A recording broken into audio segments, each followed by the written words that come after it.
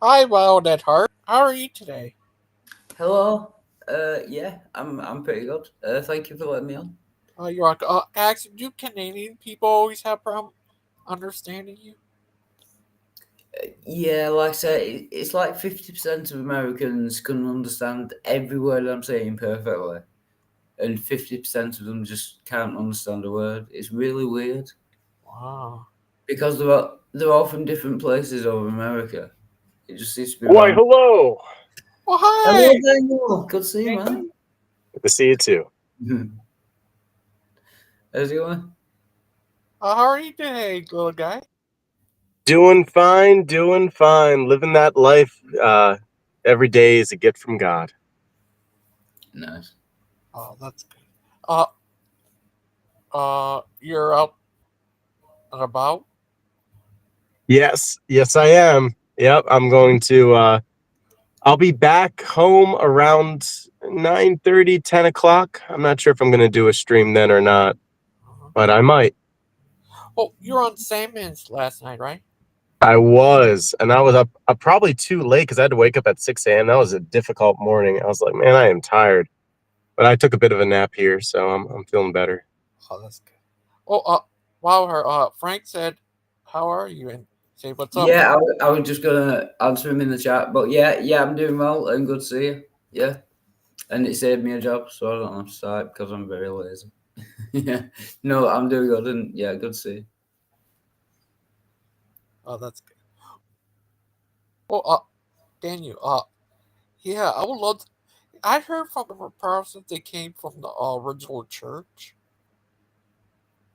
Oh, oh, that's nice. I'm glad they think that way. You know, Yeah, everybody's got to have dreams. yeah, I heard that also from Ken Hova before. Yeah. Well, you know, they're tied to the original church in the sense that they have the doctrine of the Trinity and that they read the same Bible that we curated for them, even though they gutted it to 66 books. They're still tied to us. They still know who Jesus is because of the original church. So, in a way, they are connected invisibly. Oh, yeah. He said, I forgot how he said. He something like they came, the Anabaptists came from this one guys who came from the original church. I think So, what the Orthodox? it was weird. No, I know, he said the Baptists. yeah, well, there was no Baptist church Yeah. in the beginning, but I know like Wesley, he got ordained by an Orthodox, so that shows some apostolic succession there. Um, but yeah, I don't know if the Baptists have any kind of claim to apostolic succession. But if they do, I'd like to see it. Be interesting to see what they pull up. You know. I think I That's think what what he Hayden said. said. Oh, sorry, Okay. sorry, Gigi. Oh, I you think can what go. Hayden said was they started off like going away from the church, but they got reabsorbed into the church. But I've not done any research, so I don't know whether that's right or not. That's Whoa. what he said. Yeah, let's take a look at that. Let me click my comments here. The Baptists are the original church, not Catholicism. Sir Isaac Newton, the Baptists are the only body of known Christians that have never symbolized with Rome. Before the rise in Luther and Calvin, there lay secreted in almost all the countries of Europe persons who adhered tenaciously to the principles of modern Dutch baptism. Wow. Let's say it must have already occurred to our readers that the Baptists are the same sect of Christians that were formerly described as Anabaptists. Indeed, this seems to have been the leading principle from the time of Tertullian. But Anabaptists didn't come until very much later. All right, Oh. so what does it say here? The following centuries must blend and confound character that are very different. Oh. All the What he churches in these primitive heavens were independent bodies. Yeah, during the persecution, they couldn't have church buildings. That part's true. But they weren't called Baptists. yeah.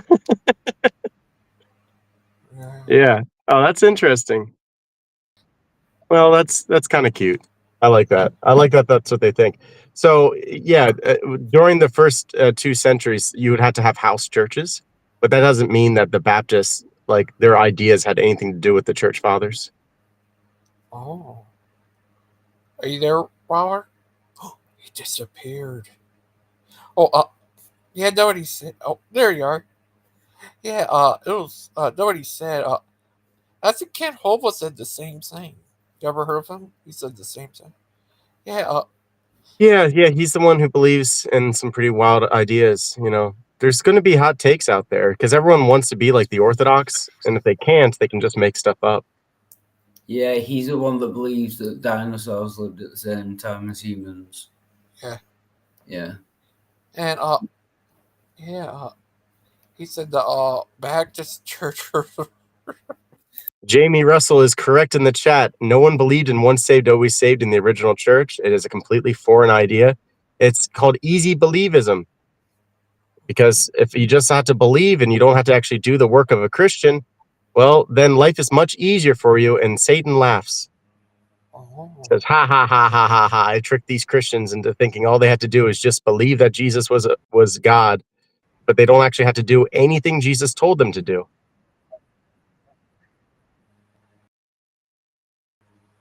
oh, yeah, So right. I've got a question, and it's quite.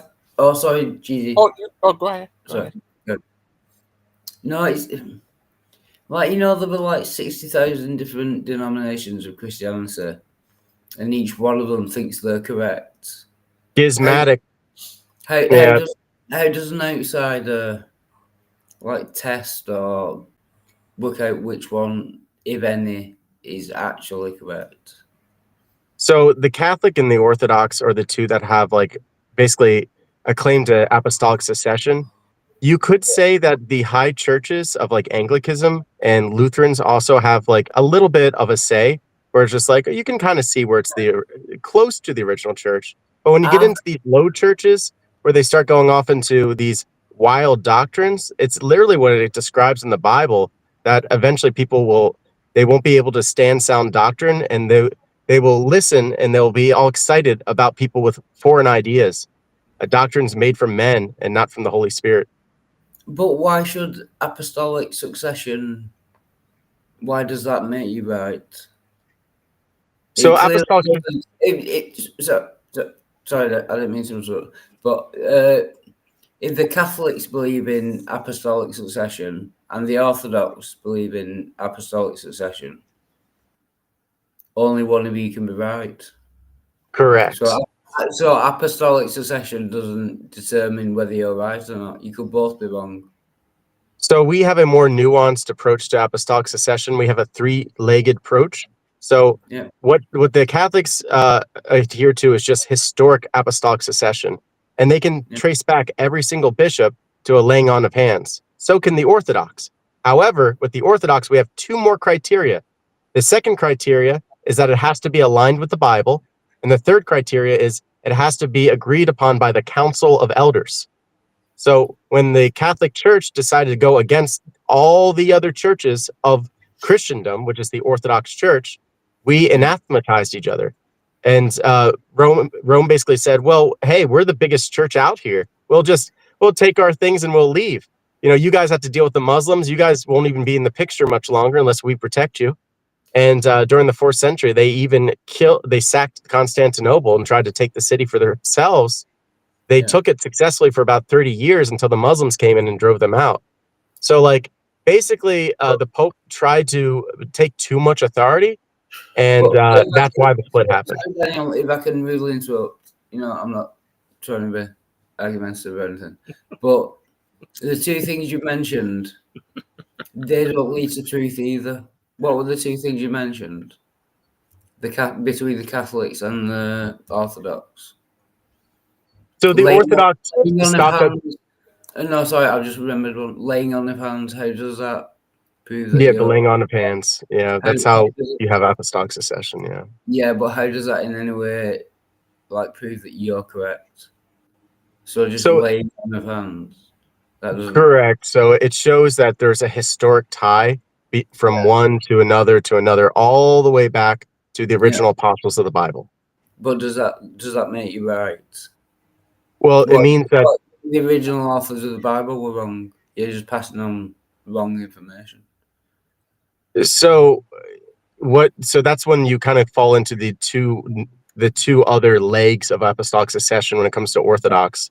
It has to be consistent with Scripture, and it has to be agreed upon by the other elders. What? So No, by no, council. that's enough. That's enough. Sorry, I sound rude. I'm not trying to be. It's just Okay. I have a short memory. So, right. So it agrees with Scripture. What the Scripture is wrong. We don't think the Scripture is wrong. We believe that we're guided by the Holy Spirit, both the Scripture being written and also the Church. Yeah, but that doesn't mean that the Scripture is right. It just means that you believe the Scripture is right. It's not a Yes, pathway. we do. We have faith in that. Yeah. Yeah. So it's not a pathway to truth. You have faith in it. And the other one was? So the other one is an agreement by the councils. So we stopped at the Seventh Ecumenical Council. Yeah, but and again, we kept our traditions the same since then, where the Catholics kept making new innovations. But again, we believe in keeping tradition. How would that demonstrate that it's actually true? It doesn't. Because it would be recognizable since the 600 AD, 700 AD. So if you were to go backwards in time to like 700 AD, we would have the same liturgy as John Chrysostom. Well, really, that would go back to really 4th century. Honestly, I'm not trying to be difficult, but how does something 600 years after the event demonstrate? Yeah, and 400 years after the events and so on and so forth. Yeah, so we have something. The earliest church document we have is the Didache, and the Didache is a 1st century document. So that was during the same century that Jesus died. That's the earliest we have, and we are extremely consistent with the Didache. The only thing that might have deviated is that we don't have an office of prophets anymore, and that's because there was issues with that. There was too many people that like wanted to make that claim, and that's why they had all these like parameters where they're just like, if a prophet stays in the city for more than like 2 days, he's a false prophet. And they had all these like things that they had to keep adding to it because people would come out and say they're prophets just to get like like favorable treatment. And now we say that saints can have prophetic abilities, but there isn't an office of prophet anymore.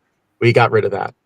But can you see how you have to first demonstrate that the Bible is true and accurate, which no one can do, before the other three even come into consideration?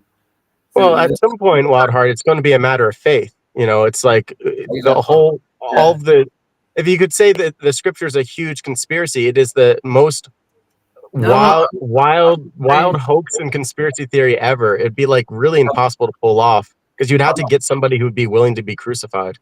I'm not saying that it's a conspiracy. I'm saying you say ultimately it comes down to faith, but every denomination will say that. The 3 criteria that you have added doesn't demonstrate that you are correct. If it comes down to faith, they will say they have faith that they're correct. But we're talking about 2 different things.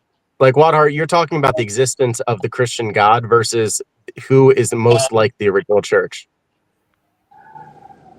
But who is most like the original? Isn't that your evidence that you're correct about God?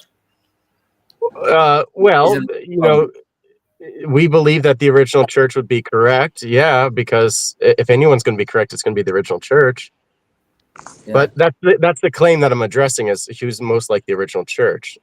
It's like you're kind of like muddling the waters with like, well, is the Bible true now? Like you're kind of moving the goalposts. No, you said that you have the correct doctrine because of those 3 things. But those 3 things in no way demonstrate that you have the correct doctrine. It's just what you believe, like every other denomination of Christianity. No, because it's tied to tradition. It doesn't matter whether it's tied to tradition. If the tradition is wrong, then you would still be wrong. Yeah, then every single denomination would be built on a lie. Exactly. Okay, so that's 2 different questions. I mean, so if you're satisfied with the Orthodox being the original church, we can kind of entertain your other question. I'm not. That's what I'm looking for evidence for. Everybody, guess who's here? Slayer and Zealotden. Hello. Now Zealotden can defend the Catholics, on this stuff. Slayer. Hello. Hello, am Slayer. Father I Charles? am the destroyer of worlds. Are you Mr. Spider or whatever? No, No. that's. It's Father Charles. It's Father Charles. Yeah. Heyo! First time talking to you, Father Charles. How are you? I am good. Good. Good. How are you? What do you think if you met the guy who looks like a 15-year-old version of you? Yeah, apparently I'm the young version of you, Father Charles. Yeah, you look a lot like I did at one time. How are you today, Father Charles? I am good. I am Slayer. Slayer of the PGs. Oh no. Poor guy. How you been? I've been good. Yeah, I can't wait till your show Thursday or Friday. Friday. Friday, yeah, it's gonna be awesome. So that's going to be on your stream, Father Charles? Yes. Do you use StreamYard? Yes. So I can restream it to my audience? Yes. Good, good. Guten Tag. I will be speaking in my natural voice, of course. Oh, that's good. Yeah. You sound more like Batman than Mr. Wayne does.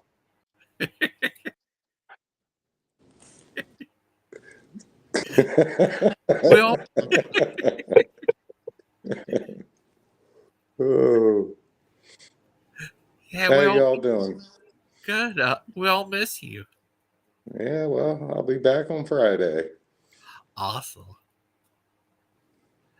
Are you okay with some like tough questions? I love tough questions. All right. I wonder if Sandman's going to show up or not. Sandman is a hardliner, man. He's like upset with anyone who's ecumenical at all. He's just like, if you even talk to like, if you even entertain the idea of a unified church, like you're a heretic. But I love him. He's my Orthodox brother. He's my old calendar's Orthodox brother, and he's just very worried that the church is going to become like, just diluted. I don't think it'd be diluted. You get the right people. I think we should join back together. I think it's been ridiculous that we've been separate for centuries. I understand why, but at the same time, I think it's time to get joined back together. Yeah, as long as they don't actually like, if they can treat us like we're like autocephalous, you know. Right. Because I know, like with the Coptics, they didn't force them to change their creed. They didn't force them to change their Eucharist. But I think they can still affect bishops being ordained. I think they can like stop a bishop being ordained if he's like anti papal or something. Yeah. So I don't know if that will work. You know, I wonder how it's all going to play out. But I have faith. I have faith. One day we have to unite again. It's prophecy. Right. Plus some of the ridiculous Protestant churches. I mean, I think you know what I mean, but I'm not going to call out anyone. But The dispensationalists are getting insane on the internet. Like it used to be like this fringe theory. Now, like almost every Protestant believes it. They're like, "Oh yeah, the rapture. That's in the Bible." First Thessalonians. It's like no, no, it's right. not. That was that. Well, I'm sure you know that was a dream some young lass had. Yeah, What 1840 or yeah, I think it was around 1840. Margaret, I think her name was. yeah. last name McDonald's. What's that, Gigi? What's her last name? McDonald's. Yeah, that's it. McDonald's. Oh, A she Happy lady. Meal. Yeah. Honored to have you on there. We'll miss you, Father Charles. The great. I miss you. Oh, I'm always lurking in the chat sometimes. oh, that's. Oh, Uh, yeah, we're going to talk about Friday. Well, that's going to be a surprise, TJ. You want to join me, right? Yeah. Okay. Yeah, 12:30. yeah, I can't wait. It's going to be awesome. And did you say you're Rokor? Yes.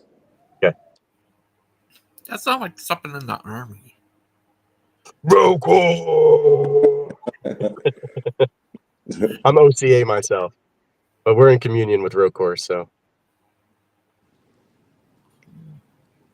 If we ever get an American patriarch, Rokor and OCA will be one. That's right.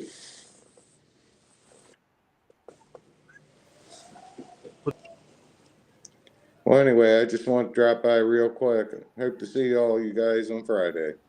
Yeah. Oh, yeah. I look forward to it. Not me. Daniel, you do a good job, by the way, standing for the faith. Oh, that's good. So, all right. Awesome. See you guys later. See you later. Thank you Glory so to much. Jesus Christ. Cheers, Amen. man. That's Bye. me. Thank you for stopping by. Wow, Father Charles, that's awesome. Yeah, I knew him from I think from Brett. I went on his show with Steven. I think I might have been on their first show. Huh? Seesaw in the chat here. Seesaw's like, you're not hearing anything me and Father Charles was saying. You're saying finally so-and-so the Protestants are the real Christians. You're not hearing what we're saying. But what's happening on Friday is Father Charles is starting up his YouTube again, and I'm going to be like his first guest. And it's going to be streamed to my channel as well. So if you're subscribed to Burning Bushes, you'll be able to see it that way. But I encourage everyone to check out Father Charles' channel and subscribe to that as well. Thanks, Chris. I don't know if you want to plug his channel or anything, but Yeah, I do. I got a link to the actual video. rock on. That will do. And that way people can subscribe. Subscribe to the Ortho Bros. Chat too. Yeah. Yeah, it's awesome. Yeah. Yeah, it's so funny over the years. People keep thinking he's Catholic because he's a priest. No, I'm actually Catholic, but like this time he talked to Lupin, he says he told him he's not Catholic. Then later on he said that's bravery against the Pope. He reverts it back to thinking he's Catholic.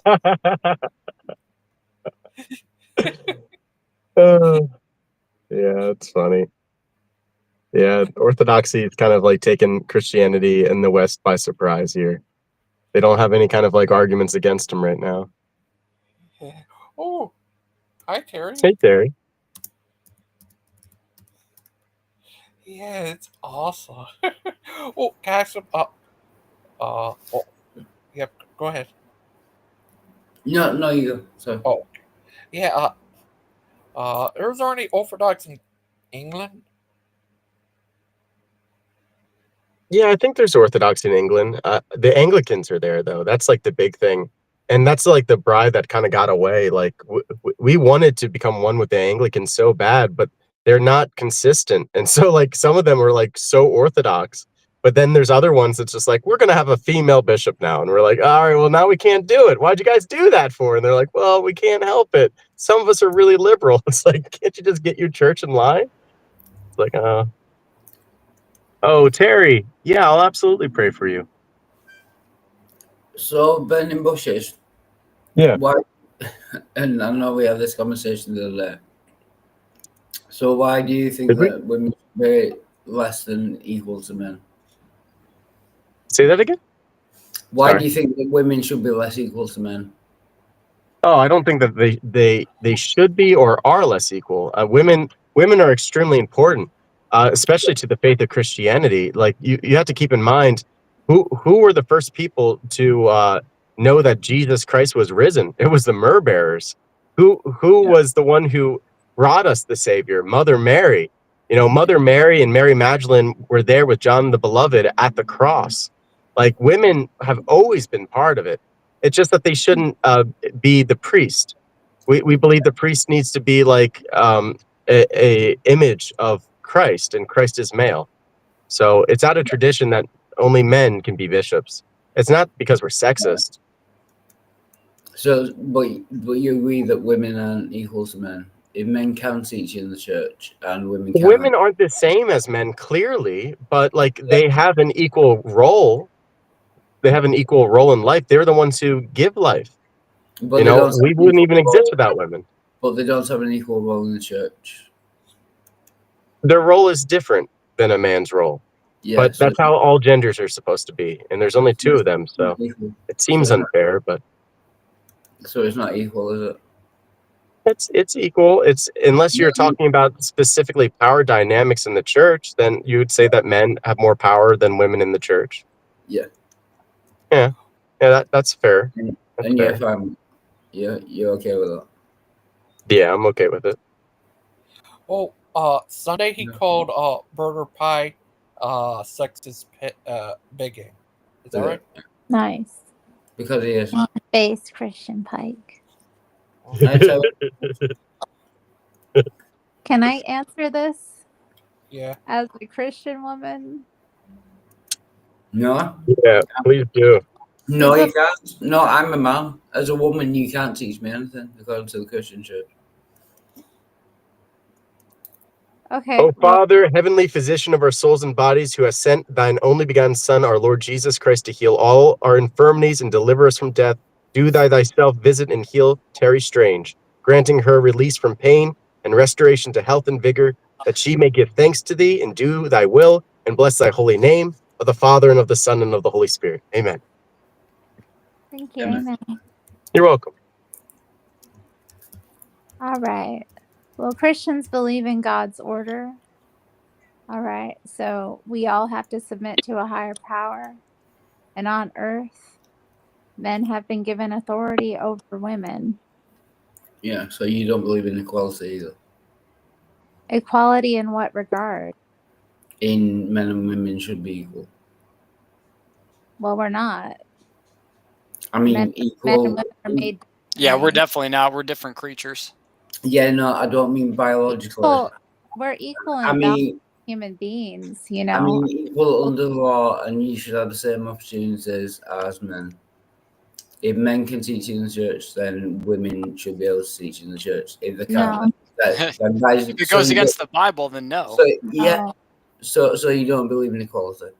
I don't think women should have authority in general. Like, Yeah. So you don't believe in women's equality. authority is over children. Quit trying to straw man. It's not about equality. It's about what the Bible says.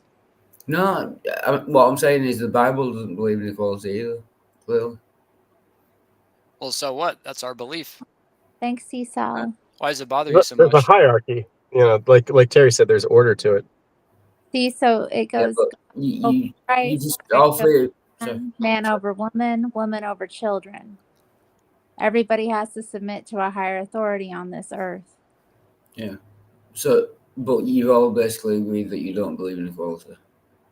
You will believe Well, in equality, no, but the Bible says that men and women aren't equal, so you don't believe in equality. So it's actually your religion more Well, than it doesn't not say that believing in men and women equality. aren't equal. Can men equality teach is men like in the church? Men aren't Uh, even equal to men when you think about it. No, Yeah, but you have can men? that's true. You have deacons, then you have the bishop that would be over the local Yeah, church of the deacon. yeah, Yeah, even men aren't necessarily equal in the Bible. right. Yeah. Can men teach in the church? Yes. Can women teach in the No. church? we can teach Then children. They can teach We can children. teach then you don't believe They, in equality. It's no, that they're simple. allowed to teach the straw. Stop trying to straw man, dude. You keep jumping to straw I'm not mans. It's trying to straw ridiculous. man. Well, I mean, you're tackling it from our perspective of faith. It's kind of ridiculous, and you're straw man. As soon as we say I'm no not to straw something, man. oh, you don't believe in equality. Can I've I just I, asked you. I I've think just it's asked fair you. just to say yes to it and just be like, yeah, we don't believe in equality. Like equality's stupid. It's a woke idea. Yeah, There's no that's such true. thing. Yeah, no, Daniel's right on that. It is a stupid Yeah. idea. So as Christians, none of you believe in equality. Yeah, not really. No, not really. and it doesn't really have anything to do with, I mean, even I if mean, you know, I wasn't a Christian, I would know that men and women were different. women leaving the home and putting their kids in daycare so their kids can't see them all the time. I think that's pretty screwed up. But according to your idea, you think that's a good thing. So your perfectly moral God doesn't believe in equality either, and you don't believe in equality. And you just avoid my statement. Sorry, go on. Repeat it. No, I was just saying, I mean, like, the idea of a mother going out to work and then leaving her kids in the hands of daycare, they don't even get to see their mother. They have to sit there for hours to wait to get picked up. I mean, that right there is screwed up in and of itself. I Yeah, mean, this but idea of equality nothing to takes do with parents that. away from their kids. Nothing So, to do with the argument. It might be screwed up, but it's nothing to do with the I was argument. really blessed to have my mother like there when I was a kid. right? Yeah, but Me God, too. but God forbade it, and you're fine with that. What? He's stumped. No, I'm saying No, I you're think You're kind of fizzling out. You're like, you're not making a point. so you do believe in equality, no. No, or No, not really. none of you believe in equality. nah. No. Okay, that's fine. That's what I was saying. Fine. Yeah, and you're more moral than me. Yeah, we believe women should be with their children. Yeah, we are very much moral. I Yeah. don't. So I do believe in I mean, equality. You don't believe in equality, and you are So more you don't moral. believe women should be with their children. Got it. what does this have to do with morality? That's what everything's about. What does equality have to do with morality? Because everyone should be treated equal. Do you not believe in that? If it sounds nice, Yeah, Uh, but doesn't work though, does it? right. So you don't believe in equality. So What's up? let's turn it back around on you, Wild Hearts. So Yeah. a woman that would actually rather be in a career than be with her children because they annoy her or something like that, she's just going to leave them in the hands of daycare to people who are complete strangers. You're telling me that woman's right? I never mentioned that woman. Well, the point being, in this scenario, if you're so worried about equality, if a woman wants to go after her own lusts No. and go after her career over her kids, is that right? No, all I'm saying is you agree that the Bible. Well, you got to answer the question. No, don't avoid the question. Is that right for a woman to neglect her children for a job? No. I didn't think so. Most mothers do that intentionally. Honestly, I think most women would rather be with their kids, but they've brain too that much. has absolutely nothing to do with They're the question. But used to equality lifestyle. promotes women to go after their own goals and desires and careers, and Yeah. you can easily get wrapped up in that and completely And you neglect your disagree with children. that. And you Yeah, I disagree disagree with with that. that. Children should be with their mothers. I agree. How can you be against that? And you want to talk about morals? So you do believe in equality. You believe that men should be treated equally to women, but No. no. We already said that we don't believe that, man. Sir, are you going to and you keep sidestepping my arguments? No, so you don't believe in equality. But you don't believe in I think we equality. We've said that established that. multiple We times. I think Yeah. we believe that established men that pretty and well. women were created differently for different purposes. Yeah. Okay. God again- judges us by our souls, So and hey, we are equal in His eyes, but that has nothing to do with what we're capable of or how we should live our lives. yeah. So people who aren't Christians, who think that they've seen God, who follow God, are not correct, but you are. For what reason? People who aren't Christians are nuts. Is that what you're asking? No, I didn't say that. No, Wait. I'm just saying this method. Oh, Jaru. Nice, Jamie. Jamie, that's why you're such a nice guy. I saw your comment that you grew up in a nursing home. Oh, That affected your character so much, I bet. Because if you grew up around older people, I feel like everyone that I've met that's grown up that way, they're always like very chill. I love old people. They're the Old best. people are great. Shout out to the in chat. I love how To the Jamie. old ones. I love how Jamie totally copied Terry's avatar. Yeah, thanks, Jamie. Everybody, guess who's here? Zeden. Hi, Zeden. Salutes. Hey, Den. Hey, everybody. Yeah, sorry, it takes me a while to get to my mute button sometimes. Have you seen my zealot name? How are you? I haven't. Terry Strange? No, it's the zealot Shedamite. Very nice. What's a Shedamite? It's a female Edomite. And what's an Edomite? An Edomite is a white person. Oh, a white Jew. According I'm with it. So do we need more Shedamite babies? Yeah. Oh, definitely. I like it, It's the Terry. white devil. Yeah. Aiden called me white angrily today, but he's white too. We're the same. We're white Party devils. day. I'm very white. Yeah, I'm pretty white too. Shut up. What's the devil part? This is a joke. Even Watcha. Oh, Ace Ventura. Pet detective. Hold on. Everyone yeah. cherish the moment while Hart's sleeping, so we don't have to listen to his ideas. He nodded out. He's British, guys. They've fallen to the wokeness and the Watch him in his sleep. He's gonna start muttering, sexist.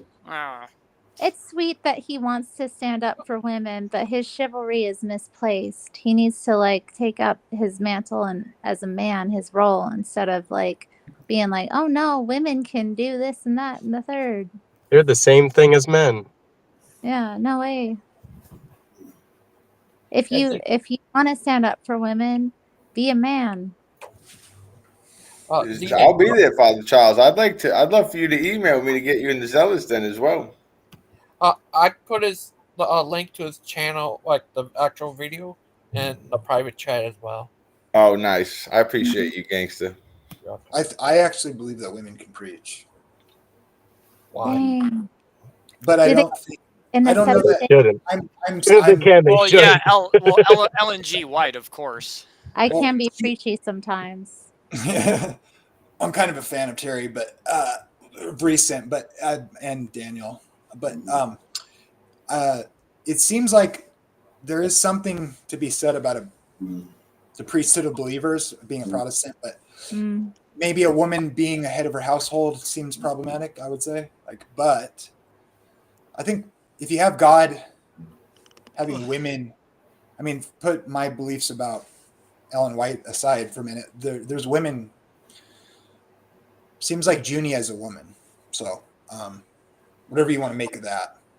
Now, a woman leading a church, I can see why people would think that's right. And obviously I believe in all my girlfriends have been submissive. Let's say that. But women can preach. That's just a fact. When you say preach, do you mean like actually being like the head of the church though? Or are you making a different? No, I don't necessarily mean that. Okay. So like if you're going out on YouTube and you're like preach a sermon that makes people repent and weep over their sin. Well, that's evangelism. That's different. Yeah, that's different. Yeah, they can do that. That's just being a light into the world. Like every Christian's called to do that. Yeah, that's evangelism. Every Christian, man or woman, can do that. That's right, Libby. That's right. That's what we do. Lord Bibby in the chat knows. But as far as order in the church, as far as order in the church, though, that's a different story. Hey, okay, I gotta pop out. I'm not feeling well, like I said, and I gotta rest. I'm going to urgent care later, so. Oh, may God be with you and bless you. Thanks. Well, take care, y'all. I like my picture better than hers because Jesus. Do you think there'll be vegetarian velociraptors in the new heavens and the new earth? Yeah. That'd be pretty cool. Yeah, well, I know there's going to be some kid that's going to bring back the dinosaurs. Well, here's an interesting thing to think about. Back the dinosaurs? They're like, yeah, as long as they don't hurt anybody. What's interesting about that is if that's true, which that's what my position is, then, okay, creatures that became carnivorous, let's put it this way, then they obviously their physiology changed. So it's like, I don't think there's going to be a velociraptor with like cow teeth, right? So you could argue like, will it be the same animal if it's not carnivorous? It seems like it would be, like if you look at a bird of prey, it looks kind of stern. And then if you look at like a scavenging bird, it looks even uglier, right? Like a buzzard or whatever. They look like they've had a rough day. So like if they're restored, will they even be the same animal? You could ask that question, right? Would they be the same species? Doesn't seem like it. the lion and the lamb lay down together. So that's what I'm like thinking of. I'm like, well, they're probably going to be exactly the same. They're just going to be super chill. Yeah, but like your features are a product to some degree of your, like I'm saying, like think of like a parrot, and then think of like an eagle, and then think of like a buzzard. Like if they no longer have the features that cause them to feed on death in flesh, like, you know what I mean? Like, Well, we have canines too. Like, are we going to get? they don't look. Are we going to get rid of our canine teeth? Like we're predators. Well, I mean, like a parrot. There's a cool story where, like there's these parrots in South Africa that feed on this certain root of this tree. So they use their claws and their beak to dig this because they need a particular nutrient that comes from this in the area they live. And these developers came in and tore out all those trees to build pasture land for like raising sheep and to build houses and stuff. And they took out all the trees that the parrots ate, and they would dig these things. Right. Well, now they didn't have that source of that whatever nutrient it was, and those parrots started swooping down on the backs of the pastures of sheep that they were raising because they were what in the actual fuck? And they would on the live sheep they'd fly and land on their back, dig in and eat their liver and kill the sheep to get the nutrient that was in the roots. And so they were pissed. So they replanted the original trees that the parrots were eating, and then the parrots stopped killing the sheep and started going back to eating the roots.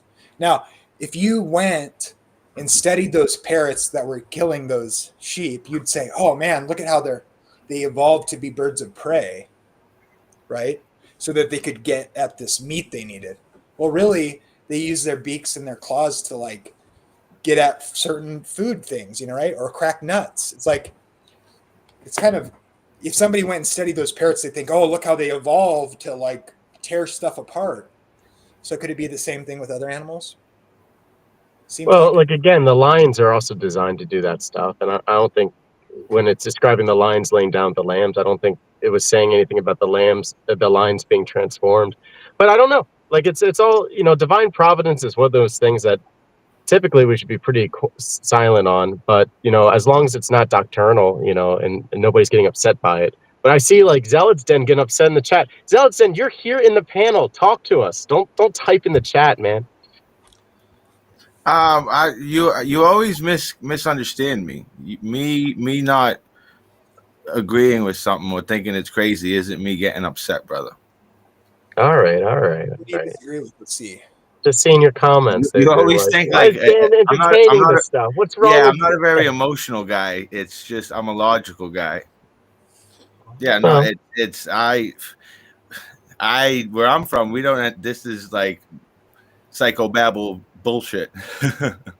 Well, like what animals do you think are gonna? We know the animals will be brought back, right? We know that at least. We know that it says that in the Psalms that he will recreate, and with the Spirit he'll bring back animals. So like, what animals do you think will be brought back? Do you think humans will be part of that decision? Yeah, I have no 2 cents in this conversation. I do appreciate you asking though. There's saints that have talked about it, like when in terms of like pets, because like when people lose animals that they really care about, there's been like what happens to them, because you build a loving relationship with some of these animals, and there's been saints that say that you will be able to bring them back. Maybe that's why it's psychobabble. As Catholics, we don't believe animals' souls go to heaven. No, that's not what all Catholics say. Well, we only have one belief, so they might not know the proper belief, but yeah, no, you guys can continue talking. I'm not upset or anything. I just think it's. There's Catholics that are young Earth creationists, and there is no set belief on this in Catholic Church. And also, even if they didn't have souls, that doesn't mean that they're not coming back, right? Well, I've heard Jimmy Akin argue that. I'm not a Catholic, so I'm not telling you what you believe, but I've heard Jimmy Akin argue that because of the way Genesis presents soul and spirit and the animals being identical in the description of being nephesh, there's the only difference between the animals and the way it's described in Genesis and the creation of men and animals is that men are made in the image of God, and it has nothing to do with their soul or spirit in the text. And I think that's an interesting point. So if you have this developed theology about souls being immaterial persons, the animals are described the same way. He was using that to argue that animals have souls for that reason from the text. I mean, I don't believe in the same sort of metaphysical dualism that is common in Christianity, but that makes sense to me if you're going to take that view because of what the text says. So I can appreciate that. But as far as I understand, the Pope says you're allowed to believe in evolution and old Earth, but you don't have to. It's not a dogma. I don't think there's a proper belief in Catholicism on this issue. Yeah, I would want to look this up to see what the Catholics say, because I know what the Orthodox say about it. You know, which is like, it's not doctrinal, but like when something is left open for your own interpretation, like typically we like to look at the saints and see what they have to say about it. Yeah. What do you think, Zidane? Not trying to be a jerk or anything. That's yeah, my no. take. As I said, I just have no interest in the topic. Do you not love animals? Oh, okay. Of course, I love animals. I just lost a cat. It's just beyond my scope of care. Oh, Zidane, what do you think of that Tim said? The Baptist or the Root? Yeah, I'll leave that one alone, gangster. Well, we are. See, Sal, why are you believing in reincarnation in the chat? This is the problem with Protestants. Hey, now. No, that's a cheap shot. Reincarnation is heresy. You just pick anybody who says they're Protestant, just like, that's all Protestants right there. Yeah. What did he say? Yeah, Sal said, she said, I'm reincarnating for sure. I'm coming back as my husband, stalker. Nice. Yeah. I don't know of any Protestants that believe in reincarnation. You're not supposed Black to. Hebrew Israelites do.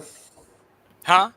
Some Black Hebrew Israelites claim they believe. Oh gosh, they're just, yeah, they're a whole different, they're a friggin' different race. Like, I don't know what to say about them.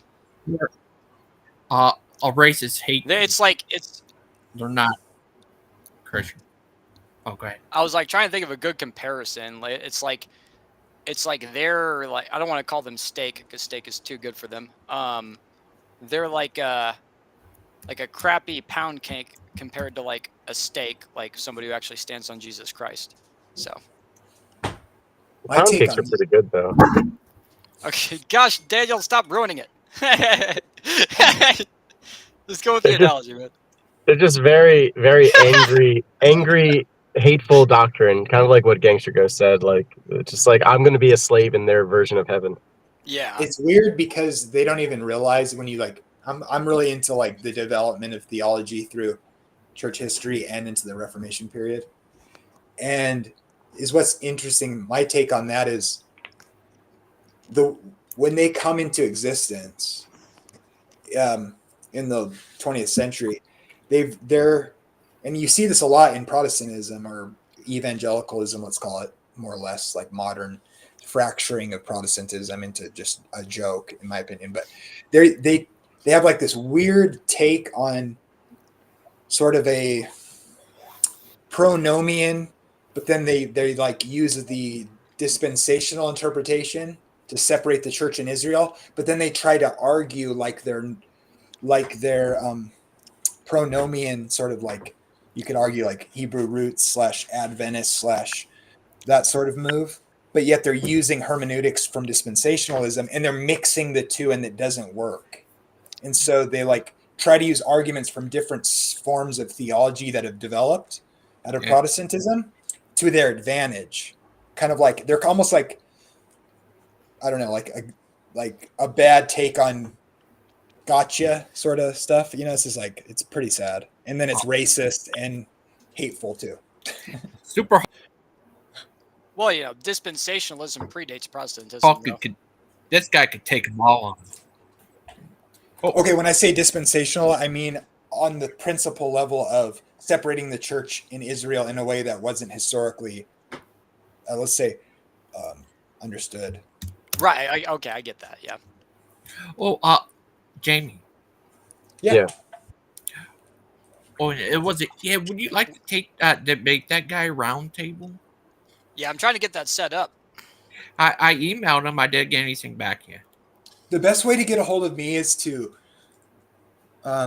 leave a message on my a current video of mine, or message me on Facebook Messenger. Just for a heads up. Yeah, Jamie. I'll keep you posted. I'm trying to. I need either to get Roundtable's contact info, or if Gigi could just simply ask him. If he says yes, then I can coordinate that way and just get it set up. You know, if you guys need a couple of weeks, that's cool, and we can. On Calvinism. Yeah. Sure. Just let me know. I'd like to see it. What I wanted to do is I kind of wanted to like go at it from like first starting with a philosophical perspective and then going to scripture, maybe. Unless Sure. that would probably take too long. I'll work with you guys on it. See what you think. If we can get it set up. Be fun. No, that'd be fun. Yeah. Hey, Gigi, could I ask you a question? Yeah. Hey, would you be interested in doing a video game episode with my brother? What type of video game? My brother wanted to do one with me, but I figured I might bring you in there because you just thought he wanted to do like a top 5 video games with me, and I was like, I know Gangsta Ghost likes video games. Yeah. No, I don't know if you wanted to, I could just ask some like video game questions to you guys. Just have like a little video game conversation. Good. Nice. I have to do another chess stream at some point. I got to find out if I can beat David in chess. Yeah, because only by proxy do I know I beat.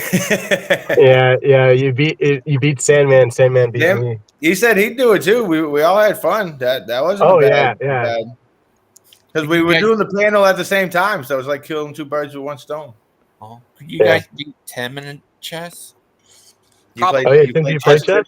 I haven't played in a while. You more of a Chinese checkers guy? I was learning earlier this year I was learning, but then I got caught up in a bunch of stuff and I like fell off from doing it. But I was using chess.com to teach myself. Nice. Chess.com is a great resource. Mm-hmm. Those daily puzzles will keep you sharp. Hit me up, Jamie Reinking on chess.com if you want to play me. I would love to do that. And heck, I wouldn't mind doing a live stream playing chess. I'm not good. Yeah. You can play it Come online on to Burning Bushes. We'll play chess together, Jamie. Yeah, hit me up on there and friend me. REINKING is my last name. Russell's my middle name, just so you know. I'm Daniel J. Newman on there. What's that? Daniel J. Newman? Okay. Yeah, just Daniel J. Newman. Oh, we got Father Charles back. He used to be Daniel J. Oldman. Yeah. Right? Then I changed. I put on the new man. Gary Oldman. No, never mind. Gary Oldman is a great actor. He's still alive, right? Yeah. No, I think he might have passed away. Was he that little guy? See that little guy? Hey, little guy. Hey, little guy. Hey, little guy. Hey, little guy. See you later, man. See you, Jamie. See you, Jamie. Later, Jamie. In there, little guy, watching TV. See you, Jamie. Yeah, I love what you say. Hey, Father Charles or Daniel, I thought I was behind on the live stream, so I thought I was hopping in when you were there, but it was like 10 minutes behind.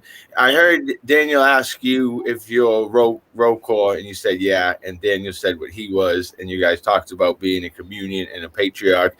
And as a Catholic, is there any insight you could give me to like the being in communion and stuff? So are there some Orthodox people who are Orthodox, but they're not in communion with everyone, or just like the different churches, the OCIA, the Greek Orthodox, the ROCOR? Well, we're all. I was wondering how. We're all in communion. Yeah, we're all in communion. There's some schisms though. Right. Like every once in a while, you'll get a parish that's just like, okay, we don't want to be in communion with anybody else because we don't accept like baptisms from other Trinitarians. And then the EO, is everyone EO, or is there other kind of Orthodox? Where there's Coptic Orthodox, there's the Assyrian Orthodox, Oh, okay. That's why the Oriental. EO. Okay, that's why the differentiation. OO versus EO. Yeah. Okay. Yeah. No, I was just wondering because I'm unfamiliar. And we're trying to solve that too, because they don't accept the two natures, but they probably would if it was explained to them. They just weren't really invited to the meeting. Clay! Hey, What's going on? hey! Oh, Daniel, here come the Catholics. Hey, Yeah. Clay's Zella thinking about told me, going it's like, Orthodox. He's not sure yet, though. Here come Catho them Bros. Man, Zella was like, you need to get on, man. I just took like a bunch of green beans, put it in a casserole dish, and then put a bunch of chicken over that with tomato sauce and then a bunch of cheese and baked it in the oven. It's fantastic. Yeah, Nice. Tim, that That does sounds sound like a good. Protestant dish. Yeah. It would be if I was a Protestant. Oh, you're not a Protestant? You're become Orthodox. Yeah! No, I'm It Baptist. worked. No, I'm just Baptist. Oh, Baptists are Protestants. No, they're not. Yeah. Yeah, you can look that up real quick, Tim. You're a smart guy, man. You can look that up. Daniel, I Walt can't wait to see what happens with He-Black. The I Walt want to know if he's going to be a Catholic or Orthodox. He-Black, he's going Orthodox. But then he had that incident, so I wonder if that's going to do anything with the Catholic Church. He was saying on your stream, someone opened the door and everything. Yeah, no, he was saying he's looking into Coptic, and then that happened. So either way, I hope he gets into an apostolic church for sure. Yeah. I hope it's not Coptic. I hope it's Eastern Orthodox. Are they the ones who don't accept the two natures? Yeah, so like Protestants, Catholics, Orthodox, like Eastern Orthodox, I should say, like we all accept that Christ has two natures. He's both divine, fully man, fully God, and he has two wills. And like that explains so much about like how he saved us, but it also explains parts of the scripture where he's just like, take if possible, take this cup from me, you know? And like I didn't come here to do my will, but my Father's. So it's like he's saying he has two wills. What I heard But about they Orthodox are in is unison. Sorry, The two wills are in sync. one of the major Correct. difference zealots between the Orthodox and Catholics. So like we believe Mary was a virgin, all this. They believe she wasn't, and they believe Jesus actually had brothers and sisters. Not the I found Orthodox, the out. Protestants. No, the Orthodox You're getting too. confused. You're getting No, they confused, don't think It's Clay. just the one Dan goes to is in a schism. But I went. Don't entertain it. Just keep saying he's wrong.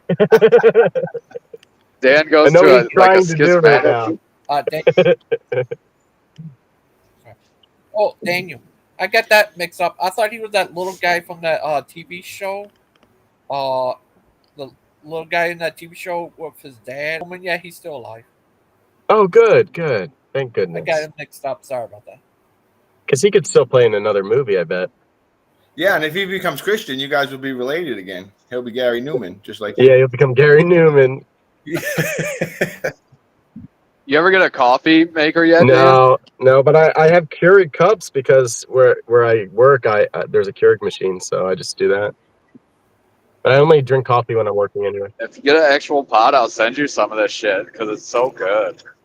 Oh man, I drink it all day, and it's like the perfect cup every time, where you have like no desire for anything else. Yeah, my issue isn't the price of a Keurig because they're pretty cheap to buy them, but like it's just the space that I have. I'll just get a drip pot for like $20 at Walmart. Wait, what? Like a Mr. Coffee. What kind of coffee are you talking about, Clay?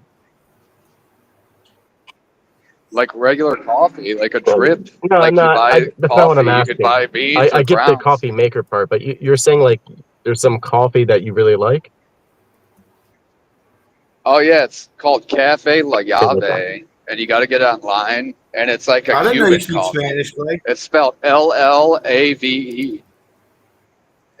I don't, very little, just from like ordering, people around when I'm getting like work done or something. Like I know how to say like some basics. But it's Cafe La Llave, and it's Cuban, and it's so good. I sent Richard some, and he was even agreeing. He's like, "Man, this is like extremely good." Yeah. But like I was saying, I have an issue with just the amount of space that I have like in my apartment. So like I don't really have like Yeah, what I could do is just like kind of plug it in and then unplug it and put it away each time. That's how I'd have to do it. Because I couldn't just like leave it on my countertop. I already got like a microwave you could there use and it a for other air stuff fryer. too, since it like heats. It heats water. You could like heat up water in your drip coffee maker, and then pour it over instant noodles or something. Yeah, yeah. I guess, which would be kind of ghetto, but it Oh would no, work. I mean I think that's great if you have like cup of noodles, and even just a Keurig is great for that. So making tea, I Yeah, love making teas. So like it would make life a lot easier doing that. I don't know. I'm considering it. I just don't like Keurigs myself because before I leave every morning, I'll take two. The Keurig it would take all day. Yeah. Yeah. So I Daniel. I need like a major capacity. Daniel, here's these one crazy guys try to say that gender is different from your sex or something, but it's not true. It's one and the same. Yeah. And That's called woke BS. yeah, I'll let Zealots then so say the actual word. He's from Boston. You can say it. it's back to what road means now. What's the word? I said it's woke BS. Woke BS. Yeah. Boston snack. Woke Well, BS. BS is like Malak feces. Oh yeah, bullshit. Yeah, yeah. Oh, okay. I call bullshit. That's what we say here. Yeah, Trump sent it back to what Yeah, road gender's the same as your sex. Unless you're talking about sex like a verb. Yeah, that's the kind I'm talking about. That's the kind you get because you're a married man, you lucky dog. Yeah, Oh. I pick up a few here and there too at truck stops. I ain't Yeah, I'm gonna sure she lie. doesn't mind, right? It's Oh, Some like I always heard. lopsided. sunny when the guy's like, "Ooh, I've had a few. Like it's okay," and they're like, "We're not gay," and he's like, "You're all lizards to me." You know what I'm talking? When they pick up Mac and Charlie and they're like wearing tuxedos, the trucker picks them up and he's like, "If it was 10 years ago, I would let you suck me or something." I think I know what you're talking about, yeah. Uh,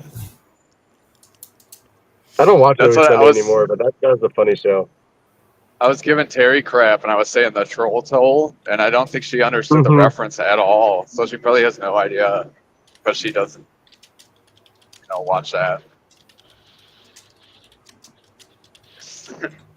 The boy's soul. I made a custom Boys hole. thumbnail today. That was fun. Oh, that's nice. Oh, nice, Tim. Yeah. You're a good little guy, Tim. Little Yeah, Tim. we're all very proud of you. Yeah. Yeah, I've known how to make them. I just haven't because I just feel like it's extra time. But now I have a bunch of really easy to use tools that make it much faster. So it's actually pretty neat. Did you go get I you one almost of them new never bother graphics with those. cards that dropped last No, week? no, I didn't need that. Yeah, there's just a bunch of free tools you can use on the internet. Yeah. Just like a lot of like it wasn't hard at all. I'll show you. That Opus clip is taking over for shorts. Everyone's using Opus clips. I You see still right do here it the classic way. I my just video right here where I show quotes about dispensationalism before the 1800s. Got a custom oh, thumbnail. they use the word dispensation. Yeah, and he's literally talking about dispensations. You mentioned something, Daniel, earlier. My phone shut off about the Oh, and then here's my problem, video the with era of dispensationalism. Oh, I here's did a my whole stream on it. Did a whole stream. Sandman just did a pretty good video. and here's my Yeah, video right here of pre-trib rapture quotes before 1800 from the church fathers. Pretty cool. yeah. The church fathers all said Jesus will come 2 more times. Not once What more. is Sandman's channel? Is it just Sandman? No, but if you want to see the actual quote, I can pull that up for you. What they The actually did say. Sandman 919. Here, I'll show you this. All right, I'm gonna have to look it up. I didn't realize he had a channel. Yeah, you missed a really fun live stream last night, brother.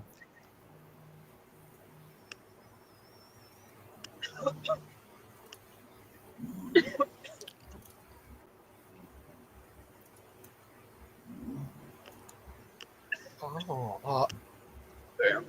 well, what about you, Clay? What you been doing all day? Driving.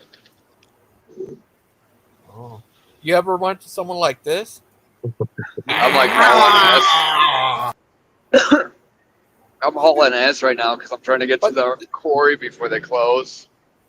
You gotta warn me before you show that gangster. So I'm going like. What about this? Oh, Dunk sorry. those babies. I was hoping to Baptist see for the baby regeneration get is a wet. heresy.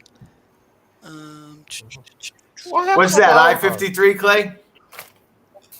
No, What heartfelt this is faith. a state highway in Kansas. Oh wow, you in the heart of the country, huh? Yeah. Hey, tell me something, Clay. I don't get out of Boston too much, right? So is Kansas like as flat as they tell me it is? Oh no. I knew. No. Okay. See, you can't trust everything you hear, guys. You see that? I've heard the middle of the It's country actually is like all flat hilly and and stuff. Like, look interesting. at it. This is what it looks like. Like, that don't look flat. It's like little hills and crap. Yeah, it's definitely not as flat as I would have imagined. That's how I was too, because I'm from Michigan.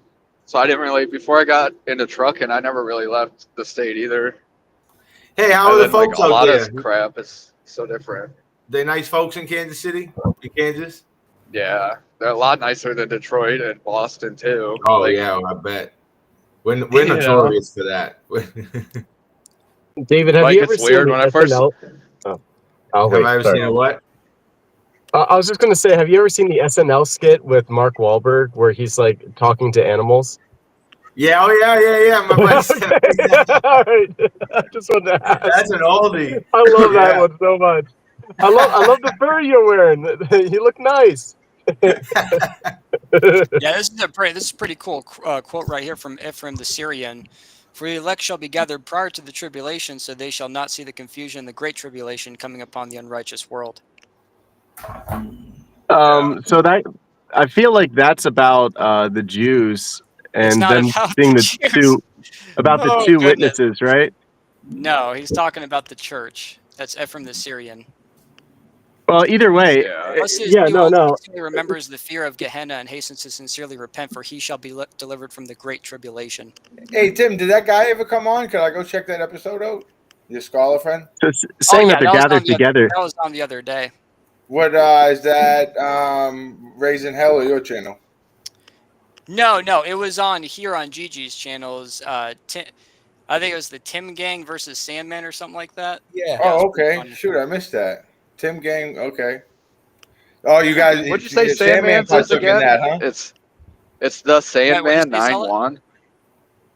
Hold on, Clay. I was trying to. What'd you say, Yeah. David? Sandman partook in that conversation. What was it like? One of Clay's teachings, and then he took questions after. No. We just kind of came in there and just kind of just took Sandman down a peg or two, and I forget who else was there. So both of these quotes, none of them say that you're being gathered up into the clouds and that Jesus is coming back like For the before elect shall be tribulation. gathered prior to the tribulation, so they shall not see the confusion, the great tribulation coming upon the unrighteous world. Dude, if you're gonna like run to that to explain this away, I mean, I don't know what to tell you. I mean, yeah, well, you're are literally you gonna. open-minded, Daniel? How do you get? Are you really open-minded? No, I'm not open-minded to think heresy. But Yeah, when you're okay. gathered together, righteous think about. Oh, look! The think about righteous the shall be church. seized up in the clouds to meet him, while those who are lazy and timid Let like me remain on the earth trembling. Okay, but that could also be Let me ask you something, after Tim. tribulation, not On the before. second coming of our Lord Jesus Christ. This Yeah, is all that's after tribulation. If the rapture, No, it's not, dude. If the- Oh my gosh! In tandem with all these other quotes, are you really going to deny that? This clear evidence in front of your face. Well, yeah, If the because when they're rapture gathered together, that happens, doesn't mean that Yeah, you're so you actually like. deny clear evidence, so you're denialist. Well, you like to talk over me because you know you're wrong, and like that's Well, the only way you I can seem don't like right. people that lie. I mean, I know you've been fed lies from your false church, but I just Oh wanted my to gosh, set the Tim. story straight. I My, mean, what? You know, you need to take a you did. chill pill, dude. Well, no, I'm Like just showing you some your stuff. line of argument is so lazy. Blessed is he who unceasingly remembers the fear of Gehenna and hastens to sincerely repent, for he shall be delivered from the great tribulation. Dan, For the elect shall Dan, be if gathered they're prior to the tribulation, so they shall not see the confusion, the great tribulation coming upon the unrighteous world. The righteous shall be seized up in the clouds to meet him, while those who are lazy and timid like me shall remain on the earth trembling. Yeah, so like just like you can deal with the well, if the Bible and you can rapture try to pick happens, out how certain can you? verses that. Dude, these are So clear Tim, quotes. Tim, These you are missed it. You crystal. missed the perfect chance These- to be like, boo, boo, boo, boo, boo, boo, boo, boo, boo. yeah, right. So No, like dude. I would have to I see thought exactly where he's like pulling these sources from. Is it like from the same homily? If it's the same homily, he probably has more of a The point, but it's sources are probably right here not. on the second coming of our Lord Jesus Christ, sermon on repentance and judgment and the separation of the soul from the body, Okay. 55 buetides. Okay, so they're three But I different thought you sermons, said and you're trying to link them Well, together. what? Okay, so how what else could this mean in your opinion? What else So could when this they're mean? how can you? when they're gathered together, for example, that could mean like their church is gathered together. And That's when you're not what it's saying like, talking about, dude. Oh okay, my Tim, goodness. can I finish my point? And also No, like but the other you're one where it like says you're repent literally just unceasingly, practicing and you'll be delivered denialism. from The tribulation. righteous shall be seized up in the clouds to meet him, while those who are lazy and timid like me shall remain on the earth trembling. He says over here, for the elect shall be gathered prior to the tribulation, so they shall not see the confusion, the great tribulation coming upon the unrighteous world. It's pretty Yeah, darn crystal clear. because the Bible warned us about what's going to happen during What? And now, tribulation, and so so that what? the Now church can you're run denying away. your false doctrine of replacement theology, and you're saying you're like Tim, what the Jews did. you're talking over me, Well, buddy. you're kind of jumping. You're changing Okay, your own position, your own well, doctrines, when just you're to explain changing this between away. three different quotes, I have to address them as you're talking. But so for the one with tribulation and being gathered together, it says in the Bible that see, I warned you beforehand, and it's also in Revelation that the woman will be able to flee to the mountains. What do you think the woman is? Do you think that's Mother Mary? We're talking about his quotes. We're not talking about the Because Bible the right answer now. is yes, she is, but it's also the We're church. talking about his quotes. Deal with The church can Ephraim's also quotes. gather to the mountain. Can you deal with these quotes? I am dealing with the quote, Tim. I'm No, you're addressing not. the You're one about jumping away being from the gathered together quotes. so that they're not You are falling under the jumping away confusion from of the the evidence in tribulation. front of your face. How Okay, can you Tim. get It's not worth salvation from the talking to because you rapture, talk over though? me. How can you get saved in the rapture, Tim, if you said you have That's to not physically claim. die Hey, before you get saved? that's not the claim. The claim is that there's no mention of a pre-tribulation rapture from the early church, and there definitely is. I'm showing the clear quotes right here. Those don't But clearly say pre-tribulation there's going to be a rapture. None of those three do. Dude, for And the they're from elect shall three be different gathered prior homilies. to the tribulation, so they shall not see the confusion, the great tribulation coming upon the unrighteous world. Like, why don't you actually read more of what Saint Ephraim said? Denialism, dude. Straight up denialism. You should Well, think about these things. You've been Saint lied to. it You've been does kind lied of to. say it right there. Thank Saint you. Like, Ephraim actually talked about I the appreciate end that times Clay a can lot. see it. What do you think, Gigi? I don't know. Saint Ephraim also believed it was going to happen during his lifetime too. So, deal with the quotes.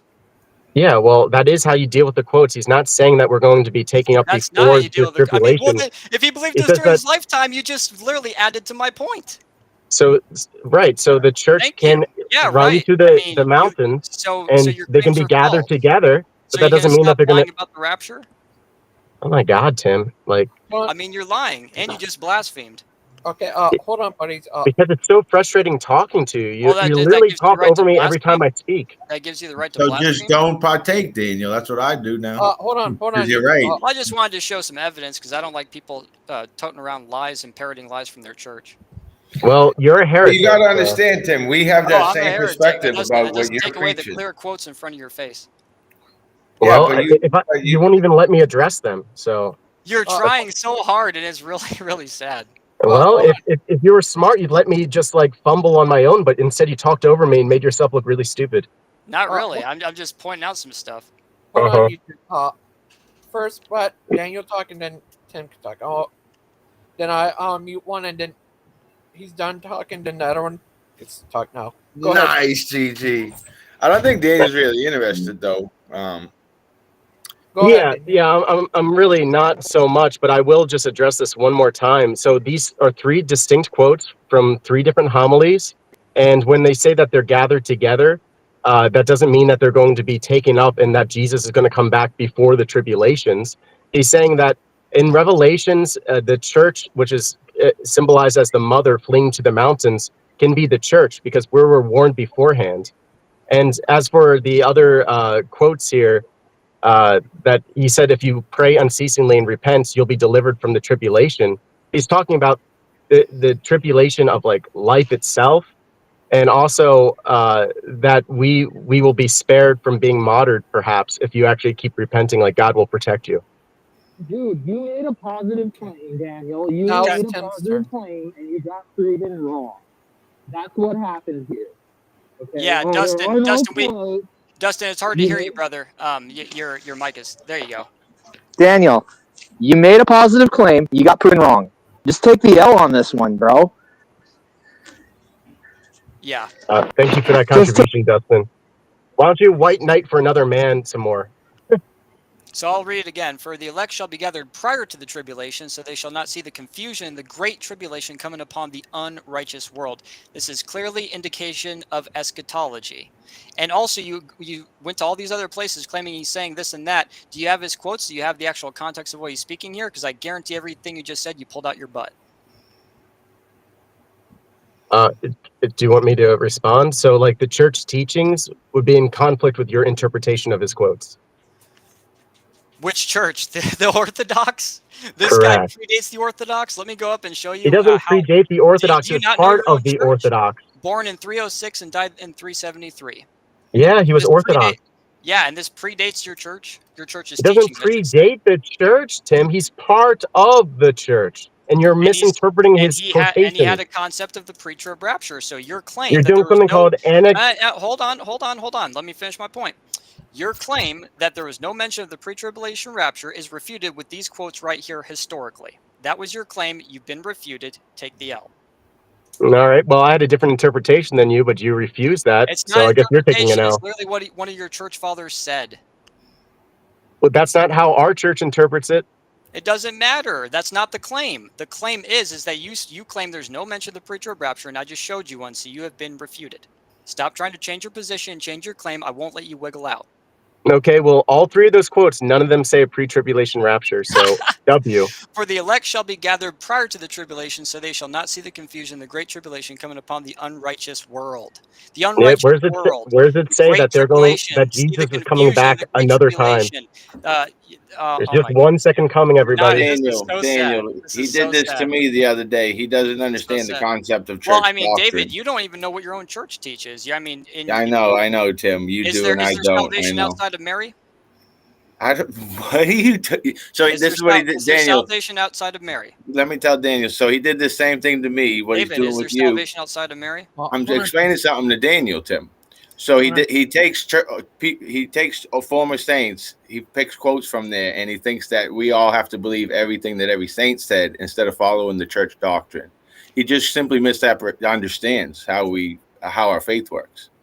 No, you don't seem to understand that Daniel made a specific claim, and I refuted him on this specific claim. If you want to travel those other areas, that's a whole different story. But if we're going to stay on the original claim, it was that there's no mention of a pre-trib rapture prior to the 1800s, and I just showed you literal proof in these quotes that there was. But there isn't. You have to read into it. Oh my gosh, dude, you are so denialist. Oh, you can man. read it as many What a times as you want, but you denialist. can't Yeah, add in keep pre-tribulation rapture. Take the L, dude. Take the L. You have to read it that way. Yep, whatever, dude. So you're just reading it incorrectly, and you're strutting like a peacock. Literally says prior to the tribulation, and we have a denialist just denying You're like reality. that meme of that guy shooting out champagne and biting into his third place coin, and you're like, I win, everybody, I win. You don't like the fact that you lie, and I totally get it. It's not fun to get confronted on a lie, but you've been parroting that crap from your church. Yeah. So, yeah, Well, I mean, again, that's the beauty of the church is we're consistent. Well, if that's not no, you're not consistent at all. Black, I can show you many quotes where you're definitely not. But what you're missing, you're not understanding is you're a black pot calling the kettle black. So like everything that you're accusing the Catholics or the Orthodox, we say the same thing about you guys. that you're Like preaching a what? false doctrine, that you all the stuff that you're No, that's not the claim. Stop trying to get me off topic. The claim was I'm that not, there's no I'm not mention even, of a I'm pre-trib talking to rapture. you about No, something. you're trying to get me off topic. If you want to talk about something else, we can do that. But again, I'm focused Okay, on the no, original Tim. So claim. conversations don't Listen, flow how you David. want them to flow. In a real debate, you can't just change your position every time Tim, that you whim, because Tim, that shows that you're inconsistent. Therefore, you are Tim, actually why do you wrong in just talk reality. over everybody? Grow Because up. he has nothing else. Dude, you Grow He's all like a you little do is kid that wiggle has out no of everything. maturity. He never learned how to talk to Well, people. I just came in to correct error, and you can't. Did you get beat up in school, dude? Because I can see that. No, it seems like that's the Look how problem. You triggered never he is. He has did. to travel to stuff like that. Like Tim, I could can I imagine make a somebody statement, talking Tim? like this, like Guys, can I dude, make in you a know, I school. statement? mean, You would have got hit, dude. I mean, Guys, I'd can have I to make stick a up for you. I'd be like, big leave deal. Tim alone, everybody. He's a little off. So Everybody- you can't deal with the evidence. So He you just resort talked to over idiocy. everybody else. Hey, look, we can all do it, He's a Tim. Look, we denialist. can all Okay. filibuster each A other. Oh, denialist. we're so clever. You're just a denialist. Everybody, shh. Wow, Yeah, Heart's sleeping. Gigi. He's just a Yeah, sleeping Wild Heart's little trying to sleep. Okay. So, Tim, regardless of how you feel you're doing, have some self-awareness and read the chat. Everyone's saying you're looking like not. I don't care. I The brightest debate. bulb. It's called a debate for a reason. All right. Well, Who you're gives a crap what doing the chat some says? service for us. You appeal to the majority. That's a fallacy. You literally just lost. I'm trying to help you out. I'm saying have some. Stop appealing to a majority. Stop doing that. That's a fallacy. Tim, can you Are just You're give only some one in your own advice? head. So I mean, David, I can prove that you're a heretic from your own Catholic dogma. Okay, that's fine, Tim. Let me say something. So you're Should I doing bring up the Mary paper? Oh, this guy is ridiculous. I mean, should I bring up the Mary paper? Okay, hold on. Do you know what the Bible talks about with arrogance, Tim? What's Okay. up, Gigi? Hold on, buddies. Go ahead, David. Sorry, but I gotta remember what I was saying now. He's so interruptive. Daniel, did you just Dustin. try to Oh, Dustin, your about microphone. getting? So what I Did was you really? saying. Did you I like really it. just I like try? it better this way. This guy is really trying to shame Tim about being beat up in high school. No, I'm telling you, dude. He resorts to the dumbest stuff. Guys, are we gonna have a mature conversation, or man. should I see myself out? Oh, no. Oh man, I'm sorry. I had a moment of Jeff will levity. hear My everybody. bad, Zealot's dead. All I right, didn't mean to everybody. step on your Dustin's toes. white knighting for Tim because Tim can't. I defended myself perfectly fine. sorry, He just Dustin. sees the objective reality. There we go. Rage quit. We got one rage quit. Look at dreaming of a Oh, that's too funny. I mean, isn't it funny, Dustin? These guys come on here and repeat lies that their churches told them, and they get refuted, and they can't accept the reality. I mean, you're definitely losing a debate if you got to resort to. Did you get picked on in high school? I know. He's a fucking moron, dude. Justin. Yes, sir. Oh, man. Wake What up, was that? Oh, sorry. Wow, it's sleeping. Look at him. He's sleeping, little guy. Oh, he's dreaming. Maybe I'll get an answer to when the biconditional is true. So now maybe we can get into the fact that Baptists aren't Protestants either. They're not? I always thought No, they were. they're not. No, they come from the Waldensians. It completely predates the freaking Reformation. So the Waldensians, the Albigensians, the Henricians, the Arnoldists, the Petruccians, the Paulicians, the Cathari, the Lombards, they were all in the centuries before, and they declared non-fellowship before the First Council of Nicaea. So the Baptists were never a part of the Roman Catholic Church in any way, shape, or form. We are not a part of the Reformation, and therefore we are not Protestant. To add to this further, Sir Isaac Newton says the Baptists are the only body of known Christians that have never symbolized with Rome. Edinburgh, the Cyclopedia, it must have already occurred to our readers that the Baptists are the same sect of Christians that were formerly described as Anabaptists. Indeed, this seems to have been their leading principle from the time of Tertullian. By the way, the time of Tertullian is 155 to 220 AD to the present time. So we predate the Reformation, therefore Baptists are not Protestants, therefore you guys need to stop lying. Okay, but shh. Wow, Heart's sleeping. Look at the little dream. Wow, Heart's sleeping. He's a good little guy with his teddy bear. He's blank. He's just Why do I get the feeling I'm being baited here?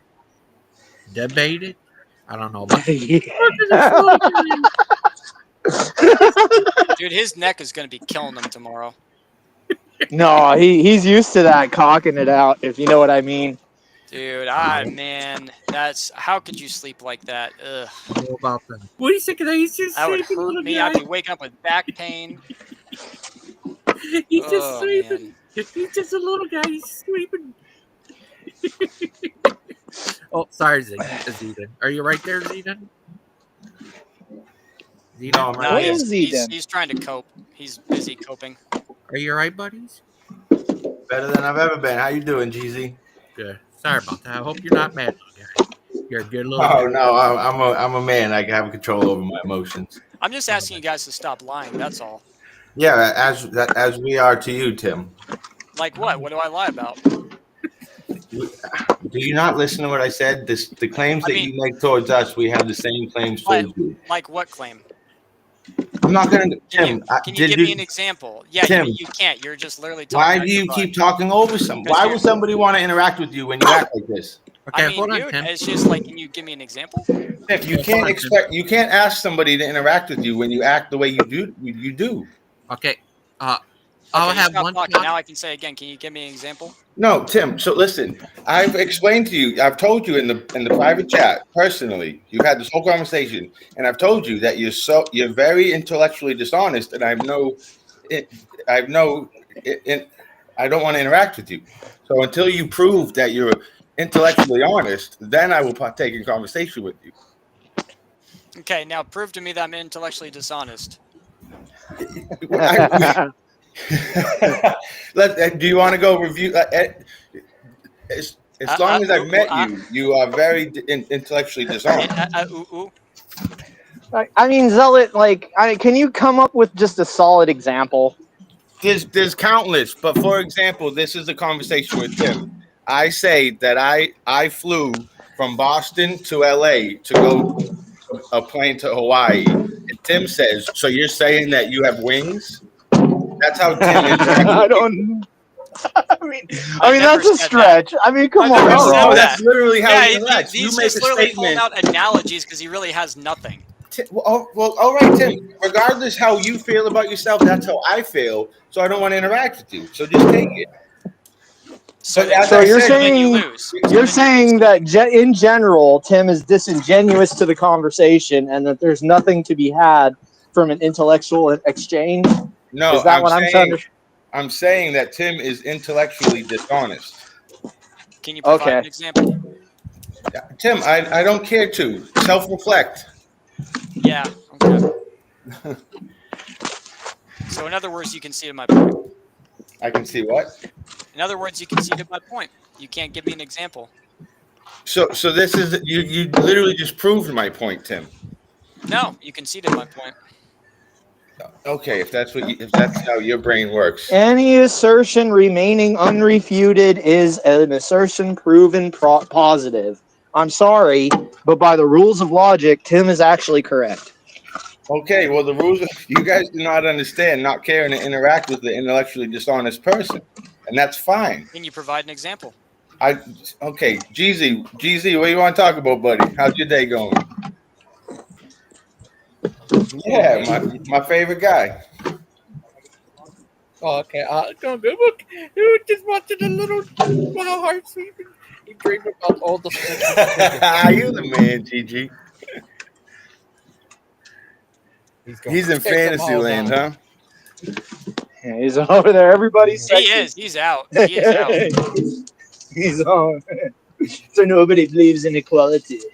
I couldn't sleep like that, man. That would hurt. If you disprove evolution, you still have all of your work ahead of you to prove you're God.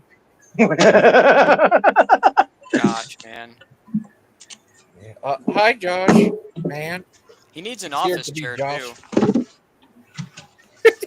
You know the argument in court. You know what one of their arguments was? Positive evolution is negative proof for creationism. Hey Tim, you there? Yeah, what's up, Josh? Hey, you don't have to take that shit from. You don't have to take that shit from Zealot. Hey. I know, right? Yeah, he doesn't know anything. He's unsaved. He's going to hell. He's gonna die in unsaved. Yeah, he's gonna burn in hell. Unsaved and unregenerated. Exactly. Amen. AJ, there's actually so much hope for AJ because AJ is such a sweet and gentle person. AJ's But a nice guy. I mean, yeah, I think AJ is really nice the times I've talked to him. When he does talk, wink, wink. When he does talk. Yeah, he's willing to engage you. He's not scared to engage you. See, the problem with people like zealots then is that they blindly believe, and when you confront them, they're unequipped and unprepared to answer your questions. So what do? Oh, you have to go self-reflect. They tell you you're wrong, and then they won't tell you how you're wrong. So it's just a bunch of nonsense. And it is. He is a good guy. He's a lovable little guy. He's a good guy, but he's brainwashed by his be a Catholic lovable cult. little guy all you want. Oh, thanks, GZ. Your doctrine is wrong, you know. And you've been brainwashed by a cult. Exactly, and you're cannibal and you Mormon? eat flesh on Sundays. All right, You eat flesh on Sundays. Just And, because you a know, Catholic's by present, zealot- you guys mean, are free to you guys are welcome to talk about anything other than anti-Catholic stuff. Yeah, I don't mind if you do, we can but talk about whatever we want. Can we But, you know, what I was going to say Hold was on. also Tim, he doesn't even accept his own Tim, church's gangster's dogma. trying to talk. Yeah. Sorry, Gigi. Can we talk about Wildheart and him sleeping? Look at it, just We funny. can talk. Just, I don't know anything about Wildheart, but I know something about a Lionheart. You look at it, just sleeping. Wildheart, I don't get it because first he's Wildheart Resurrected, and then he's Wildheart Resurrected 2, and earlier he was Wildheart Resurrected 3. So for somebody who doesn't believe in Christianity, he sure believes in a lot of resurrection, and only Christianity. I love you, Josh. So get your shit straight. Are you an atheist or are you a Christian, Wildheart? I know you hear me. I'm just gonna brainwash you while you're sleeping. Yeah, you're gonna like whisper in his ear. Oh my gosh. You believe in Jesus. You believe in Jesus. Repent. He's just sleeping. Look, he's starting to smile. He likes it. Repent. Repent of your evil ways, of your unequivocal ways. He's just a funny little guy. He's just a lovable little guy. Go catch him and throw him in the cage. Yeah, if I was there, I would probably rob Wildheart blind. Like, I wouldn't rob him, but he'd have a face full of makeup. Yeah. The old friggin', Sharpie on the face. Yeah. Yeah, there'd be all kinds of phallus all over his face. Okay, I don't know. I wouldn't go that far, but I'd write some words like "I repented yesterday," or I'd write "I'm a Christian now." So yeah, I get him. You might as well draw a phallus on his face. That's a fallacy. There we outright fallacy. Yeah, fallacy. Yeah. I mean, that technically counts. So good.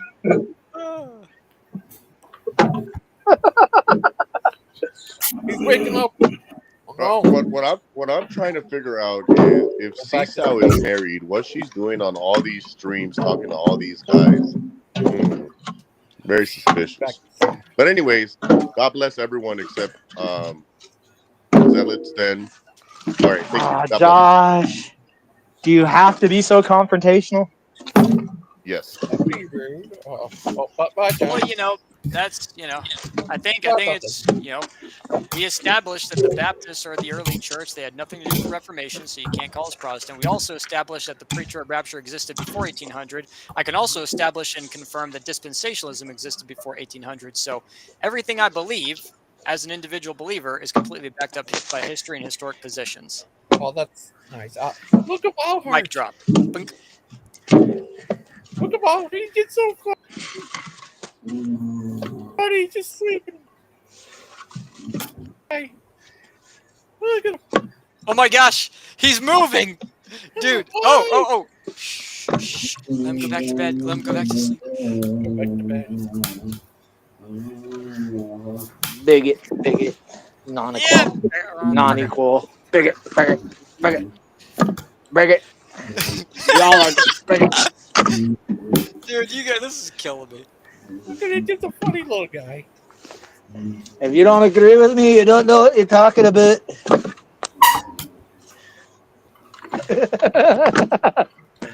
Oh, dear Lord.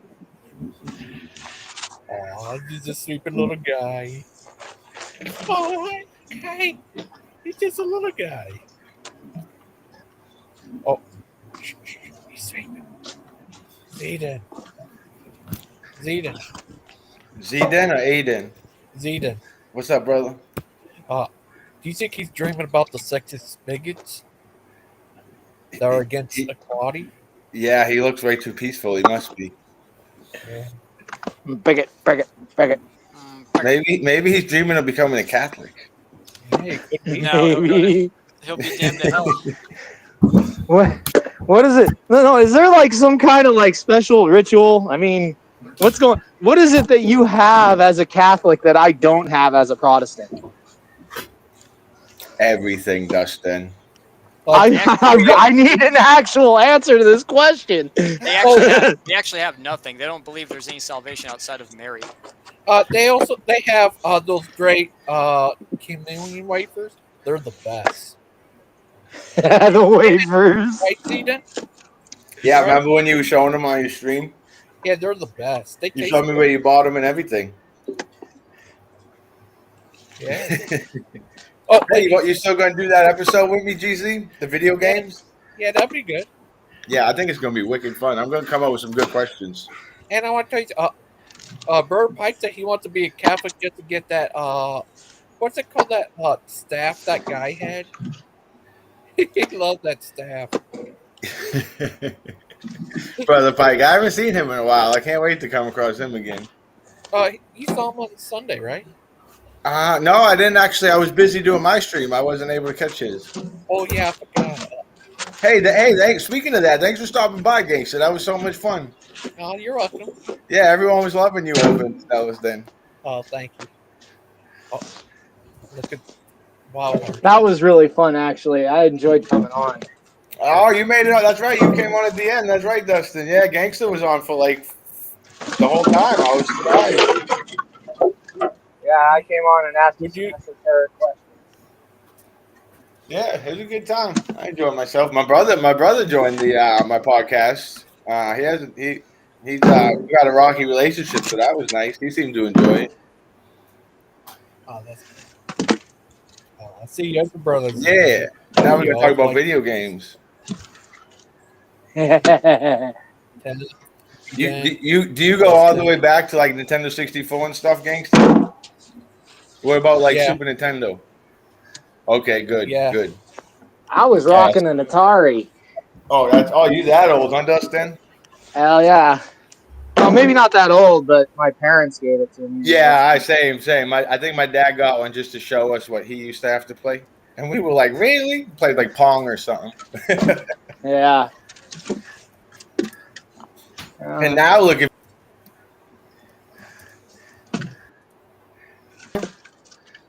the open world games and stuff. Like, who would have thunk it? Hey, Gangster, you ever play Red Dead 2? Yeah. Yeah, I even played with zombies in it. Oh, you had the Zombies edition? You must be rich, Gangster. You got all the games. You got all the downloads.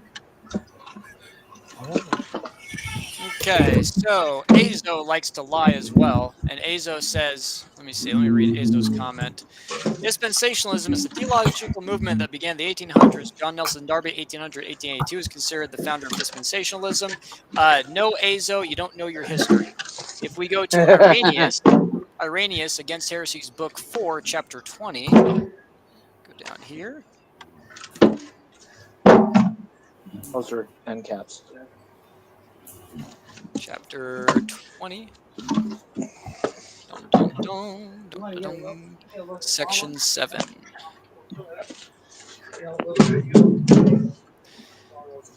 Therefore, the Son of the Father declares him from the beginning, inasmuch as he was with the Father from the beginning, who did also show to the human race prophetic visions and diversities of gifts, and his own ministrations, and the glory of the Father in regular order, and connected at a fitting time for the benefit of mankind. For where there is a regular succession, there is also fixedness, and where fixedness, there is suitability to the period, and where suitability, there is also utility. And for this reason did the Word become the dispenser of the paternal grace for the benefit of men, for whom he made such great dispensations, revealing God indeed to men, but presenting man to God, and preserving at the same time the invisibility of the Father, lest man should at any time become a despiser of God, and that he should always possess something towards which he might advance, but on the other hand, revealing God to men through many dispensations.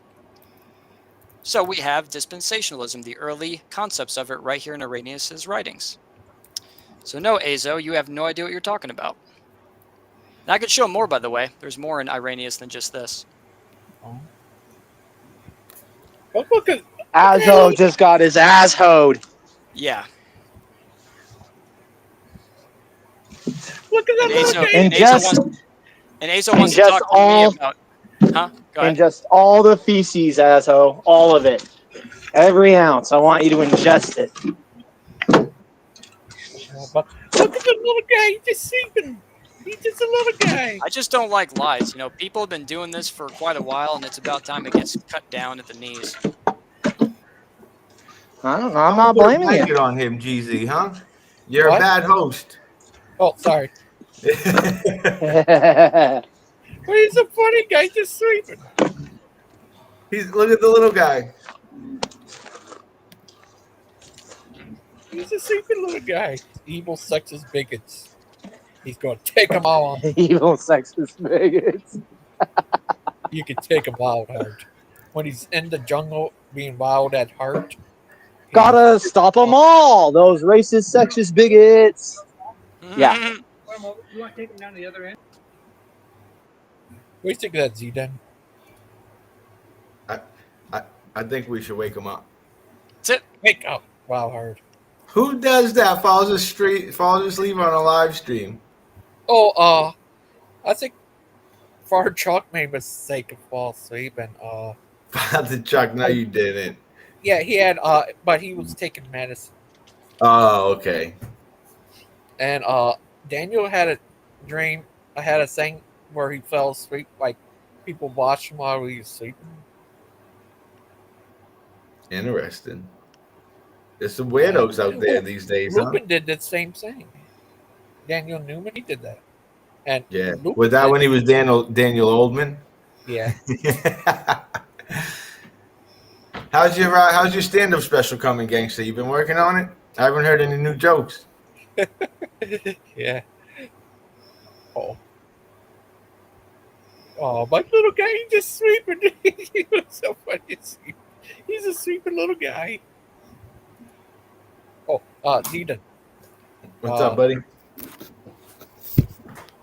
Yeah.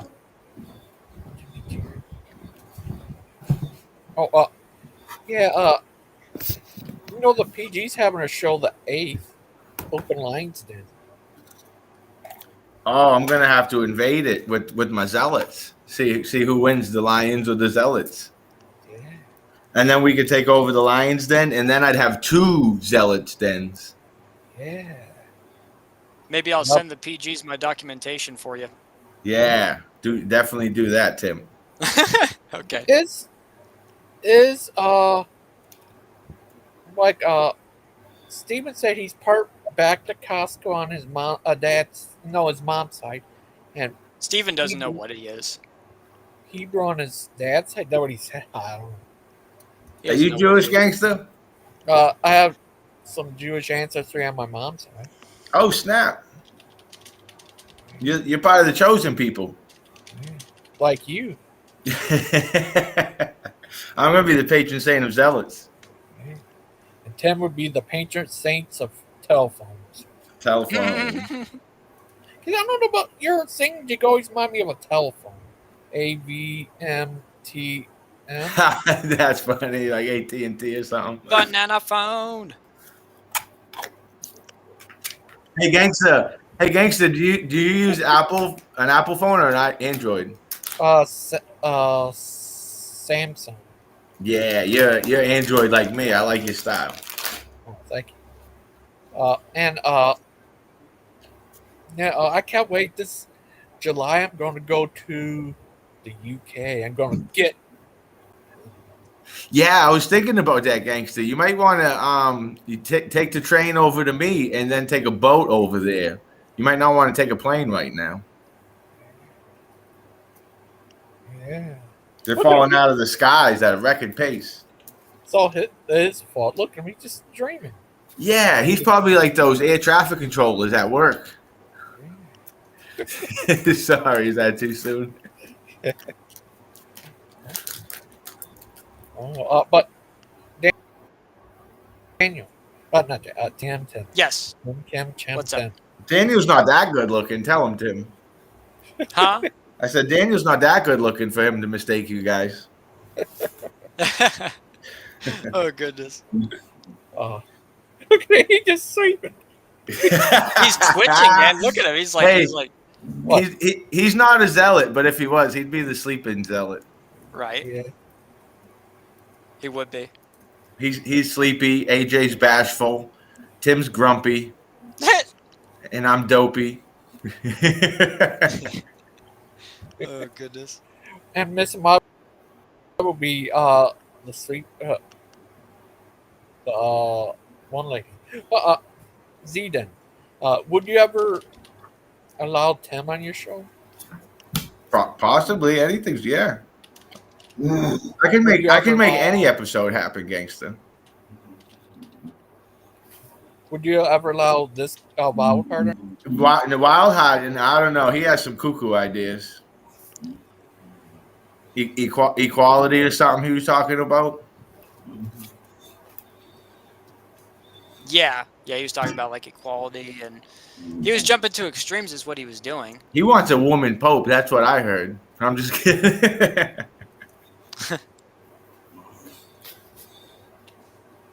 But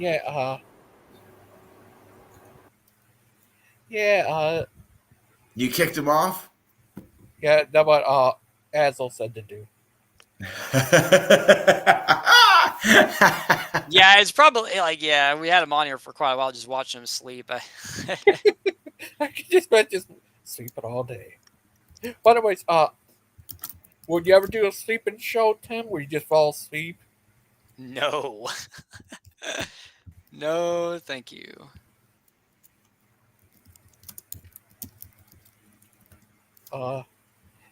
Yeah, I can imagine you just doing a dream about you sleeping, your dreams about King James only, and dreams about the heretics. Dreams about the heretics. About yeah, I definitely don't dream about that. About having Aiden in your basement. yeah, I dream about Aiden being in my basement so I can like mess with him. And then he escapes and you try to get him. Oh. Well, Zeden. What's up, brother? Talk to me. Oh. Yeah. How you? I'm having a wonderful day, actually. How about you? Yep. Yeah, if I'm online, I'm doing all right because I wouldn't come online if I wasn't. What about AJ? How? Showing my best Catholic self,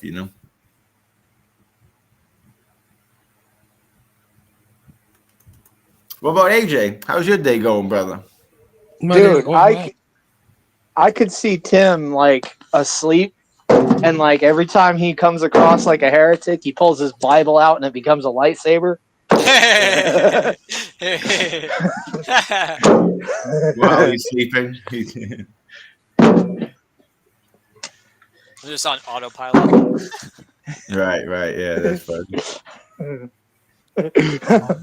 Man does not live by bread alone. Whack. Amen. Absolutely.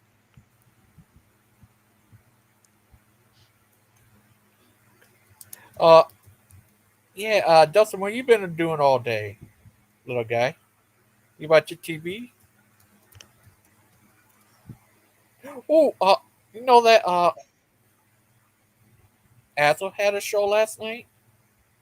He said you could come on if you want to. No, what's his channel? You have to link it. I didn't know he had a channel till just now. Yeah, he doesn't. Lately he hasn't doing much shows, but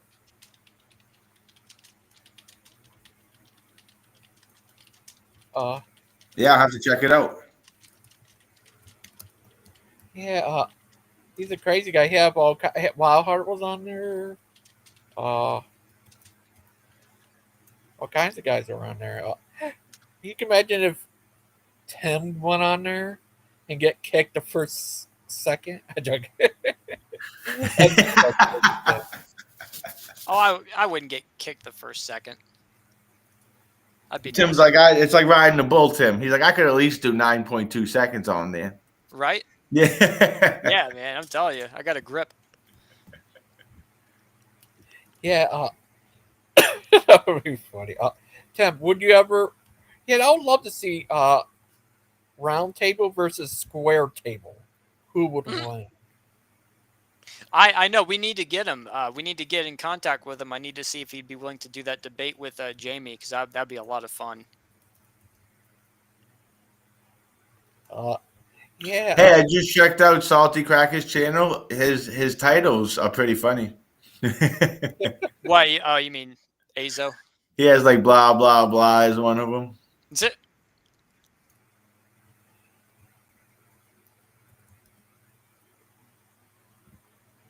Yeah, nice. I like learning new channels, especially people who stream panels and stuff. Yeah, he had all kinds of people came in. Yeah, I hope he doesn't mind when I come on Catholic. I won't be preaching the gospel to you, but I'm obviously Catholic, so we got that Catholic culture, AJ. It's hard to not be Catholic wherever you go. You know what I'm saying? Yeah, that's true. Like,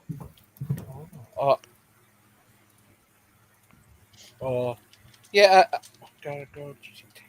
Oh, thank you for stopping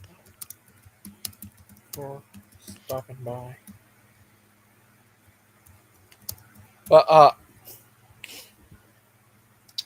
wait a minute, fifth guy? Who's the fifth? Oh, the sleeping guy. Hey, this shit is flying by, huh? Yeah, it is. He has already oh.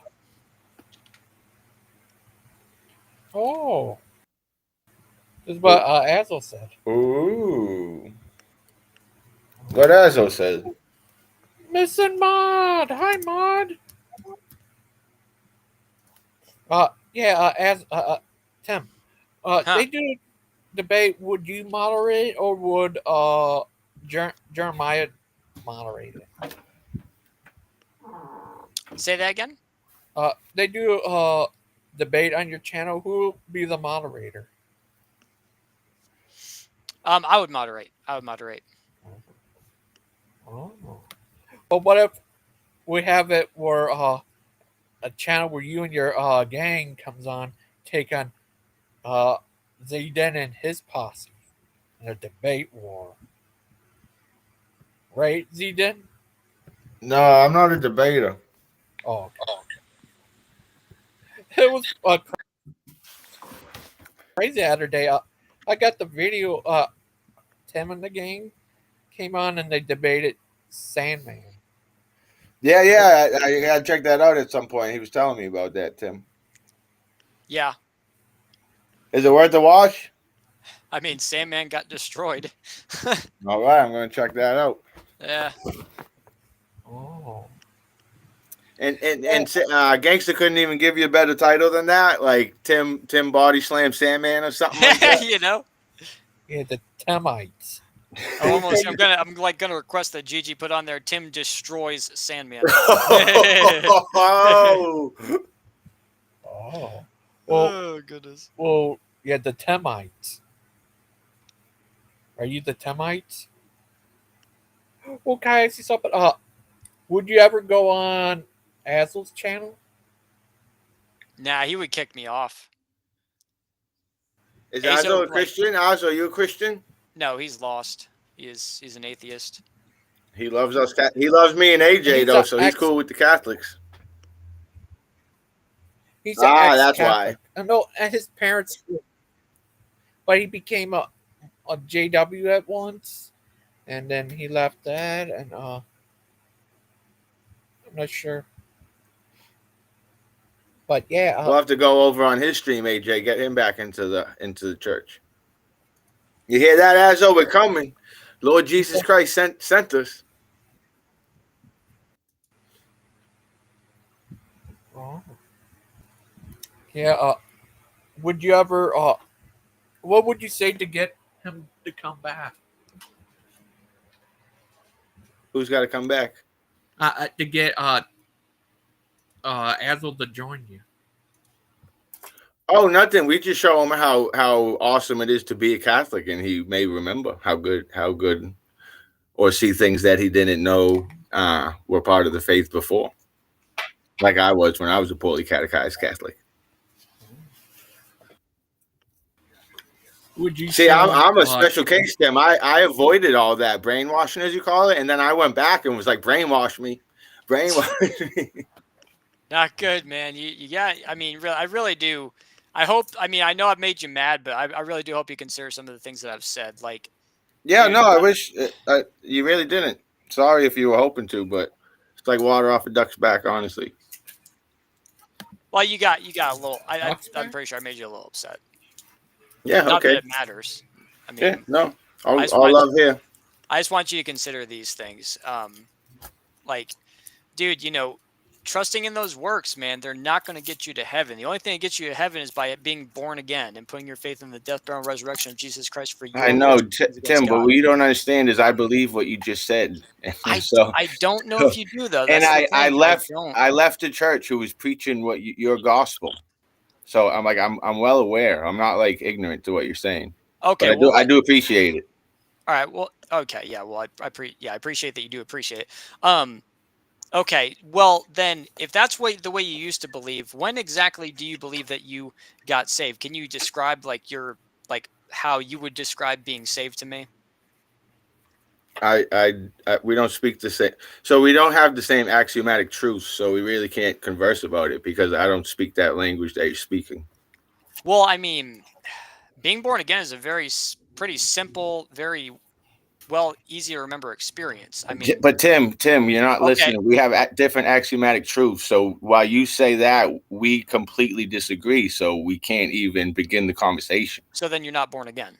If that's what you think, that's what you can think. But I am. So I don't think you are. I mean, if you can't even accept the simplicity of salvation, the simplicity of coming to Jesus, a sinner, and asking him to save you, putting your faith in the death, burial, and resurrection, you're not saved, dude. Like the works, the Eucharist, none of that gets you to heaven. And like I said, I understand what you're saying. I appreciate that. And we believe the same thing about you. So that's that.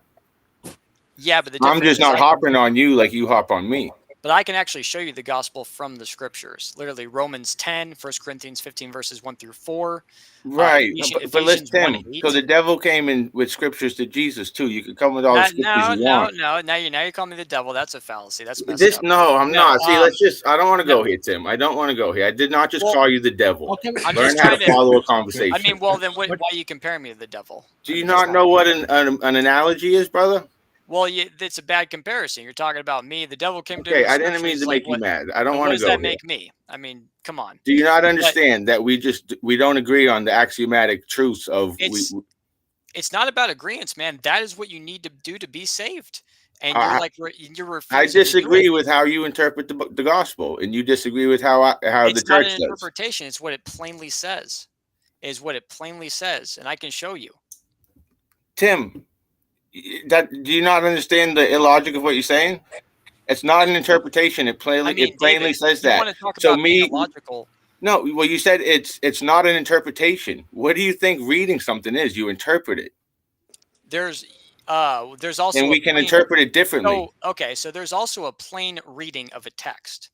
When the Bible says that ye are saved through faith and not of yourselves is the gift of God. How exactly do you interpret that when you literally repeat what it says? That you are saved and not of yourselves is the gift of God.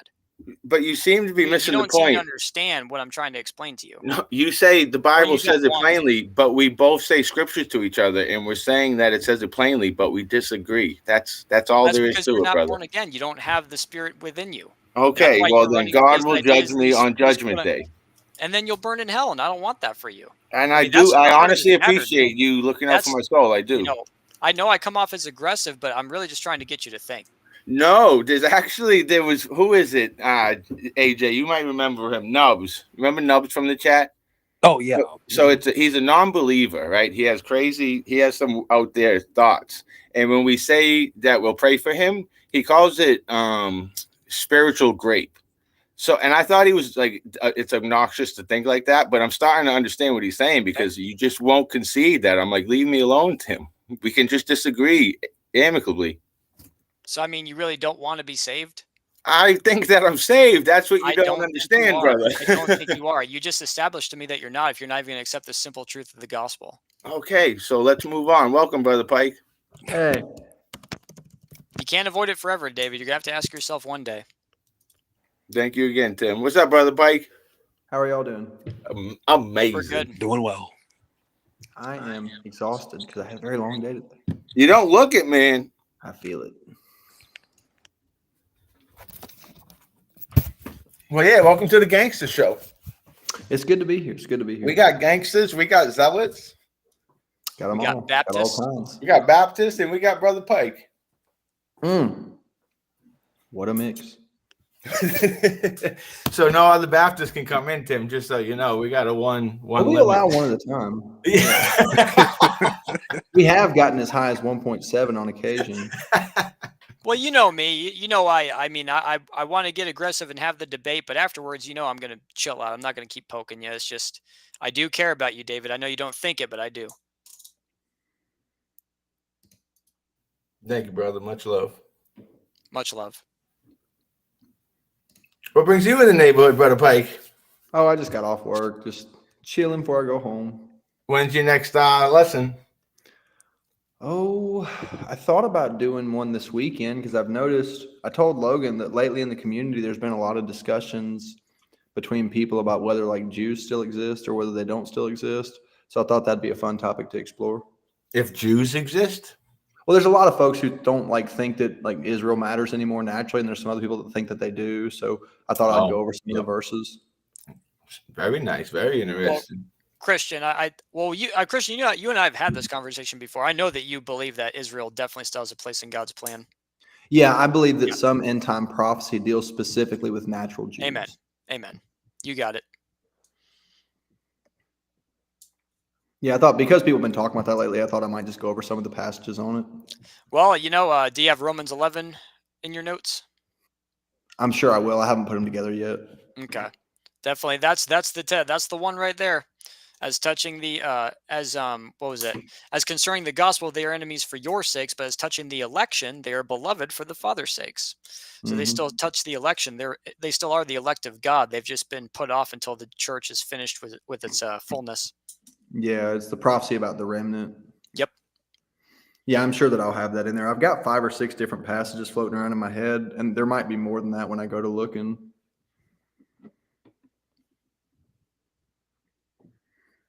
And also, you have the 144,000. That's clearly the Jews, unless like I don't know how like somebody who believes a replacement theology idea can get around that one. It's like what, only 144,000 people save the multitude in heaven will be saved. That sounds really weird. you know? I have a different position than some people. I know a lot of Christians teach that even people who believe that the church goes out at the beginning of the week, I know a lot of them teach that Gentiles continue to be saved through the tribulation period. I don't necessarily understand it that way. It seems to me like it's strictly to the Jews. Really? Interesting. Now, this is not something I have a super hard position on. Yeah, I get you. Yeah. Well, I kind of, it seems to me that the work among the Gentiles comes to an end. Yeah, it is kind of, it seems like the Gentiles definitely take a humongous backseat. I can say that much about Revelation. They just diminish. To answer Chuck's question, Father Chuck, I would love to join you on the 7th. As you know, my schedule is sporadic, but if I happen to be available that day, I will certainly be there.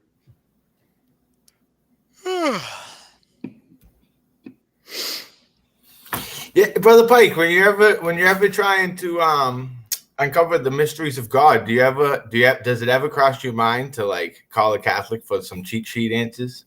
No, like, hey, I'm stuck here. What does this mean? Probably. No, I need to get a couple of them in my phone so I can call them as needed. You know, I'm a good Catholic. I'm always there for you. Look, if you know like a priest or somebody that you have confidence in, send me his phone number. I got to tell you, Brother Pike, we were on Sandman's live stream yesterday. There was a bunch of us, and I believe I was the only Catholic. AJ was there too. And he would be asking all these hypothetical questions, and everyone was kind of stumped for a good amount of them. And I was like, well, as the Catholic, we would do this. So I felt like I was like had a cheat sheet. Oh, because you guys have all that stuff to refer back to. Yeah. Like, what do you do in this instance? What do you do if this? Yeah. For like divorces and stuff like that. Yeah, I imagine you guys have a lot more material available.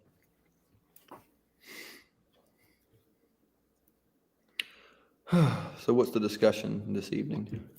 How wonderful Gigi's channel's becoming has been and is. His channel is popping these days. Do you think it's the name, or do you think it's his personality? Because Gangsta Ghost is a pretty cool name. I kind of think it's the vice president, if I'm being honest. Brother Pike.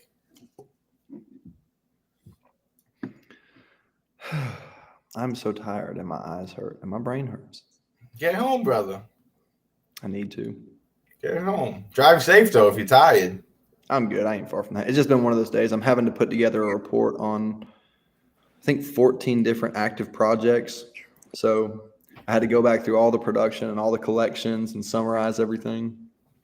You're not spreading yourself too thin, are you, brother? Yes, I am. Pike, what came first, Catholics or Protestants? Catholics came first. Is there anybody who answers this question differently? Baptists came first. Before Catholics? I mean, yes, it's clearly in the gospel, Brother Pike, if you didn't see that. Well, I mean, it's so obvious. I'm surprised you're not a Baptist. Well, I mean, that is part of the tradition, though, is that there was John the Baptist, and then the apostles took part in baptism. Like, I don't know why you're laughing. Like, that is legit. Sorry, I tried to mute it first. And, I really did. And also, I mean, I also have like sources that can show that Baptists were around long before the Catholic Church. So, dun, dun, dun, dun, my favorite Catholic apologist. Welcome, Aiden. Now, Aiden, are you the 0.7 on the 1.7? Well, I'd like to begin today with a quote. Because I love it. I recognize now in my hubris that you have power here, Christian. Oh, plenty. Yeah, you actually have like significantly more power than I do here. You got VP power. VP power. I'd like to quote what someone consider an actual good author, unlike Dan Brown. I'd like to quote Frank Herbert real quick. Hey, as a Catholic, I appreciate that, Aiden. Yes. Brother Pie. Ow. Who?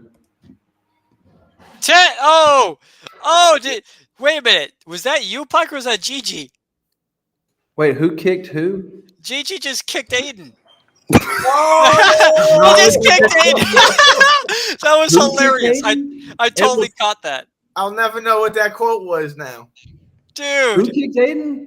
Hey, Gigi did. That was awesome. I wish I could high five Gigi right now. That was hilarious. Dude, Aiden, Gigi got you so good, dude. I'm rattling the chain link fence right now as we speak. I'm rattling the chain. You know what? I may be rattling the chain link fence, but I'm like that scene in Terminator 2 when they get nuked with the chain link fence. That's what just happened to me, dude. I just got incinerated. What the heck? Yeah. I did not. Done for. But I did. My goodness. No, I'd like to provide the quote. When I am weak, I ask you for freedom because that is according to your principles. When I am strong, I take away your freedom because that is according to my principles. Ooh. So I just wanted to leave you with that quote. Bob Marley? That was kind of like, I read that as kind of screwed up. Like... That sounds. No, I just wanted to leave you with that quote, Christian. maybe just turn that one over in the old noggin. And as you know, Dustin has tried to smear me as one that abuses my authority. That's but correct. I think we all know. Psych, I totally do. Got it. Oh my gosh, dude! Oh no way! Aiden dealt it earlier. Now he's getting it. Oh, yeah. My goodness! I mean, this is a day. This is a day to remember. I'd like to leave you with a quote, Aiden. Aiden's speechless. He's like, In the words of my cousin Georgie, got him, dude. Got him. I'd like to lodge. What a day! I'd like to lodge a formal protest. Okay, but I'm over the protest department, so I wouldn't if I were you. Man, he's just freaking everywhere. Like, you try to go to a different department in the office, and it's literally just him wearing a slightly different suit. He's just like, "Hey, I'm Christian Pike. I'm the PR guy, and hey, it's me, Christopher Pikington, the freaking guy at the front desk." And then we got Chrissy Pike over there as the freaking vice president. GZ? That's his real name, by the way, everyone. Just so you know, Chrissy Pike. It's straight. Then there's one. Here, Aiden. There's one Christian Pike that's black. Wear a yarmulke and say anything. Clay comes out of here. That comes out of nowhere with the black Christian Pike. Yeah. It's like him, but he just paints his face black. The black Christian. Oh, blackface. Oh, black Christian. He's like here at my company, we're very diverse. Christian, do you want to do a little bit of soft shoe for everyone? All I want to do is go to bed, man. I don't care anymore. Like, y'all can win all the arguments. I lose. Yeah, why you always arguing? Yeah, man. Tim, always freaking out about the rapture and stuff. I'm gonna color match that hat. Hold on. Oh no, Wait, I was just your repeating head. some lies that I've heard. That's all. You know how them Orthodox people are. You're not gonna quit moving your head. Even if you're right, you'll never get them to admit it. Well, it's just, it's at least worth it to show the evidence rather than let the misinformation travel. Yeah. Man, you just patrol these chats with like a billy club, don't you, Tim? You're just like out looking for conflict. Every time you're always yelling, you're like, look at this. Oh, look at this. What does this not say? yell at all. Oh, look. Very mild statement, actually. Cracks me up. Oh, good. Brother Pike, while you're doing your studies, check into what the Bible speaks about self-awareness. And get back to me. There are some passages that come to mind. Is there anyone you're trying to point out specifically? Well, I've been suggesting to Tim that he ups his self-awareness, but he obviously don't mind because I'm a heretic. A lot of really good, like, probably the best book in the Bible to improve your life, I would say, is Proverbs. It's a good one. When it comes to stuff like that. Good. Yeah, that's good advice, Clay. Good point. I like Jude. There's a lot of like heretics burn. Proverbs. There's a lot of like stuff that I would consider like almost like self-improvement, like Tony Robbins-ish stuff, but it's like true. I was just gonna say, did you compare King David's writings to Tony Robbins? Yeah, like it's like I think Proverbs 22 something. It's like it was David wrote that, not sleep. Solomon, right? It's like a little too much sleep, a little too much slumber. No, David wrote the Psalm. Solomon wrote the Proverbs. That's right. He didn't write all of them. He wrote like the first 2/3. It like basically You don't know says that, like Christian. if you are lazy and don't work and rest too much, poverty will get you. You know.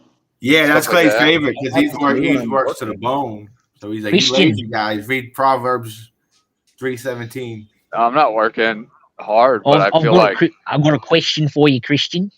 Please. I've got a question. Here. Were you there? Were you there, Christian? Before Abraham was, I am Aiden. Oh, so you're Jesus. That's neat. I'm a member of his body. Which one? Like the 23rd follicle on his left clavicle? Like which one? Probably something in the foot, if I had to guess. That's fair. That's fair. Damn. Yeah, it's Fun possible fact, that I the don't know clavicle is the my shoulder. history that well on the Baptist, but I always trace them back to the Anabaptist movement. What's up, Mike? It's possible that I don't know the history all that well, but I've always traced the Baptist back to the Anabaptist movement. Right, yeah, you get the Anabaptists and then the Waldenses, the Albigenses, all those crazy weird names I can't pronounce because I have my other notes in front of me. One of the names you cited earlier was Paulician, didn't you? Yeah. I would be careful about that one because Paulicians believe in like a dualist nature of God. Well, I'm not worried. Their beliefs are one thing, but it's like the idea is that Baptists originally are not from the Protestant movement. They originated with these guys. Just because these guys had weird beliefs, they all believed in baptism by immersion. So now, Brother Pike, how do you understand Anabaptists to be heretics? No, if the Bible No, says actually, I think the Anabaptists had some points that I agree with. But the rebaptizing when it says one. Well, they were really rebaptizing because adults that were baptized in the Catholic Church, they realized that they never actually got saved, so they got them baptized after professing faith. That's what they were doing. Oh, similar to Sandman's view on baptism. I don't even know I don't even know how. You can't accept it from other churches, to put it plainly. Oh, I do remember him talking about that. Yeah. Okay. That got Dan triggered. He's like, as a Catholics, we disagree because we have, as long as it's a valid one. So what Orthodox is Sandman? Is he Eastern, Greek? He's Orthodox. It's like one of the more like conservative kind, where Dan's like the OCA, like the American one. That's the thing. That's why I always am like, why aren't you just Catholic? Because it seems like every person you talk to who's Orthodox, it's like slightly different. Whereas Catholics, I get that from hearing them talk too, Clay. I ask them because we have I don't understand the disunity because that's how it sounds. Me and Dan have another friend named Sam who's like not a YouTube guy, and he's the one who got Dan into Orthodoxy. But then he was talking, and he's like, wait a minute, like I have no idea what you're talking about. And come to find out his Orthodox church is like ultra conservative, almost like Hasidic Jews, but for Orthodox. Where they're don't they have to be one of what the diocese is where you say Greek or Eastern, correct? I don't know, dude. I'm Catholic. I'm not Orthodox. All right. Well, do we have? So I don't know. We have all Catholics on here. Give me an Orthodox. Just kidding. It's like what are you talking about, Dan? What did you say, Tim? I'm trying to ask what flavor of Orthodoxy is Sandman, and I'm is there anyone who just calls themselves Orthodox, or is it just Eastern Greek? I'm pretty sure he's Rocky Road Orthodox was what his flavor was. Well, I kind of there's like 100 types. No, because and they said but to actually answer, he's something. To actually answer, I'm pretty sure that he's. Oh, I'm sorry. Go ahead. Oh. Sorry. God, Aiden's so rude. There's a lag. Like I was trying to actually. there's some kind of delay. Yeah, sorry about that. I did ask a similar question to Father Daniel and Father Charles earlier, and to sum it up, they're all in communion. I don't know. It was that's what. Yeah. So that's what. It's just so weird, dude. That's why, Zealot, you need to be trying to convince these people to switch to Catholicism. I am kind of a light-footed evangelizer, huh? If you came where I'm at, say you came where I'm at, you could go to church here and take communion, but they're Orthodox. So if they came here and went to an Orthodox church, they wouldn't let them. They're like, oh no, you're slightly different. I have noticed from a lot of different Christians coming on here that me and AJ specifically were on here a lot, and even you, Clay. We have like if AJ was saying the answer, I'll be like, yeah, I agree with AJ, and vice versa, because it's just the Catholic belief, not our church's belief, not our belief, not because it's like universal wherever you go. Yeah. Even when I was in Asia, dude, in like Central America, you could be in a freaking slum in El Salvador and go to a Catholic church, and it'll be the same it is here. Same rules, same everything. A little island in Jamaica, they're doing the same service. Yeah. Or y'all could just get saved and become a Baptist. Yeah, but Baptist is the same, where like every single Baptist church is like slightly different. It's not like a uniform thing. Well, I mean, what? Look at the Baptists that like dance. Look at the ones that dance around with snakes, or the Westboro Baptists. That's not a Baptist. So that's charismatic. No. What about Westboro Baptists who like go to little kids' funerals and stuff? What about the First Baptist? Well, yeah. I mean, that's the thing. But then I can turn it right back around on you and talk about the Catholic churches that have the PDFs in them. It's like it's not. I know, but that's like a problem. Everyone agrees, but it's still like the same. They still have the same structure. And the Baptist churches still have the same structure. They believe in water baptism by immersion. They do believe in communion, things like that. We have the same traditions, even though we differ theologically. So in reality, we can't we're differ both closer. theologically. That's the thing. You guys are different theologically. No. Yes, yeah, but in reality, it's also similar. Outside of Mary. Tim, no, you don't understand it. We're telling you. Oh, here we go. Well, again, you're like trying to build up a straw man, but the truth is you don't agree with your own church theologically. Otherwise, you would recognize that there's no salvation outside of Mary, like your own Catholic doctors talk about. So forget the three Catholics telling you otherwise. Let's just accept what No, I'm not talking about three Catholics. I'm talking about doctors of the Catholic Church. Canonized doctors. Right. There's only been 37 in the history of the Roman Catholic Church. So three Catholics are trying to tell you don't understand what we believe, and we should believe you. No, I said 37. 37 of your doctors. Do you not understand? So you could take the Orthodox stance and be like, I don't know. I'll have to ask my spiritual father. Well, I just don't, because Tim, like we tell him otherwise. Are you guys like fighting with the Orthodox right now? He was accusing Daniel of a denialism earlier, and this sounds like denialism. Daniel was practicing denialism. So what do you call it? Just kind of feels like argument for argument's sake at a certain point. Honey mustard. Yeah. I think Tim just likes to scrap. It has nothing to do with that. It's like you guys are saying, you go to a Baptist church, they all different this, different that. It's like, well, you guys always cite your traditions, but you do differ theologically. Well, we're talking about how Orthodox is different, not Baptist. Let me try to. So we have even in Catholicism, I can again.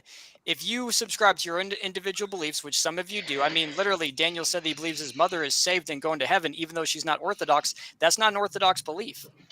We're talking. So we have one doctrine of belief in the Catholic Church. If you go counter to that, you can be excommunicated. Let's talk about that. You have the sacraments. You have the Eucharist. Tim, where are you going? Tim, hold on. Don't interrupt me. Don't interrupt. Don't interrupt, David. Don't interrupt. I'm trying to explain to you again that you have the sacraments. That's all you have. But theologically, you guys are saying all kinds of different crap that does not line up with your own priests or doctors of your own church. That's not proper theology. And so you don't understand us. So let's No, I do. That's the thing. And you're claiming that because the Baptist church next to me differs theologically, that we're somehow not in line, even though we both believe in water baptism by immersion, even though we believe in taking communion. Okay. So again, it's a straw man. Okay. Now but the difference is between Baptists. The difference between Baptists is like way greater. It's greater than differences between Catholic parishes because there is none. I have a question for Tim, if that's all right. So it's very clear to me that not only is baptism very important to you, Tim, but full immersion baptism is very important to you, right? From what I understand. So, real quick. Do you think that one of the two thieves on the cross was saved when Jesus said that surely he'll be with him in paradise? Oh, sure. But he was never baptized, was he? Yeah, but baptism is a profession of your faith. It's not what saves you. The Catholics teach baptismal regeneration. We teach baptism after salvation. Salvation occurs the moment you believe. Okay, so in that instance, he didn't need baptism to be saved? No, not at all. Baptism isn't a requirement for salvation, then? No, it's not. Okay. I always was under the impression that it was. No. Can I just say the obvious joke? Can I just say the obvious joke? So why aren't you guys called faithists instead of why you call yourself Baptists? Because we still practice the baptism by immersion like the apostles. Thank you, Brother Pike. Thank you, Brother Pike, for laughing. Did you say faithist? If you don't even do the Baptist, why you call yourself Baptist? But again, the point being is we believe in baptism by immersion, which is what the apostles did, which is what you clearly see in the New Testament leading up until now. So we have the same traditions. When we call ourselves Baptists, we have that same tradition. We may differ theologically, whether it's eschatology or things like that. But as far as the core traditions, it's the same as your church. You go to any Baptist church, they will baptize you after salvation. So what do you mean about communion, though, where you said Baptists also do just that? communion, showing the Lord's death, taking a bread and taking So do you have like a first communion ceremony for like I've seen kids some who Baptist church. do their I've first seen communion? some Baptist churches do it, once a week. Some may do it like once a month. They differ in that, but they still keep that tradition. So we have the similar traditions, but again, that's where you guys are arguing from. Well, if you go to any Catholic That's the church, thing. you'll get the sacrament. Well, if you go to any Baptist Well, like church, you'll get Dan, communion and baptism. how Dan says his mom is saved even though she wasn't Orthodox. I'm pretty sure most like Catholics, at least, like if you asked a priest, like they would say like as long as they're Christian, it doesn't really matter. They probably wouldn't say like everyone's going to hell who's not Catholic, because even like Baptists and Catholics and Lutherans, the differences are so Not even like you said, where you're like other churches might do communion once a month, and but you still have the same core beliefs. It seems like they all have the same like core value. Yeah, but you're not. But then that's where I'm explaining that you Catholics are all in apostasy right now. That's the thing. It's like your own doctors, your own dogma states that there is no salvation outside of Mary, but your priests are going away from that. You yourselves are going away from that, but according to your own tradition, it says otherwise. I don't know. Tim has no clue. I mean, I can show you documentation. I have it all right here on hand. Tim, talk a little bit more. Yeah. Why? What? I know, but is that like a credible like Catholic source, or is that like? Can you hear me? Okay. Hold on, I almost had it. Well, I can't imagine thinking so imagine this, right, guys? Yeah, I think something about X religion, and then I'm talking to a bunch of those people, telling them what they believe, and they're telling me I'm incorrect. They believe something else. You're kind of right, AJ. That's really arrogant to maintain. You want me to show you? Well, I'm going to show you sources. Here's a good one right here. Tim, we're telling you don't understand our faith. Father Isaac Mary Relaya. This guy Tim, is literally. why do you push through instead of listening? Will you stop talking over me? Are you going to let me explain? Because you're wasting everybody's time. Dude, I'm just establishing that you yourself, by your own admission, are apostate to your own church. How? Because, dude, I mean, right here, if you let me talk, this video, it's, for example, case in point, Father Isaac Mary Relaya, he's literally going over that there's no salvation outside the Catholic Church. That's your tradition. He literally goes over that guy's got a beard, dude. That might. Salvation outside of Mary. That's where it can be confusing. Look at that. So you're just gonna wipe your butt with Catholic dogma and your Catholic doctrine. No, Tim, listen, this is going to blow your mind. What he's saying is true, and you're not understanding what that means. Both of those can be true. I do understand what that means. All right, let's pull up the paper. Did you not understand what I just said? Oh my goodness, dude. You are literally denying your own authorities of your church. How can you even call yourself a Catholic? Tim, how can you say that after what I just said? What he's saying is true, and you don't understand what it means. What do I not understand? The problem, Tim, is you're not understanding it. Is the issue. I just told you what he's saying is true, and then you're telling me I don't agree with him. Then explain it. You won't. That's too. You won't. I won't be able to explain it to you right now. The Catholic faith. So okay, let me try again. So we have a doctrine of the Catholic Church that the cardinals and bishops. I haven't insulted anybody. It's like Groundhog Day. It's actually like Groundhog Day. I feel like I'm in a time loop, and I've heard this exact same conversation had like 63 other times. And you know what? Maybe it's just me. Maybe I'm just gonna go around and I'm gonna act like I've had this exact same conversation a whole bunch of other times, but everyone else is just gonna act like it's just your average every day. Like, oh, this is the first time we've ever had this conversation. No, it's not. Wake up, everybody. We're in some weird, like, demonic monkey's paw kind of creation. Amen. Aiden's like, I don't know what Aiden's Aiden We're in said you have Groundhog to Day, try and Tim. It's all an verbalize. illusion. It's all an illusion. It's fake. Wake up, Tim. Wake up. You gotta wake up. You gotta wake up. He's right. So Aiden's right. Oh, goodness. Amen and thank you, Aiden. I don't think Aiden was saying anything to lend you credit. Like, I think, again, I'm not looking for credit from Aiden. I'm trying to get out of that David, nightmare he's you are talking denying about. your own Catholic dogmas, and that it's documented and it's factual. Okay, so we'll leave it at this. The Catholic. Wake up, Tim. He's only a Catholic. Wake up, until he's Tim. not. Tim, He's we only have a Catholic doctrine until of he's not. faith. We have a whole catechism. If whatever I'm or any church father And is the saying goes doctors of the against the church are catechism, experts in the it's not what we believe. Oh We my only gosh, believe it's the so catechism. And the doctors of the church Tim are is so experts at the delusional. catechism. And no, it's not just the catechism; it's Catholic Tim is dogmas. You have delusional. several different. You have to remember, Tim, that priests are like individuals, and they're some of them are. So not Tim, instead of good. listening to what I tell you, we Are believe. you admitting to me that your churches are not united?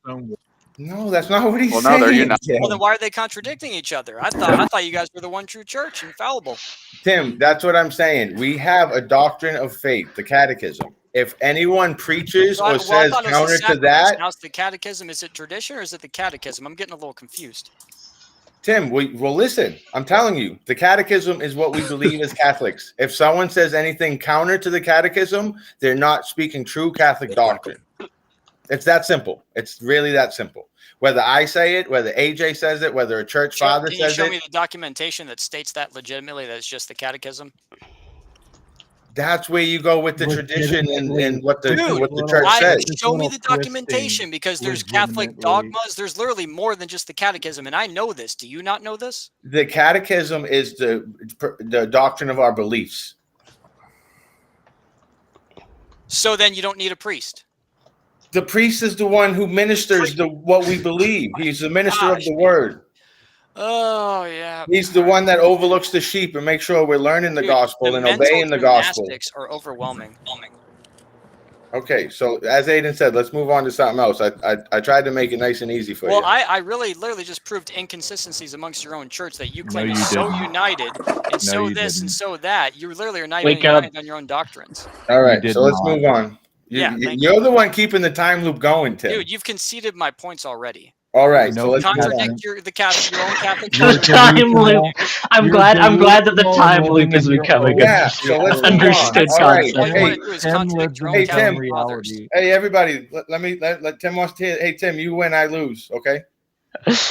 I mean, I'm just saying, makes dude. You act like you're so united, and it just. Tim, why do you keep beating me up after I just said I lost? Well, why how about this? Okay. Oh my gosh, David, if you don't want to get beat up, stop talking about us baptism. You're not beating up anyone. You're just being delusional. Wow, you're a bully, huh? I tap out and you're like, yeah, but never come back. Well, no, I'm just saying, you always like to come on here and mock quote unquote Protestants. I literally just showed you that we are not Protestants. I definitely mock. It's never gonna end. It's never gonna end. So is everybody Deviant, You can Deviant, help me, of Deviant. mocking Protestants. I have not heard David mock. Deviant, help me. I wish I could, but I will need some. So can we like stop talking over each other? I can at least get my last point across. You're literally talking over Deviant. I was talking and then Deviant started talking. His self-awareness I'm not stupid. No, you started talking mid-sentence. Let her. It's never gonna end, Deviant. It's never gonna end, Deviant. Deviant, stapling my help.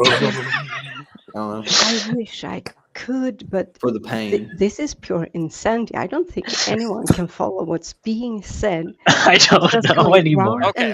Let me get my Can last we point. just understand Let me that get my there are last point Tim across. multiple Christian denominations Tim, stop here. interrupting. There are many Christian denominations represented here. We're not going to reach any conclusion, but by someone saying, "Oh, but you're wrong. Oh, but you're wrong. Oh, but you're wrong." That's not it at all. Nobody's saying that. I'm You're not listening to what I am anyone's pointing out saying, Tim. inconsistencies in their own logic and their own traditions, and they don't like to hear it. In your own mind. No, not my own mind. Legitimate. You're pointing out the You're only a good inconsistencies you've You're only a made good up in your Catholic own until the head. Catholics contradict you. You're You're not such a pointing good out the Catholic anymore. inconsistencies you've made up in your own head. Inconsistency, dude, whatever. But the point I was making is that you're only a good Catholic until you're not, and that's what David does. He doesn't actually agree with his own church. He pretends he does, and then he spouts out, "Well, we've kept the same tradition, the same this." Remember when David tapped out like 10 minutes ago? I Remember when forgot David about tapped the. out Hey, like does 10 anyone minutes ago? remember Come the on, I'm trying to verse get my where last point Jesus across, and said, I'm done. "Thou I'm shalt trying to get my last gaslight point across, and then I'm people"? done. I'm trying to get Thou my last shalt point across, and gaslight then I'm people. done. I'm trying to get my last point across, and then Gaslighter. I'm done. You're I'm trying gaslighting. to get my last point across, and then I'm You're done. How about that? gaslighting. Shut up, Jess. I'm trying to get my last You point shut across, and then up. I'm done. You I'm keep trying to get my interrupting. last point across, and then I'm done.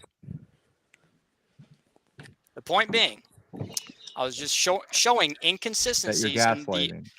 Dude, yes, shut up, dude. This is actual. If somebody put this on the internet and they were like leaked footage from an underground psych ward from 1972, they would believe it. There wouldn't be a single person in the comments that would be like, "I don't know about that. This just seems like a regular old group." No, they would just be like, "Wow, this is really disturbing." Well, I What are they on? I just have one last point that I want to get across, and I'm done. I've said that like 5 times. So again, I've proven inconsistencies in your own church traditions and in your own faith of yourself, David, and that's the point. You guys are not actually united. You pretend like you are, but you're not. Thank you. I want to show you guys something. Good. That's Hey, do that's I like gotta the say 10th uncle time too? I've Is heard that that. not called a good enough? personal Can we observation. let go? Hey, what do y'all think about Is it- this? Christian, is it over? That looks It's a mad priest. Look at it. Never You know what I'm over. saying? You know You can better. look now, Aiden. Aiden. You can look now. It is called- How do I make my screen big? This it? Dang it. Who did it? How do you do it? Wait. Oh, yeah, okay. Look at this coffee. Mad priest. Christian, that's a lovely coffee. It's got like the I actually thing like over that. the It's a nice cloth. design. That's pretty sweet. That's what I had to The add. Pope guy looks like I'm going to color match from this stuff. Ghost. It's backwards and very, very. I mean, and just so he doesn't get on me later, Tim, forewarning, I'm telling everyone, even my grandchildren's, about my interactions with you. They're legendary. So don't think I'm talking jive about you. I'm forewarning you now. People have to hear about this madness. Madness, dude. You're the one with the inconsistencies. Stop, please! Stop. Look, Tim, we're aware. Hey, hold on, Tim. We're all aware that all David has to do is say your name, and it'll ruin your whole Dude, week. David We just said know. something Oh my to me. I'm not allowed God. to respond. Will you shut up, you fat Never loser? gonna end. Good grief, dude. Go on keto. Lose some weight. Wow. They always got his I knew insults Tim and was projecting delusion. when he always says he gets me mad when I'm not mad. It's because he wants he Well, then gets why'd you mad feel at the need to people. respond? No, You're I was so informing you upset. because I didn't want to tell Well, people dude, about if this. you don't want it to keep going, then Why'd you can you just interrupt quiet. people? I mean, what in the world? You're I'm just interrupting. sitting here. I was chilling out, and then Let you me just had to explain. come Tim's back with that. I'm interrupting. going to tell my kids about this madness, dude. You're the one displaying madness with your inconsistency. Right. So So angry. I was just saying that So when you hear me angry. on the Deviant, help. when you hear me on the Zealous and telling the story, I don't want you to be like, oh, da, da, da. I was just telling you it will happen. So leave it alone. I don't mean help the stream, Deviant. I mean just help, you know? I know, and Deviant, I've I missed do you. miss you too. It's been a few days since I saw you. I know. I've been kind of busy. We're planning a very very big move. Oh, and Jess, I'm sorry that I called you fat. That was mean. You're actually a glutton. God. Yeah, well, I hope it goes good, Deviant. Are you excited or Yeah, I hope anxious? that makes you feel good I about am. it. I mean, it's a Especially- sin. You shouldn't I'm be a bit overeating like scared. you do. What was it? Were you excited or anxious? Are you with Yeah, me? Do no, you I'm- see what I eat in a day? What are you Yes, but I talking mean, about? you're carrying a lot Deviant, of weight. I'm very excited for your upcoming move, and I hope that it goes well, and I'm sure that logistically that's not going to be easy at all. No. So Do you Are you going I far? I hope it sucks. she's basically going from one side of the country to another side of the country, for lack of a better term. Like, So pick a it's going to side be a already, long all right? distance. So what? You're coming to America? No, she's moving from one side of Sweden to the other side, which I mean, for places like Canada or America, you just throw a rock and it can go the distance that she's Yes. traveling. But I mean, it's a big distance for her. Okay, in Europe terms, it's a big distance. It Yeah. is. It is, and it's basically from the southern part of Sweden to the very, very north. I hope it goes horribly awry. I'm gonna leave my apartment that I have lived in for Now, forgive 19 me. years. Sorry, go ahead. Oh wow, you've been there for a while. Yeah, that's so, gonna be.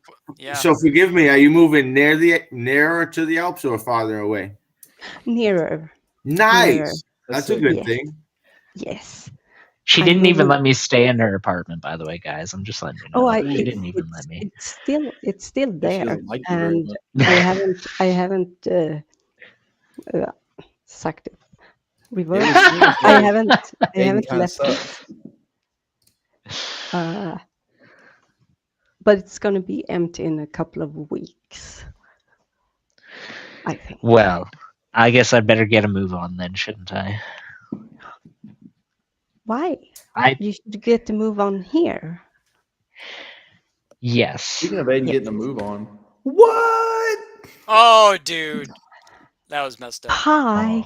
Oh. Bye. It wasn't even me, Aiden. Christian, I'm almost half tempted to believe you. It was. If I didn't love Aiden so much, I would do this Thanos snap thing with Pike, but I'm not gonna do that to him. Tim's got a soft spot for him. All this time in his basement, the Stockholm syndrome is fully developed with him at this point. He's like, man, I kind of feel bad for that guy chained up down there. Yeah, man, I'm upgrading you from crumbs to fruit roll-ups. Sweet. Decent. Only half of them are going to be like 3 months expired too. Yeah, awesome. Yeah, you'll like it. I just found a random pebble in my house. I just saw the funniest comment ever. I know, that was my bad. I misheard. I didn't say it, but I was laughing. I'm like, that's how my conversations with Tim go. I say, and so you're moving to America? David, do you want to open this can of worms some more? Tim, you need to take I'm off your skin. forewarning you, dude. You need to take the skin. Won't anybody help? Not just anybody help. You're over there trying to cope with what I pointed out to you, and now you can't help but take pot shots at me. Sure. Anybody help? Y'all see that comment? Help! Aiden, you never shared that quote. Did you still have that quote on you? I did share the quote. It was a quote about it was a quote about it was a quote for Christian Pike because I mistreated him and I wanted to explain why I mistreated him today. And the quote went that when I'm weak, I ask you for freedom because that is according to your principles. And when I am strong, I take away your freedoms because that is according to my principles. It's pretty simple.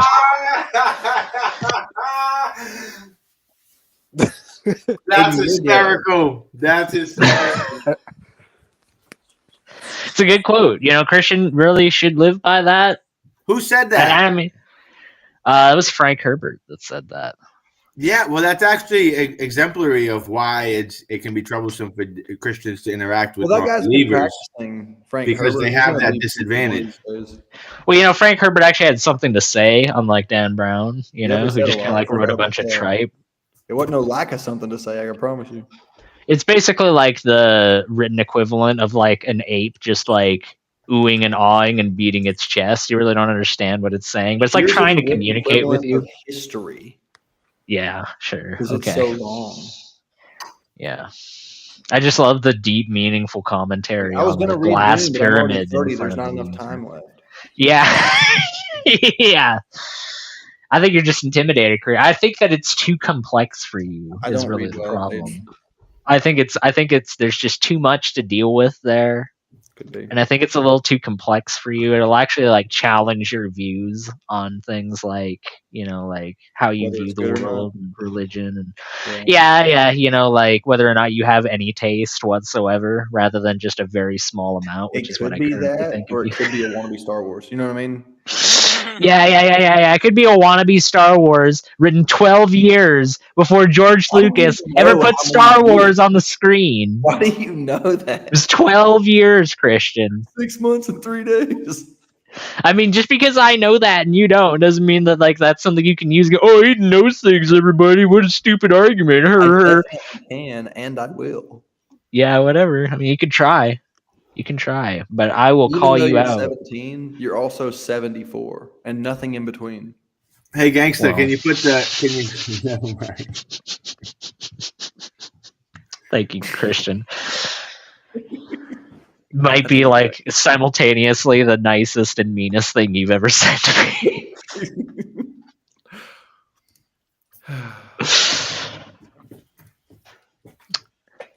Anyway, how's that money coming together, son? Are we gonna get this book done or Look, what? I told you I got another installment the weekend. I mean, Yeah, that was okay. a lie, but I'm not going to tell you that yet. You mean like I'm gonna wait for you to get the work done and sent to me before I tell you I can't pay you? But Am I stupid? yeah, I mean, no, that's fair. That's fair. So, for those of you who didn't know, Aiden is assisting me in recording one of my books as an audiobook. That's right. Nice. I am And he's currently quite endeavoring to. Well, I mean, like, the only review that I got was from Tammy, and I believe that even though she called it morning sickness, I believe she was actually throwing up at just how horrible my performance was audio-wise. So thank you, Tammy. I appreciate that. Hold on, are both of your wives named Tammy? No, Christian's wife is who I'm talking about. Oh, okay. No, my fiance's name is Brianna. Brother Pike, did you freeze, or are you just really good at keeping still? With one or two ends? Two ends. Okay, he Wait, you froze. think she's one of those one-end peasants? Like, come on now. Well, if it's a one end, it's a Brianna, apparently. Yeah, I always say that it's Brianna, but everyone's like, "Oh, hey, Brianna." It's like, oh my god. It's like, That's hey, the this is one my end. brother. This is my brother Jehun. Hey, Jehun.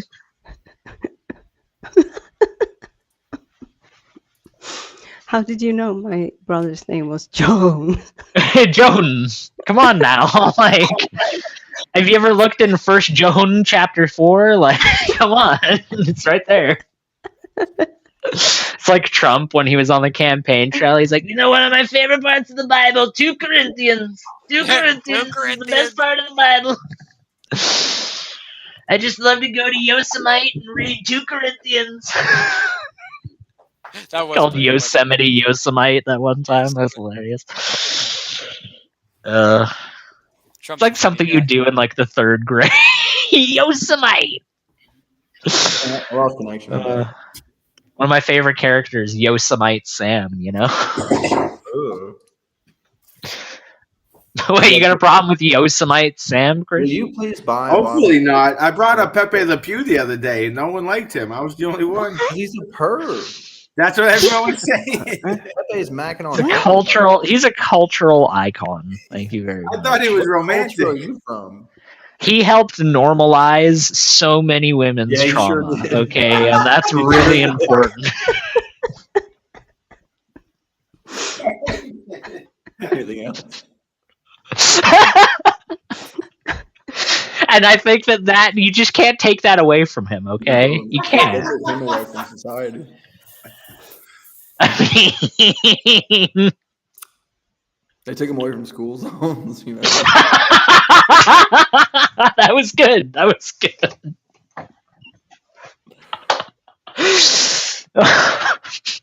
Jess, if you go to lose weight, please lose some for me because I have started. I'll try, man. I need to drop. Yeah, I've actually been. It's just hilarious that Tim's talking smack because I've lost like 20 pounds since I started. And we're back. Daniel. I found those 20 pounds, by the way.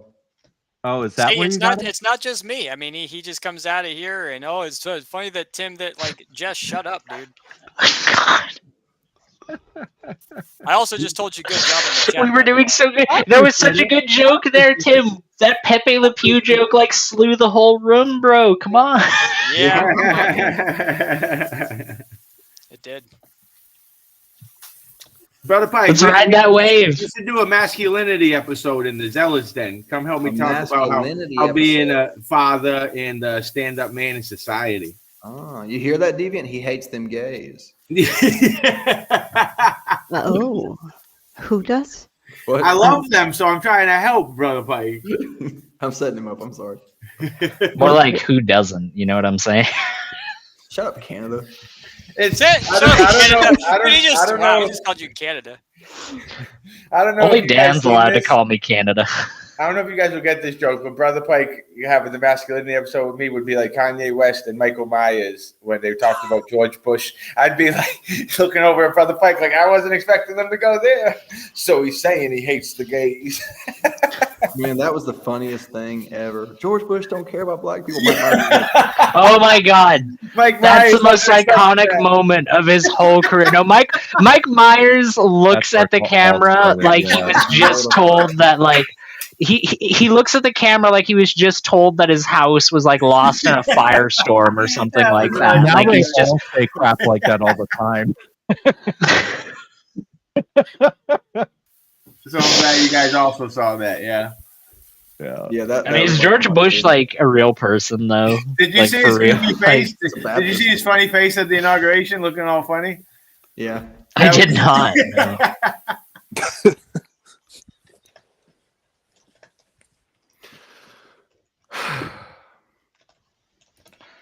So, what y'all think about politics and religion? I'm just kidding. Well, now that you bring it up, Christian. No, Not specifically, but I find those two quite important topics to discuss. So I find it weird that society somehow made those like the two taboo ones. Yeah. Well, as Gangster Ghost would say, particularly towards Christian, because of you. Me, the Catholic? No, because of Christian. Christian. Okay. It's all Christian. If you really think about it, every single societal problem can systemically be linked back to Christian in some way, shape, Most or of form. I don't know if I'd say everyone, but the ones that No, deal like with every single one of them, the gays, like without exception. The gay Jews. Oh, they're Christian. You're underrepresented. You're on thin ice. As AJ said once, you're on thin ice, Christian. He saved me from thin ice. Where's he been lately? I haven't seen him around. He's been like being a loser and hanging out with his girlfriend all day. Dude, or the whatever. artwork he did for me was sick. Yeah, he was pretty odd. No, he's a good artist. He's a very talented I'm artist. actually talking to another artist about doing a different thing for the hardcover. And wow, she's a pencil sketch artist and unbelievable. When I say unbelievable, I mean like photorealistic. But son, I cannot afford her. I've been talking to her about prices lately and like going back and forth. And the whole time I know I'm not gonna be able to afford her. Why would you do that? Because I mean, Aiden. You've been doing all that and you still haven't gotten back to that eBay seller? I mean, like, oh my goodness. You shut up. You're gonna do that, right? Yeah. Yeah. Obviously. Any day now. Any day. Saving it for tomorrow. You're saving it for like Judgment Day, like you might bring it up to him if he's an The truth is, I don't know what to say to him because I was so rude. Do you want me to message him and be like, on behalf of Christian Brian Pike? No, don't tell him my whole name because then he'll sue me. It's literally in the background of the stream. Yeah, and it looks good, right?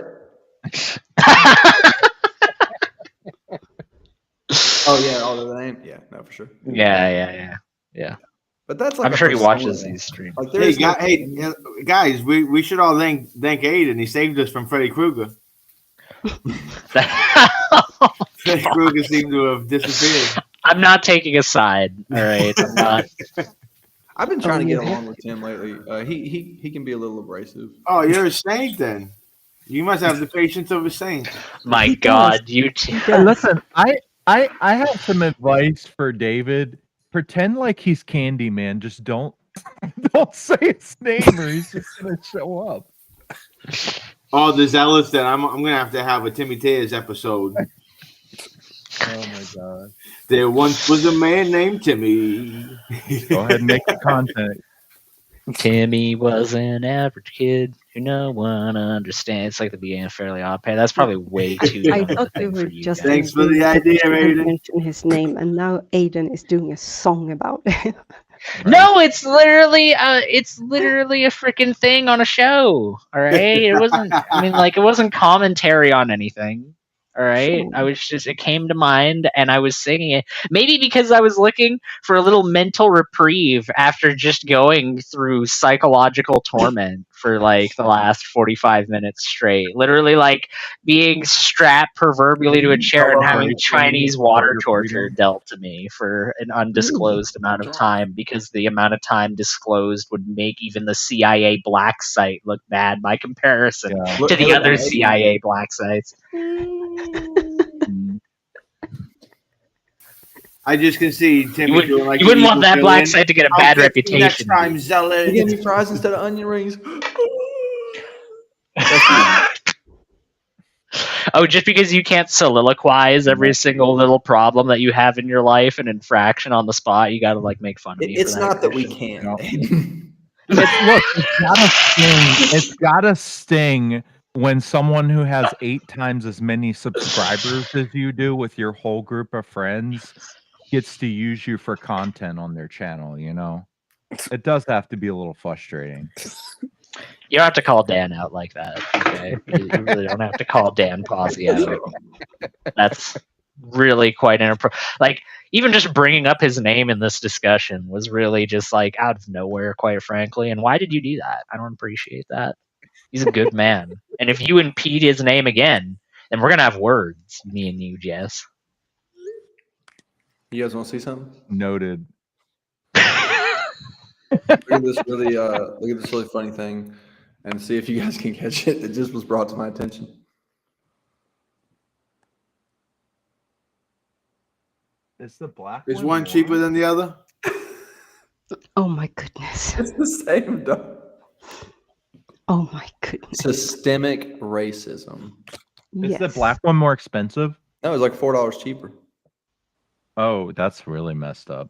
And this, what a commentary No, on it's culture. deep fried corn dog, which was quite good. Is it discounted because no one's buying it? Yes, I'm gonna let you determine that.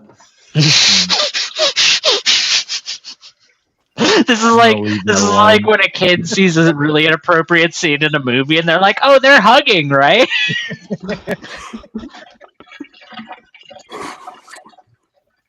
Oh my gosh. I actually Why thought are it they- would have been because why are the they person hugging would on have the subway? been the racist thought that black people are poorer, so they made it cheaper for them. That's where I thought. Ooh. I just figured less of them got bought and they got marked down. That would seem to be the more logical. Yeah, that's definitely the reason. That's the reason. You've been living in woke America for the last 8 years too, right? Is this Yeah. Right. What I said totally would make sense. Why Somebody. did I do the wrong one? Yeah. The heck? Can I just Go vent ahead, something Deviant. for a little while? Go ahead, Deviant. Yeah, because I cannot get it out of my head. I don't believe that you Americans or even Canadians have heard of it, but there was today a mass shooting in Sweden, the worst ever. 10 people have been killed so far. 10 have died. It was done at a school, a school for people who has only done their first 9 years and haven't done year 10, 11, and 12 and want to do those years. So it was older, grown-up people. It wasn't children, thankfully. Do they know about the shooter yet? Yeah, they suspect he's one of the people who are dead. Yeah. But that there are no we don't know really anything about him or why he did it or anything of that sort. Yeah. Well, I'm very sorry to hear about that, Deviant. Yeah. It wasn't near you or Sid or anything like that, was it? No. but it was close to where I it was in my part of the country. Oh, I see. And I do have friends who live there. Oh well, I'm very sorry. I'm sure you've already reached out to them. Yes. Everyone seems to be fine, but it's a bit. Yeah. We're not used to. I mean, is anyone used to it? But we're a small country. It's not nearly as normalized in your culture. Yeah. No, I mean this thing has never happened before, so it's on my mind. Let's just say that.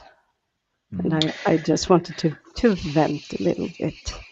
No, that's perfectly okay. I'm glad that you shared that with us because I mean, if that can help make things a little bit easier on you right now, then absolutely, by all means, I'm glad that you shared. Thank you. I didn't mean to like put a damper on. No, things. Deviant, your If it's- burdens are our burdens. Oh, thank you. Thank you Devin, I all. did hear about that on the news. I'm very, very sorry about that. That's a Oh, horrible you did. situation. Yeah. Do they think it's just an individual or it's not like terrorism or anything like that? No, they weren't sure at first. Yeah. But as the day has progressed, it seems more and more likely that it was a lone gunman. I think they said he was around 35 years age. Yeah. And they haven't said like if it was a student on the school or Yeah. anything like that.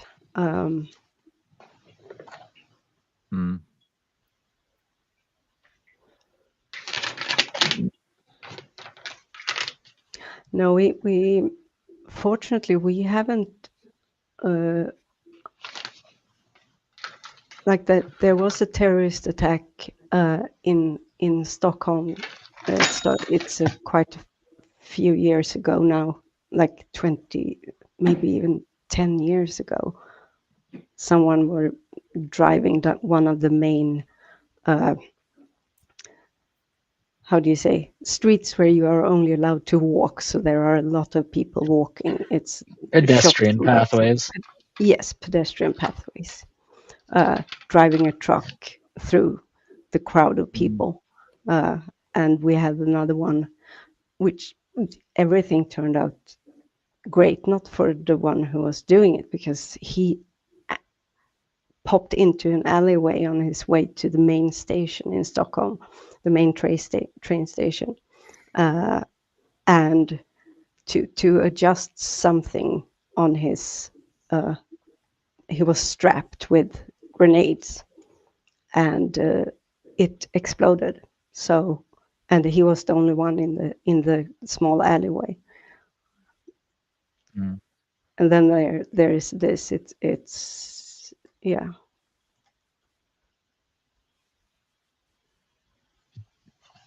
It's sad. Yes, no, And it is. concerning.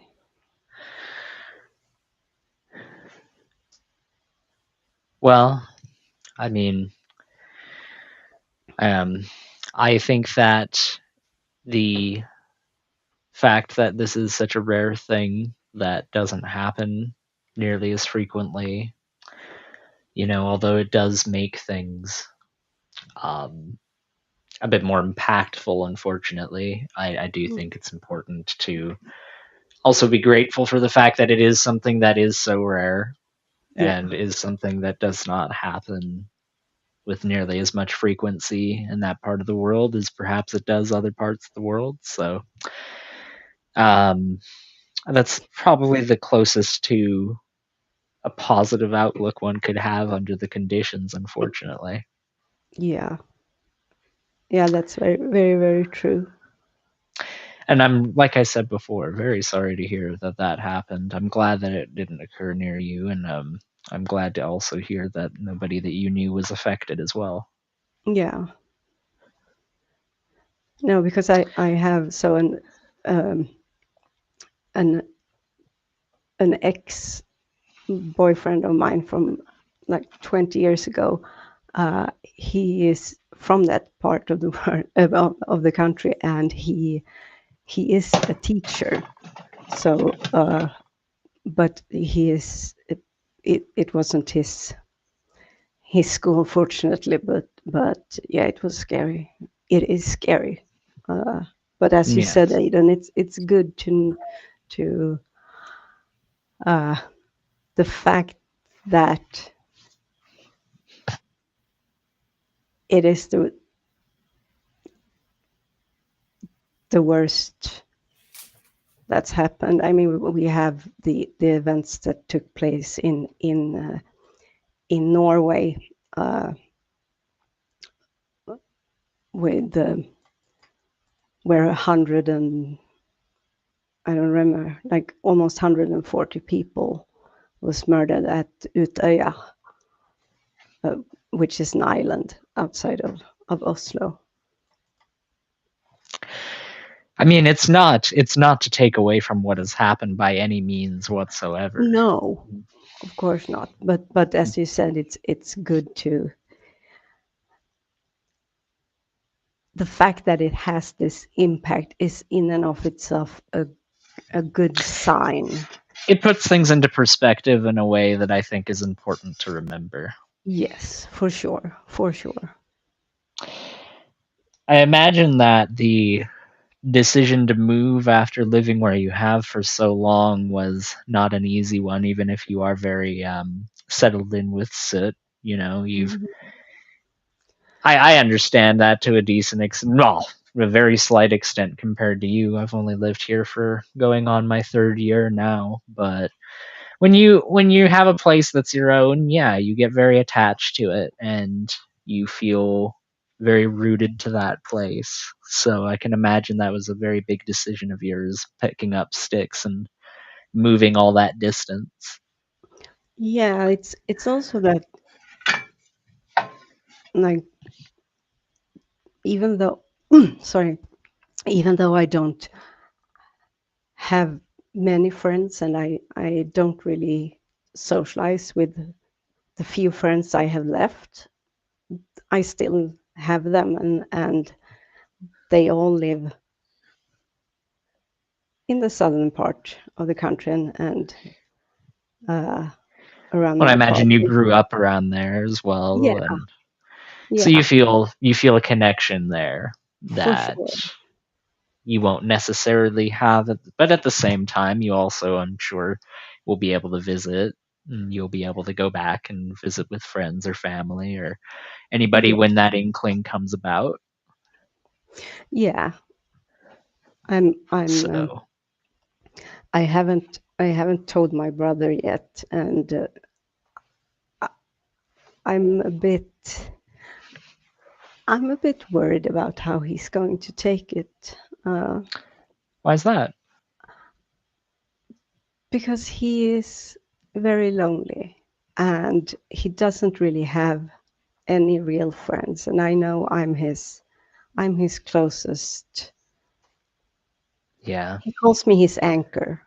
He's his anchor in reality.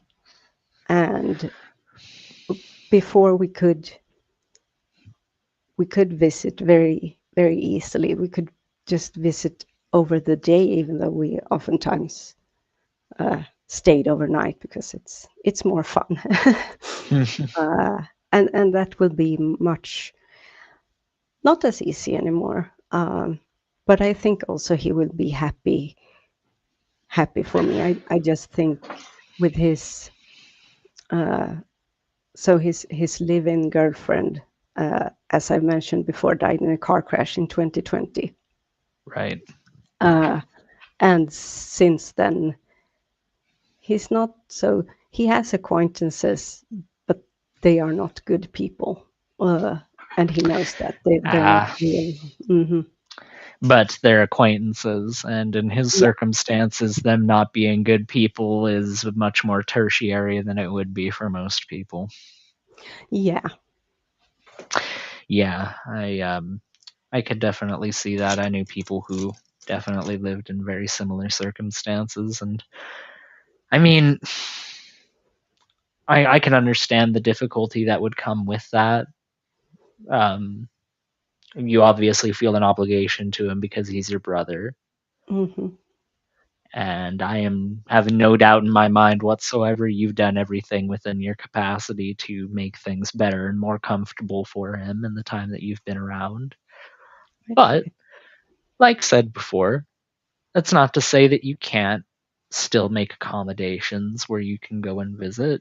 It's not to say that you're not going to see him again by any means. And like you said before, he is going to be very happy for you because I'm sure he recognizes that this is, especially given what you said about his girlfriend and how close he was, I'm sure he understands that this relationship you have with Soot is very deeply important to you. Yeah. So, And I think. Yeah. Go ahead. No, go ahead. No, I think he will be happy for me, because he was very happy when I told him I had met Soot and all of that in the beginning, and because he wants me to be happy, and he wants me to find someone I love and who loves me, and so on. Maybe I will have to pack him up in a little bundle and In a take little him here. box and bring Yeah. him. Yeah. Well, I would have to ask as well. I mean, like, I imagine, given what you told me about your apartment, that you're probably upsizing from where you were living before. Yes, we're actually even we're looking at a bigger apartment that's close to Soot's apartment, and we don't know yet because there's been issues to register with a housing bill. With like a rental company. Yeah. Some technical difficulties. So Soot is gonna give them a call tomorrow, because tomorrow is the last day that you can say, "Hey, I'm interested in this." Ooh, yeah, apartment." Yeah. definitely want to get in there while the getting is still good. Yeah, you don't want to Mhm. overextend that, otherwise another tenant might come by and just snag it up. So, yeah, that's a good idea. I mean, like, is it in a better area? Is it bigger? Is it like, what are the things about it that make it more appealing to you guys? So it's in the same, like it's only a couple of. It's basically where Soot parks his car, where his garage is. So it's a couple of, what can be 100, 150, 200 meters from Oh here. wow, so it's not far. It's like a block. Yeah. It's like a block or two. But it's much. So there are, in Sweden we count the rooms that are except from the kitchen and the bathroom and so on. Oh, so you include the living room in the number of rooms and stuff like that. Yes. Okay. So Interesting. this is a 2-room with, of course, kitchen and a hallway and a bathroom. Right. And the other one is 3 rooms, kitchen, hallway, and 2 bathrooms. Oh, so that would be And nice. of course. Yeah. As I'm sure you know at this point, sharing a space with a partner, it's certainly better to have 2 bathrooms. I miss our old suite that had 2 bathrooms. But I mean, on the occasion where it's dry, so I imagine that'll be a 2-bedroom with a living room. Yeah. Nice, nice. And a real, like, a big normal sized kitchen, and it even seems like it's two. It looks like it's two hallways, I think it once upon a time was like two apartments that's been made into one. Oh, okay. And one of the bedrooms are next to the kitchen, and on the other side of the apartment. So here, Sut is sleeping in the room, like there's just a thin wall next to us, or next to me. And in that apartment, you're going to have much more, because we have very different schedules, or rather, I'm sleeping when he's working. So I can only imagine that the noise level is not ideal. No, it's not. But if we get that other apartment, which I really hope for, but I don't want to hope too much, because you don't want to get your hopes up too much. No. But it would be really good. Also, because we are two people who has lived alone for a really long time, and we both have quite a lot of, like, it's not empty in this apartment. Yeah. No, I know what you mean. Yeah. We still need to go through the great downsizing in terms of the amount of stuff that we have.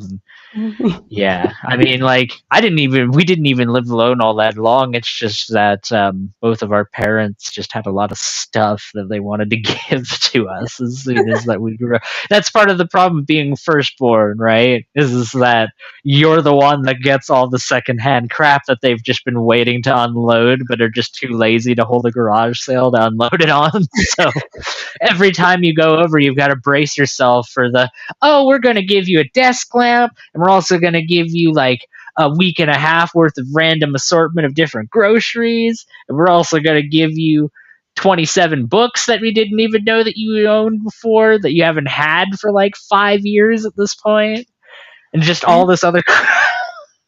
That is very much how it is with my parents as well.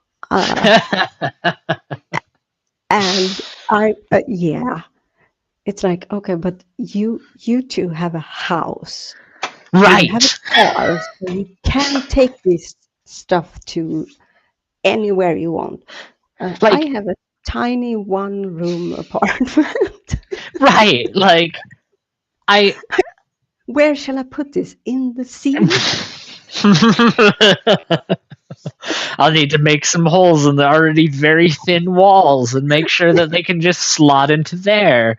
Thank you so much.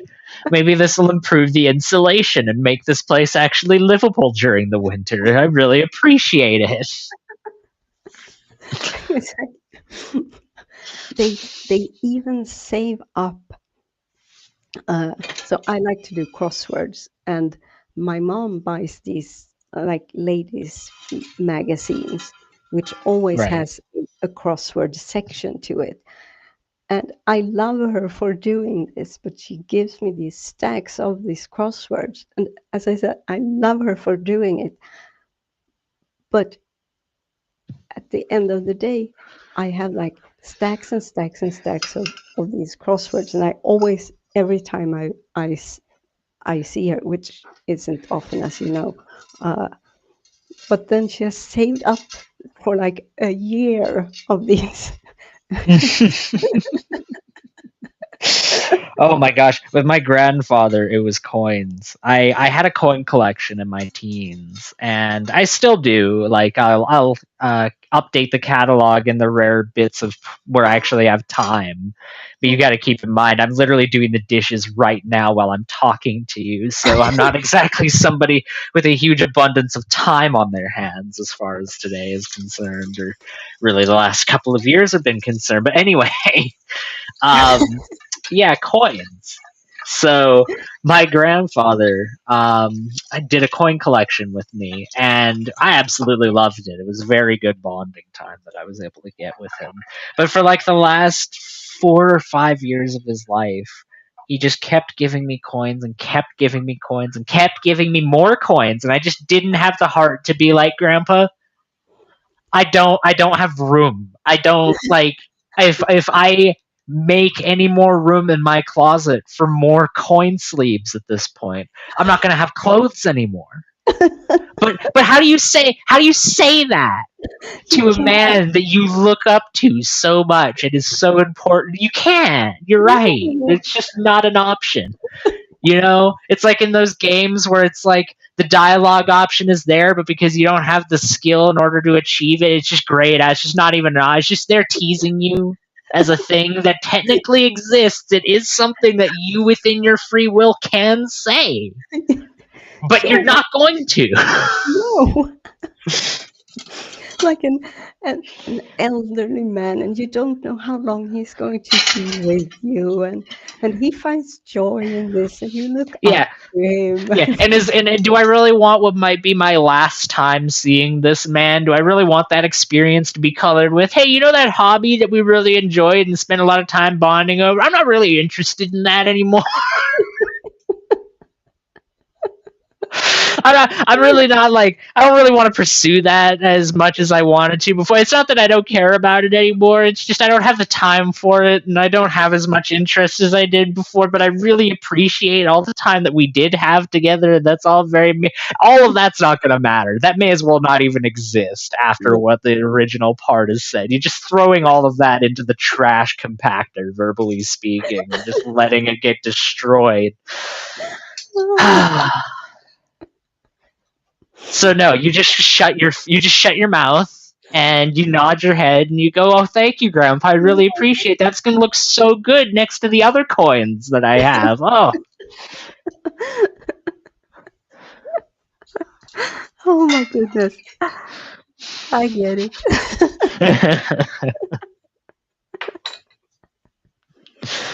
Oh. Poor our elders. Oh my goodness. Hey, he went to the grave thinking that I was still as interested in it. So there's that. There's that. That is good. Yeah. I mean, it's a good example of the fact that anybody that says that lying is inherently bad is just an idiot, as far as I'm concerned.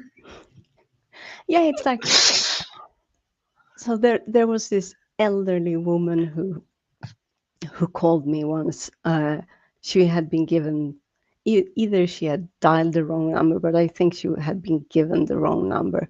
She was part of the Jehovah's Witnesses, and someone had given her this number and said that they were going to join her at the next meeting. So she called back to like, hey, do you want to go with me? And she realized that she had the wrong number, and she was so, you could hear that she was very much an older woman, like maybe 80s, and she was very sweet and very kind and fun, and we talked for a bit, and she of course asked me if I had heard the good news and wanted to like promote Jehovah's Witnesses for me, and I couldn't like, nah, I think you're a cult. Very harmful. It's like, why would I do that to an elderly woman? Yeah, like no matter how right that statement might be, yeah, it really is quite irrelevant when you look at the actual context of, like, you know, being a person with empathy, you know, like being somebody that like cares about what other people think and how they feel, and like, you know, trying to make sure that you don't make them feel worse by just your very presence and existence. You know, like I think that it's kind of important to be prudent under those circumstances, rather than just being like, well, you know what? Here's how I really feel, elderly woman. Let me tell you what's what about reality. And she would be all crushed and crying alone. Oh, God. Like, wow, what a great victory for science and logic.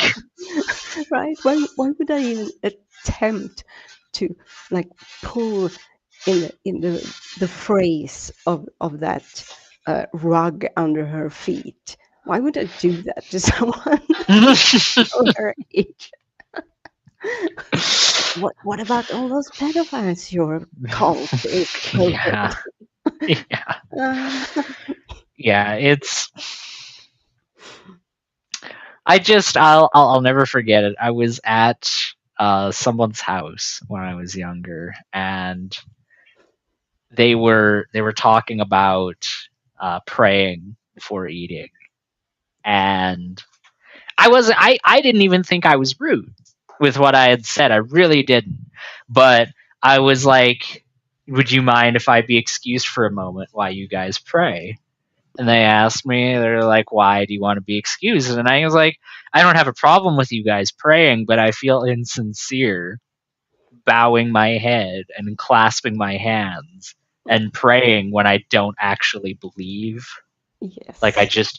I feel fake doing that. I didn't say that, but I said I felt insincere doing Yeah. that. But the reality is that I would feel like one of those freaking. So you're basically just playing with dolls at that point. You're just like, and then the doll does this, and then it does that, and then it's just make believe. It's make believe. And as far as the legitimacy of what I'm doing, I'm not saying the people that are praying are engaging in make believe. Calm down, everybody out there in the audience. That's not what I'm saying. What I'm saying is that I would feel insincere doing that when I don't believe, and I said that to them, and I damaged that relationship with not only that person who was my friend, but especially with their parents for the rest of the time that I knew them. And for a long time, I really had a hard time understanding why. I had a hard time understanding why. I was honest with them.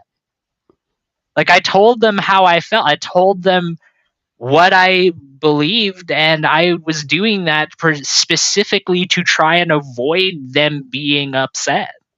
Like I was not doing that for anything but what I believed to be the most sincere of intentions. But the outcome was entirely irrelevant to that motive. The outcome was is that they viewed me as somebody who didn't want to be included on something that maybe they didn't just see as just a prayer, but also an important ritual of their family that they wanted to include me in. I didn't think Wow. about that dimension of things. And, learning that and figuring that out is a thing that I think everybody kind of has to go through on some level or another, at least anybody that has a core of honesty and integrity. I think they all have to kind of go through a moment where they were a little too honest as far as things like that are concerned. And like I said, I never was like, oh, I think it's a bunch of phooey. I don't think that when you clasp your hands and bow your head, I don't think you're talking to nobody. Like I didn't say anything like that. I was like, I don't believe this, and I don't feel respectful participating in something I don't believe in. But the actual motive did not matter, and that's an important lesson I think everybody needs to learn at some point or another in their lives. Yeah, I mean, at first glance, I would feel it was, if I was in your situation, I would feel like I would be disrespectful if I was like pretending or acting as if though I believe the same things when I don't. But then there is this other that's just my assumption, and sure, for some people maybe that would be the case, but maybe, as you said, they just wanted to show that you were part of the family, that they wanted to include you in this the family ritual, and you then saying no is like spitting on their cake and it's on their silver. like yeah, I mean like as far as they're concerned, they're like, we've brought this kid over to spend time with our kid. He's played with him using all of his toys that we bought him, and he's eating our food that we paid for, and he doesn't want to be included in this really important thing that we do as a family. Yeah. Like that's as far as how they're looking at it. And I just think that understanding that dissonance of perspectives is something that this community could kind of take a little bit of a lesson from at large. Hint, hint, nudge, nudge, not naming any names or anything like that. But I think just taking a moment and really like putting yourself in someone. I know it's a phrase that's like repeated so much that it might as well be just what's the a platitude. It might as well be a platitude with how often it's repeated. But really try to put yourself in someone else's shoes and try to understand how they might interpret something that you're saying to them. I think that that would save so much strife and argumentation and just a refusal to understand what the other person is saying to you. I think keeping that in mind, it's a hard thing to put into practice and it's an easy thing to talk about, but I'd like to think that like exercising any muscle in the body, it's something that will improve if you continue at it and keep trying to do it. Something you need to work at over time to improve. It's not something that's going to happen immediately overnight, but you know what? Making an effort and making other people aware that you're making an effort to do that buys a lot of favor with most people.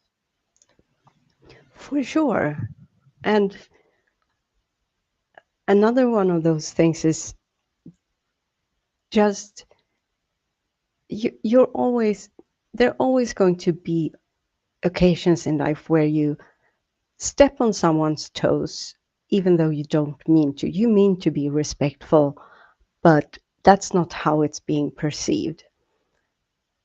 And to just have the humility to take a step back and not get stuck up with, I wanted to be respectful, so how dare you still be offended when I was so empathetic towards you and wanted to respect you. Now you are disrespecting me. Sorry.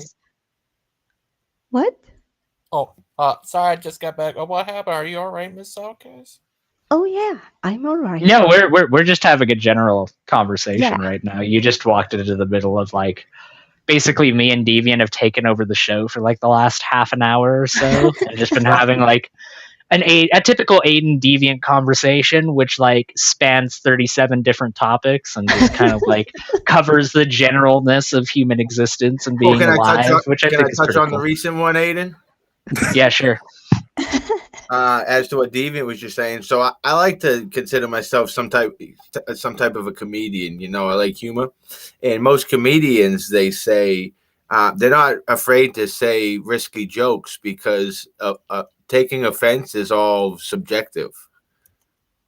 Is that kind of what you guys are speaking to, or are you saying you shouldn't risk being offensive because it might offend?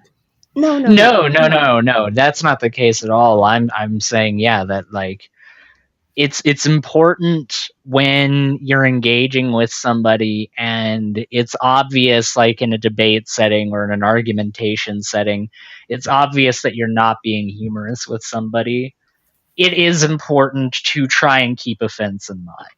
I think that there are points where trying not to offend someone is a prudent thing to pursue, if for nothing else than to secure your own ideas and protect them against the accusation of, oh, well, you're just using an ad hominem, oh, you're just using a straw man. If for nothing else, trying to avoid offense will bolster your own arguments as far as giving your opponents fewer avenues of potential attack against you. No, as far as humor is concerned, if you're being humorous, if you're joking, if you're just bantering with somebody, that's something that you can definitely have a lot more credence with. I think with almost everyone, you have a lot more wiggle room when you're just engaging in banter compared to when you're having a serious engagement.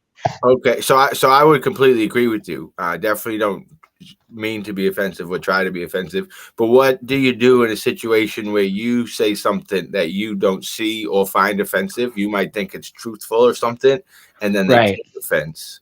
I guess I'm kind of asking because some people could be more offended than they should be. Do you know what I mean? Sure.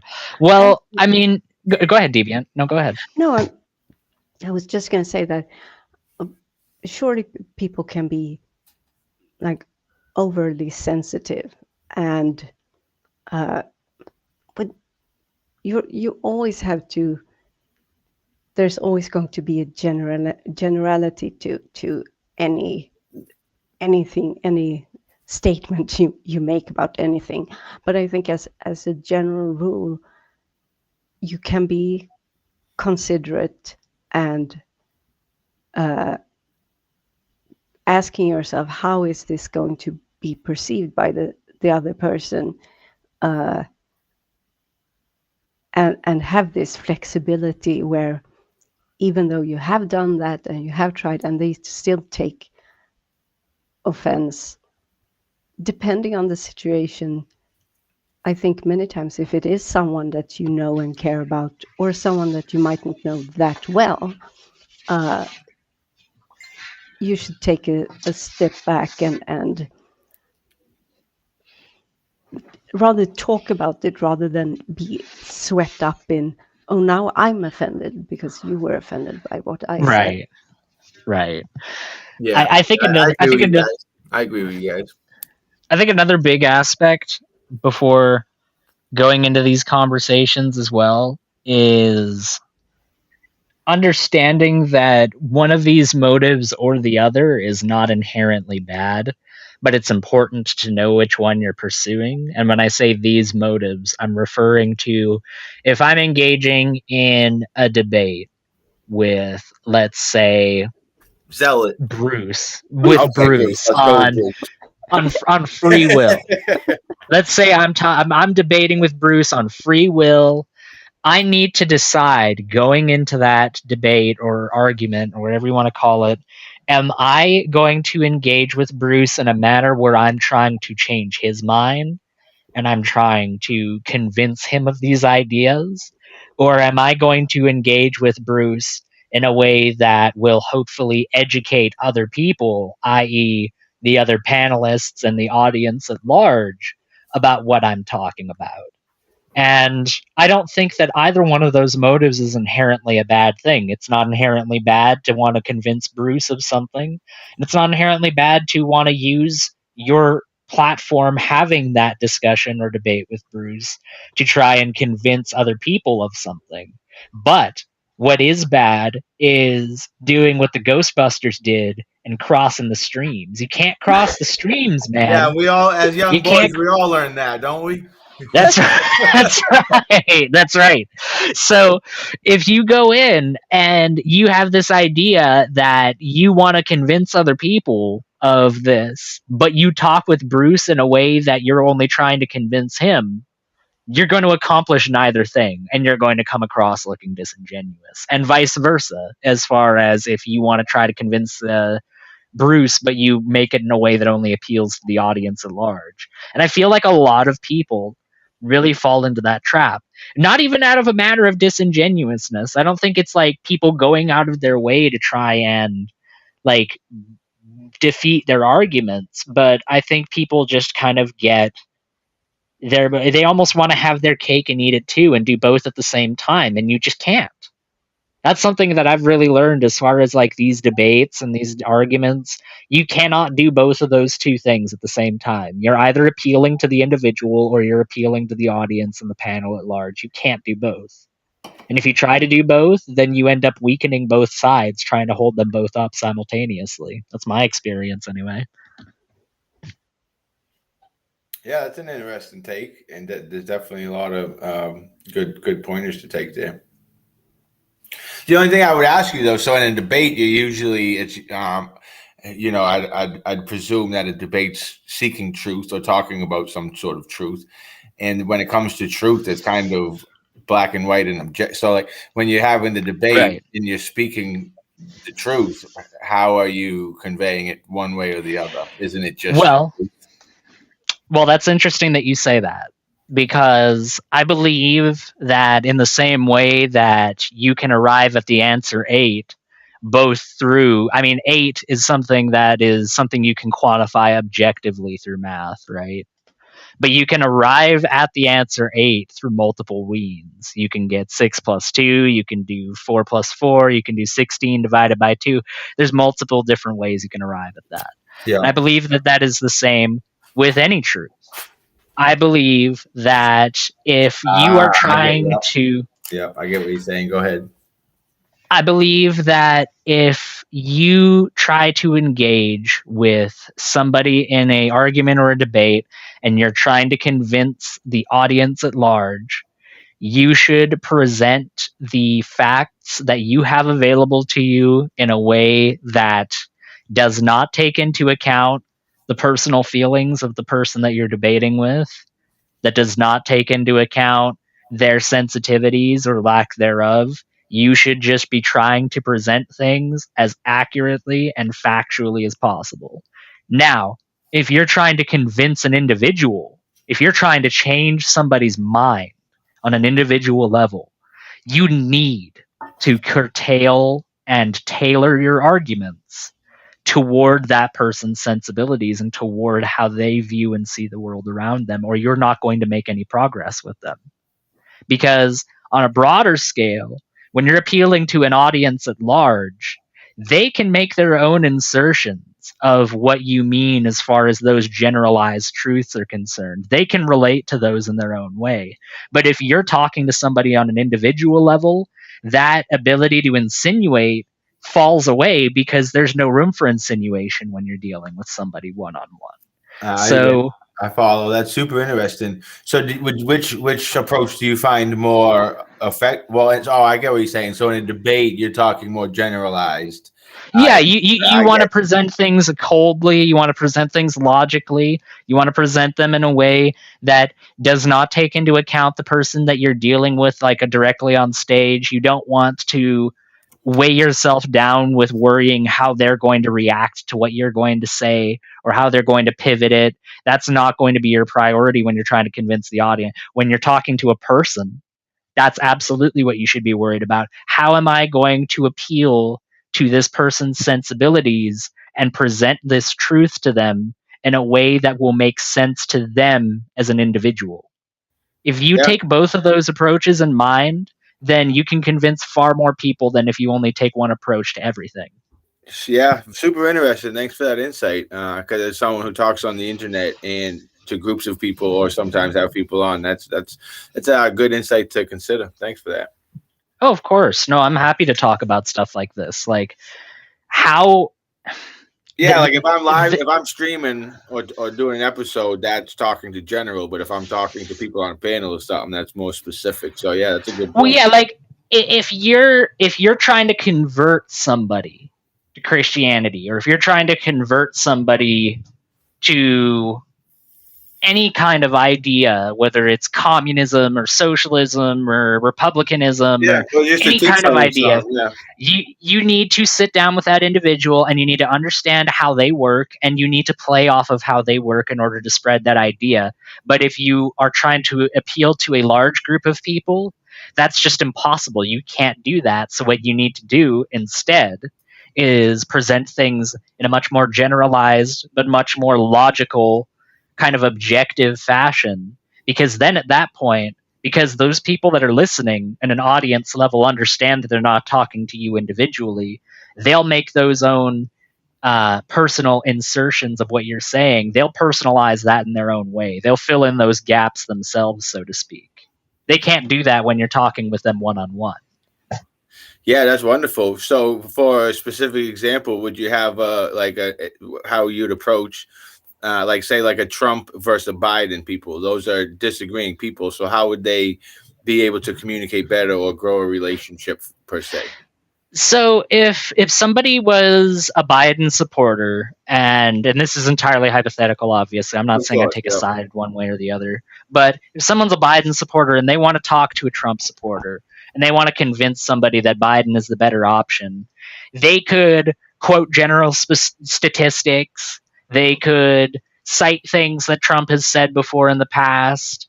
But if they do that, there's a decent chance that they're not taking into account that individual's sensibilities and what is going to appeal to them.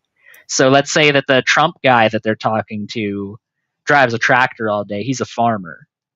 If you talk with that person about Joe Biden's agriculture policies and how he's looking to revolutionize American agriculture, and he's looking to do this and he's looking to do that, and look at this new initiative that he's presented. Look at this bill that he's got on the table that's going to help people in the agricultural industry.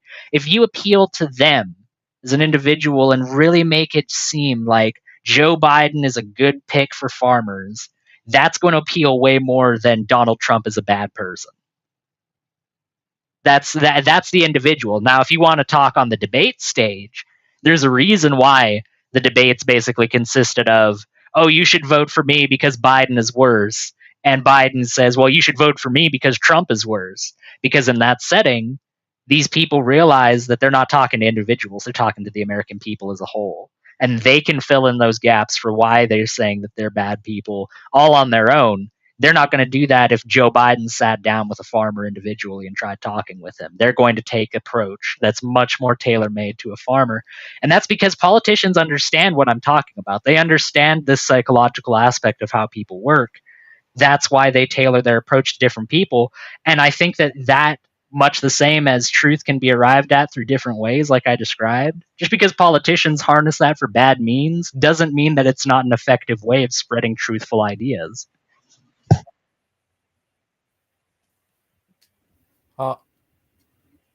Oh, hi, Richard and Brother Pike. I'm the handyman here with the hands and the plan. That's right. How's it going? Dirty Pike. Dirty. Hey, Richard. Why is peace and respect to you advertised across the bottom of this stream? Oh, you know. It look maybe it could have been Adderall. I'm not sure. That too. AABD. Why does the handyman have an uncarved pumpkin? Well, that's a very good question. One to which I have no answer. I would just think being a handyman, it would already be carved. That's all. He's just trying to tell you he's a Richard's pumpkin got pie. jokes. He's got Richard jokes does got today. jokes today. No, I don't mean it as a joke, actually. It's just an observation about what is. I like Well, it was observations interpreted. about what is. That's a joke. You know what is a joke, though? It sounds like old boys on the rag. Now that's a joke.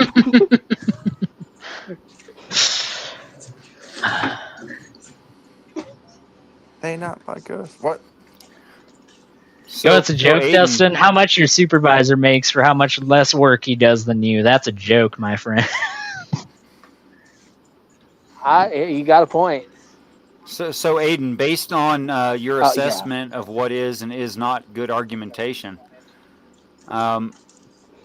sometime I'd like to pick up the conversation I was trying to have with you previously, 20 episodes of Gangster Ghost Show ago, about how open your mind is in reading of texts like the Bible, inclusive of the Bible, but not exclusive to necessarily, and how much you think that your society and what you are taught to think about it is involved in your thought process. Well, I mean, I've already acknowledged before in conversations with you, Richard, that that's going to play a role. I don't think that anybody can entirely divorce themselves from that kind of viewpoint. I think it's all a question of degree rather than whether or not that exists. I think that's on the average correct, but it's too general, because I think it is possible to completely defeat it with good enough evidence. I mean, if a person's rational. Do you really think that you can entirely divorce yourself from a societal perspective on something? It doesn't mean you'd forget it. It would still be, of mind, but it doesn't mean that you have to honor it and follow it in any way. Sure, but not all proof is rational. Sure, but I mean, like, at the very least, in order to understand how a societal perspective would be defeated, you would have to first understand that societal perspective and factor it into your thinking. So it's going to be present on one level or another. No, yeah, I still remember what it's like to think like an atheist, because I was one for 30 years. So that hasn't gone from my mind. I can still argue for the atheist side against Christianity. Oh, look at the babies. Hi, guys. Of course, at that age, they probably don't want called babies, do they? Deviant outcast, I love you. David doesn't act like you. Christian, how much does your wife look like you? Because these kids look like Junior you. Oh yeah, she's a carrier. Yeah. Does your wife also look like you? Because I see no other influence. These are bad kids, Richard. No, They're there's just no a such bunch thing of as little bad Christians. kids. Are you asking if they're related, Richard? No. I'm just wondering. Are you getting No. at? Are you saying that No, there's a Dustin, that's relation, not what maybe? he's saying. No, actually, the furthest you could take it is I think they stripped an ovum and put only his genetic material in it, and then implanted it into a female who was, a viable carrier. And those two kids are just 100% him. Viable carrier has a name, Richard. Viable Well, I've carrier never has a heard it. name. It's So- woman. What percentage? Oh yeah, What percentage of your children are pumpkin it's pie, about 60. Pike? 60%. Pumpkin Pike over here. Pumpkin Pike. You look into his genetic code, and there's just a bunch of little pumpkin pies floating around there in a helix. That's not possible. But anyway, that may not be possible, Richard, but it was a very humorous image that invoked laughter within my peers. So you're not going to take away from that with the fact that it's not technically actually possible, Richard. No, you can't. I can't. So take cease away and from it. desist, sir. Cease and desist. Sugar backbones and stuff like that. That's what you'd actually see. But anyway, Big Bad Mama caught on to what I was saying. I did too. That's why I shut it down. Now he's on the inside of the joke. Okay, You're a sick fine, man, be that Dustin. way. You're a sick man. This is true, and the sad thing is I think you're the only one who could diagnose me. It means I got the market cornered. I can charge whatever fee I want. takes one to know one. Is that why he would be able? The silence. I'm not sure what that question was directed at. I'm just curious. This is I'm like a rabbit. I'm cautious. I'm going to reply with, I do not recall, Senator. That's my official reply. Who was that? Kash Patel said that quite often. Well, that depends on what your definition of the word is, Richard. Oh, now, I recognize that's supposed to sound like That just depends on. No, you don't understand. You don't understand. I feel your pain, Richard. I feel your pain. That's the worst Bill Clinton I've heard yet. But Richard, anyway. I feel your pain, Richard.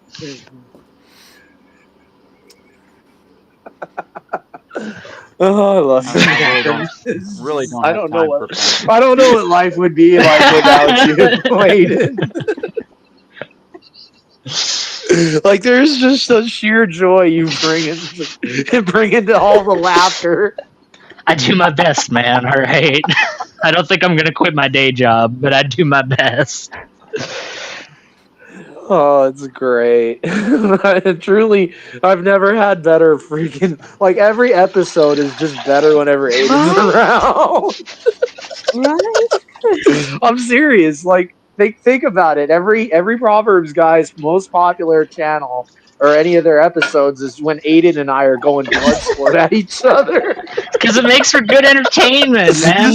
It's like going back... Dude, it's like modern Proverbs guys is like modern WWE, dude. You have to go back to like the Attitude Era of Proverbs guys to actually watch something that's like worth a damn. Where like freaking Dustin's throwing me off the top rope and I'm freaking pile driving a steel chair through his midsection. Like that's where the good times were.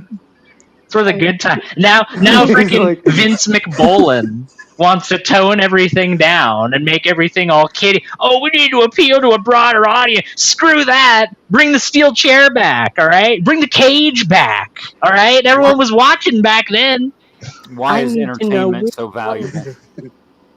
Which one of the two?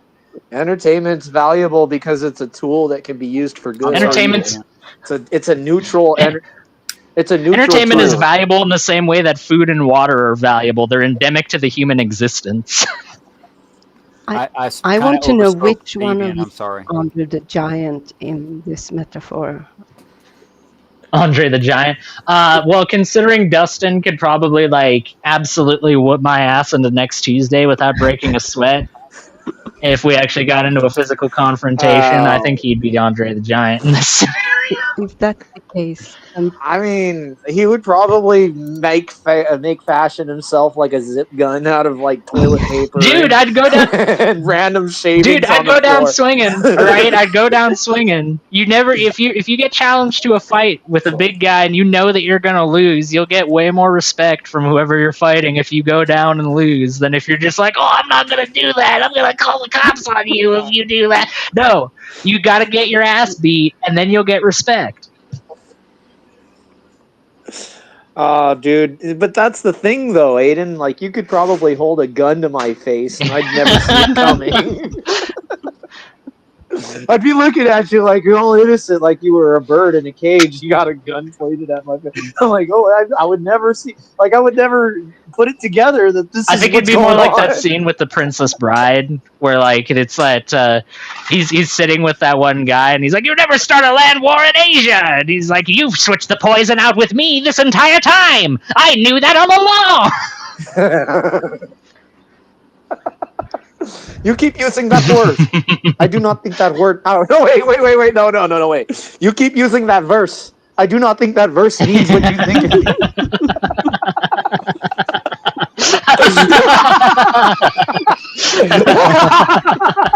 Are you guys trolling each other? I do not think that verse. Oh my gosh. Are you guys trolling each other, or Oh, is this extreme yes, fanboy? we can do it. We can do it where it's actually it's kind called of funny, having 'cause fun, Aiden Richard. and You should I, try we- it sometime.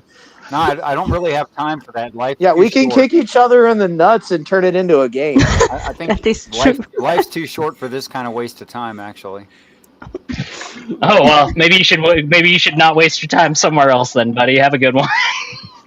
You make a good point. I just keep hoping, because of the intellect of some of the people here, that a worthwhile conversation might break out at some point. That's why I return. Oh, I see. Well, I think I'm just gonna keep keeping on how I'm keeping on, and you can keep keeping on how you're keeping on, Richard. I think that's a pretty good arrangement. How's that sound, buddy? But I have hope for you. The problem I gotta is- go. I'll be back if you guys are still on. All right, have a good one, Dustin. Sorry, we need to stop having fun. We have a serious conversation. I'm going to put on my big boy pants now and have a serious conversation. All right, Richard, are you ready? We're going to have a serious conversation I'm here for now. a serious I really do think you're capable of it, and I really do think you're worth having that conversation with.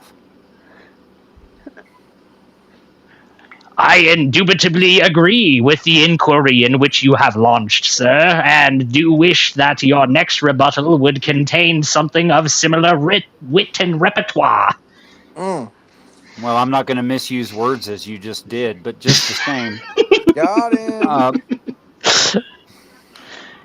No, I'm losing right now, Christian. You need to understand. I'm on the back that. foot. I'm on the back foot right there now. There was no thing to rebut yet, so there can't be a rebuttal. But anyway, so if only I had been educated with as learned a scribe as you had doth been brought up upon, thy Sir Richard. Thank you There's for a thine lot of education.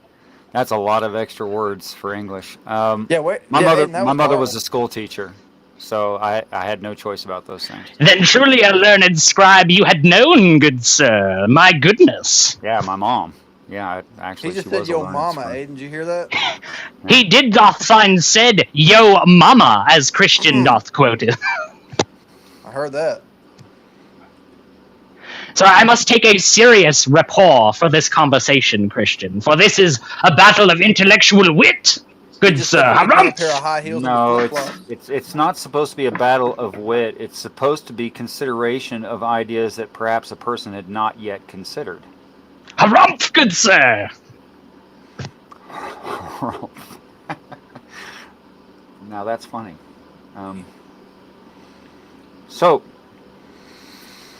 What do you think, Aiden, of the idea that since there is no person reading the Bible who can actually complete it, and to write, a set of demands and promises, rights and responsibilities, to someone who cannot do it is illogical, it's irrational, even irresponsible, even damaging.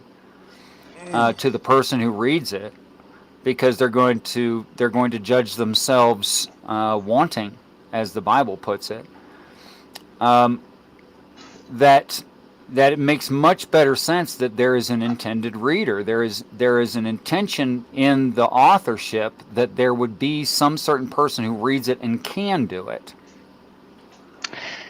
So that person, by virtue of the fact that they would have to have the entire body of text, would have to have been born after John finished penning Revelation on Patmos, then, I would assume? Absolutely. Or whatever was Okay. actually written last chronologically. I'm not certain. I don't think we can prove what was written first and last. So then, in order for your contention to make sense, you would then have to posit that every single author of that text had that one particular person in mind, correct? Correct. Okay. And who would that particular person be in your view? The person who does it is Jesus. I think that's evident. But Revelation was written after Jesus died. No, actually, you don't know that. I mean, it's an interesting claim. It's a broadly accepted claim. It's just that no one actually knows that. I mean, what do you mean knows that? Do you mean like we're presently there when it was written? Because, yeah, I mean, in that regard, we don't know for sure, but archaeologically, we have very strong evidence to show that the first appearance of the Book of Revelation appeared after the time of Jesus' death. Okay, so I think we can do a fairly decent job of dating the writings, okay, and putting them in a geographical location as well. I think we can do that fairly accurately. What we can't show is Jesus' existence in the past of this earth. That we cannot show. Aiden just got roasted. Shut up, Christian. I mean, do you agree with me that there is scant and probably not conclusive evidence for the existence of the person whom we would be referring to as Jesus Christ? Or do you sure, disagree? like the personhood of Jesus Christ? Yeah, sure. Right. I don't disagree that he was a person that existed and he lived and he died. Sure. So then, what you don't doubt that he was a person and that he lived and died and was on this earth? Sure, I do, however, doubt that we can show an instance of the ideas expressed in the Book of Revelations being expressed before their appearance on the island of Patmos. See, what I'm hearing is that you must. Okay, I'll just ask it as a question instead of making any assumptions on your position. Are you saying that Jesus Christ was a real person but did not do what was claimed of him? Is that what you're saying?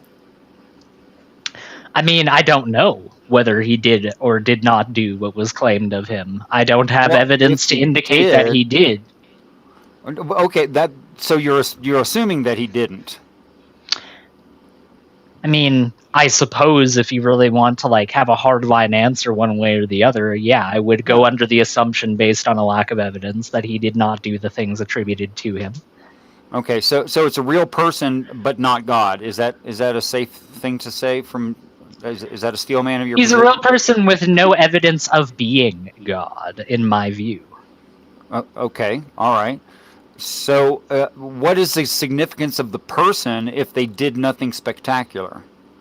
It's just a guy. I mean, the significance of the person was their expression of the ideas that they expressed, which very clearly had a significant cultural resonance with the people that he expressed them to, who would then go on, namely with people like Paul and the other apostles, to provide a very great cultural impact across the entirety of states like the Roman Empire, Ethiopia, Armenia, etc. So in steel manning of your position, I could say something like, it was significant in the in that era, and in that part of the world, in that culture, that a person should stand up and say, women have rights too. Would it be significant for them to say that? I mean, yeah. Well, he did say it, so. Yeah. I mean, according to the stories, he did say something very, very similar. I'm paraphrasing, obviously. Yeah, I mean, like, I think that is just as important as far as my particular set of views are to other fundamentals like do unto others as you would have done unto yourself. I like Buddha's version better, but yes. Yeah, I would agree with that, but we're talking about Jesus right now, so. Right. Okay, so if Jesus was an actual person in that time space, right, and right, you take him having been an influential philosopher, is that what I'm understanding?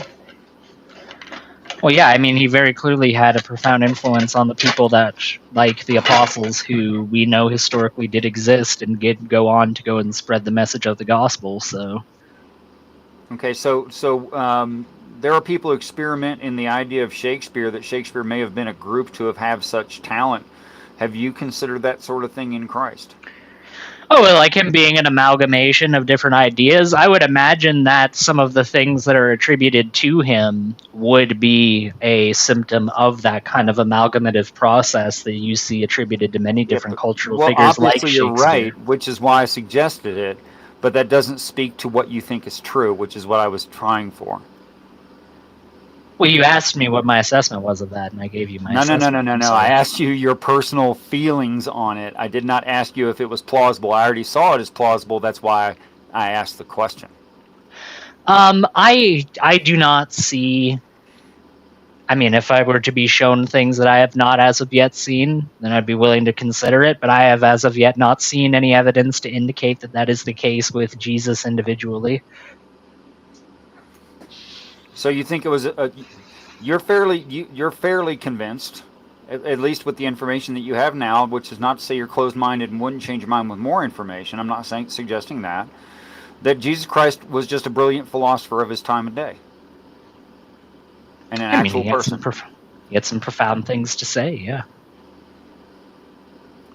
What do you think of the things that are evidently wrong? Such as? These things will come to pass before this generation. Some of you will live to see these things. Well, I mean, if you believe in preterism, you do think that that's true and that did happen. So it really just depends on your point of view as far as that's concerned. I think preterism is a niche position that is not well supported from the well, actually, it does in this case. Because we're speaking in great generalizations. I mean, I could cherry pick anything and say, "Oh, there's a single person who believes this thing."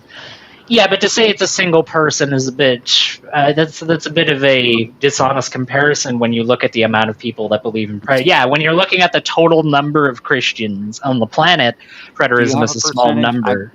I've never heard a percentage.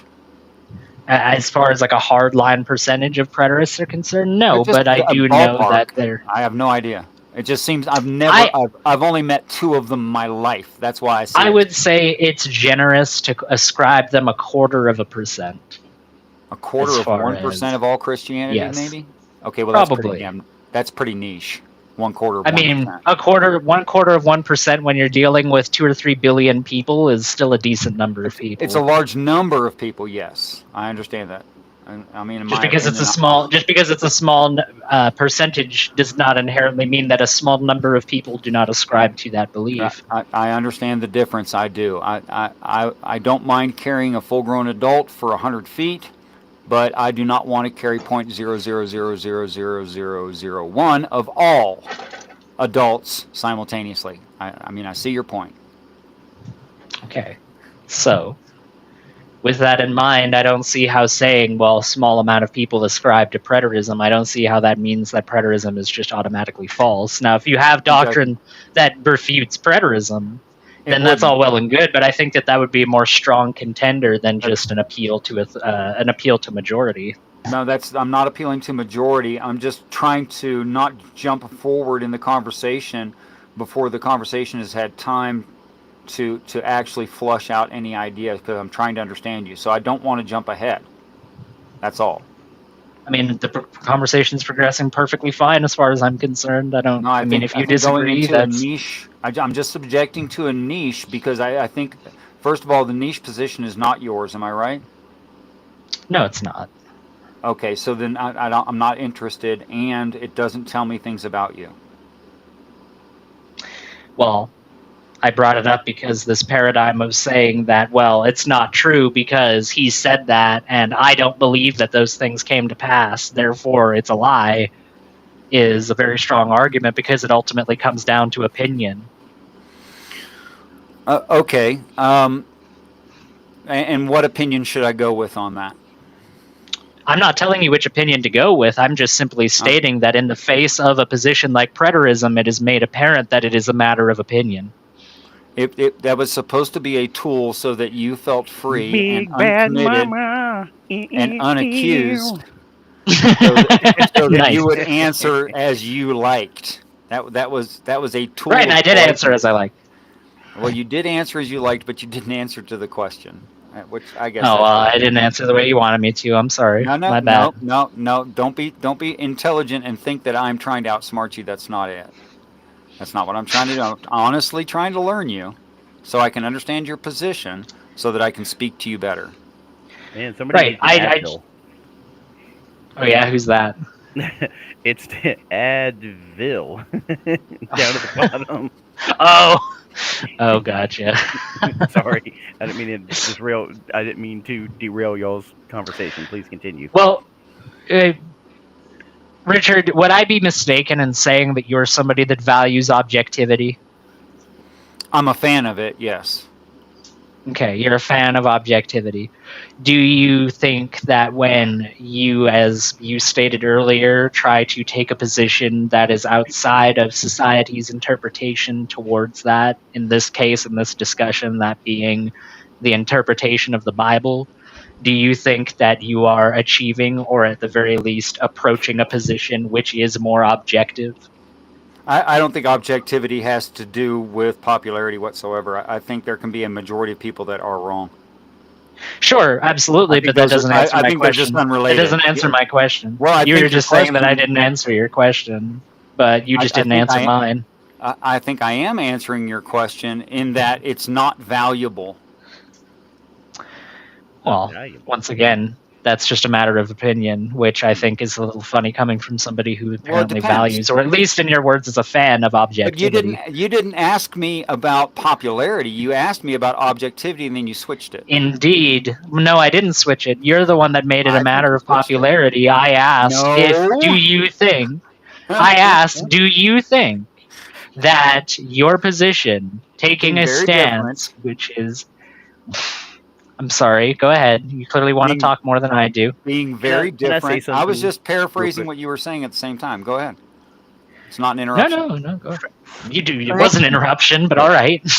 Frank is trying to say something. Just real quickly, again, not trying to derail the discussion, but just want to mention for the record that Demolish Doctrine, you were on was it Saturday night when we were all on with Pike had possibly. Yeah, I seem to remember that you were there. Yes. I don't remember. Okay, on this show Saturday night with Pike and some others. Yes, I think so. Okay. Just for the benefit of anybody that that didn't see that live and wanted to know who all was in the discussion. I was fairly distracted that night by my friend David, who is drinking again, and I'm very disappointed in because I actually love him and care about him. So, sorry about that. That's okay. I'll let you guys get back to it. I just wanted to point that out because it was Pike ended up going 2 hours past what time he had planned because we were having such a lively discussion. Anyway. All right, geez, Frank, I need to put my suspenders back on and put my spectacles back on, and I gotta have a big boy conversation here. Come on. Okay, so I'm trying to understand your position, Aiden, and yes, there is a fundamental agenda behind that. I want to be able to argue with you well without strawmanning you. Okay. Now you can take that as a compliment, or you could take it as a manipulation. Either way, I'm fine with that. It's fine. But no. I never once said it was a matter of manipulation. I was trying to ask you in my question whether you think that your position is more objective than that of what you would consider one that is based on societal views. Oh. Well, yes, I think it is more objective than societal views. I also think it's not my idea at all, nor my opinion. only that it seems to hold true definitionally. It has predictive power in words that I can't even read in a foreign language, telling me what those words should mean. I mean, you All ascribe to of those those kinds of ideas, things. correct? What's that? You ascribe to those ideas. What ideas? The ideas on which you just expressed. Okay. Well, I subscribe to an idea of falsification, that some things can't be true and we can show it. Now, can we show what the ultimate truth is? No. But we can say, well, this, and this isn't possible for reasons A through D. We can say that. So I can say that Christians misunderstand the Bible, or at least all the Christians I've met, all the ones I've spoken to. And I can say that is a true thing. Right. You could say that that's true, but you could say that that's true in your view and perspective of what you view to be true. No, it's possible that could be true of what I think is true. However, to this point, to this very moment, I and everyone I've met have been unable to show that it's not true. Sure. So that means that it is a subjective truth that you hold. That's fine. I subjectively hold that it is true. That's not the same thing as I subjectively hold it as a truth. I mean, I'm fully persuaded doesn't make something a truth. No, of course it doesn't. I would never say so. Right. But the impossibility of something does make something false. The impossibility of something doesn't make something conceptually false. We can conceptualize anything. That's not the question. And the question isn't even can that thing we conceptualize be consistent within itself. However, if inconsistency is an aspect of a thing, we know that it can't exist. So it's an elimination process that I'm talking about. It can't exist beyond conceptualization is what I would agree Correct. with. I don't agree with that it cannot exist, period, because those are Right. two different things. Right. There is the poem, one bright day in the middle of the night, two dead boys got up to fight back to back. They faced each other, threw their swords, and shot each other. The deaf policeman heard the noise and came and killed the two dead boys. And if you don't believe this lie is true, just ask the blind man because he saw it too. So, yeah, we can conceptualize that. It just can't exist. Right. But I do think that the distinction is important. I do too. So Christians can conceptualize a thing based on literature of their liking, but that doesn't make the thing possible. Whereas what's been conceptualized to me is completely possible. So at least in a mental set of balances, it at least seems to me that something is more likely if it is possible than if it isn't. So you can demonstrate that these Christians' views of the Bible and biblical interpretation are objectively impossible. Yes, several of them. Okay. I'd be interested in hearing that. Not everything like. I mean, you have to axiomatically assume for tribalism or personal preference or however you justify it that human life is worth preservation, right? So that's a subjective thing. But if we grant that axiomatically, then we can say humans shouldn't be killed, right? So then we have the is to the ought, and we have a path there, if you will, right? Sure. Sorry, I'm doing dishes right now. I'm a little. I kind of gathered that, and I expect you to be a little like 25% distracted. So do I need to say that again, or does it matter? No, you could say it again. I think it would be worthwhile. Okay, so what I'm trying to say is, if I can remember, because I got really tickled by the fact that you're doing dishes right now. That's funny to me. Sorry. Okay, so what I'm generally trying to say is that although an objective truth cannot be shown in all situations unless it's physically evidential, right? We can at least say that if something is impossible within itself, okay, then that thing cannot be. For instance, an unembodied mind. A mind is definitionally an aspect of a brain. A brain needs a body to support it. There's no such thing as an unembodied mind. That can't be. So you're talking about a thing or an idea which is inherently self-defeating? Correct. And when people espouse or even promote those kinds of ideas, never mind admitting them, they'll freely admit it. But when you press them on it, they'll espouse it. They'll do what they can to reinforce the idea, because their religion hangs on those kinds of ideas. Those things evidently cannot be. So do you think, based on what you just said, that a large reason for why they hold the views that they do is because they are extremely emotionally invested into that by religious means? Yeah, be that like a sunk cost fallacy, or perhaps tradition. They were born into it, something like that. That's something I could certainly agree with you on. Yeah, well, it was obvious to me and the people that I've spoken to on these topics that's what they're actually suffering from, not that they really believe these things. And you could tell because they don't use that kind of metric for anything else. Nothing else. Timmy's back, and so is Bustin' Duck. Busted Duck. I mean, Dustin Buck. Why, thank you. Buck around and find out. That's correct. Yeah. Do they have excavators working at 24 hours a day where you're from, Dustin? Buddy, I'm around construction. If it's not big, ugly, and can kill you in 2 moves, it doesn't belong around me, okay? That's hilarious. That was great. That was great. It's just the way it is, man, okay? Like, I grew up like this. Diesel trucks, gasoline engines with cylinders that'll crush your head if falling on you. Like, that's just my natural environment. Power tool. It's true. A small backhoe, each tire carries 4 tons of weight on a small backhoe.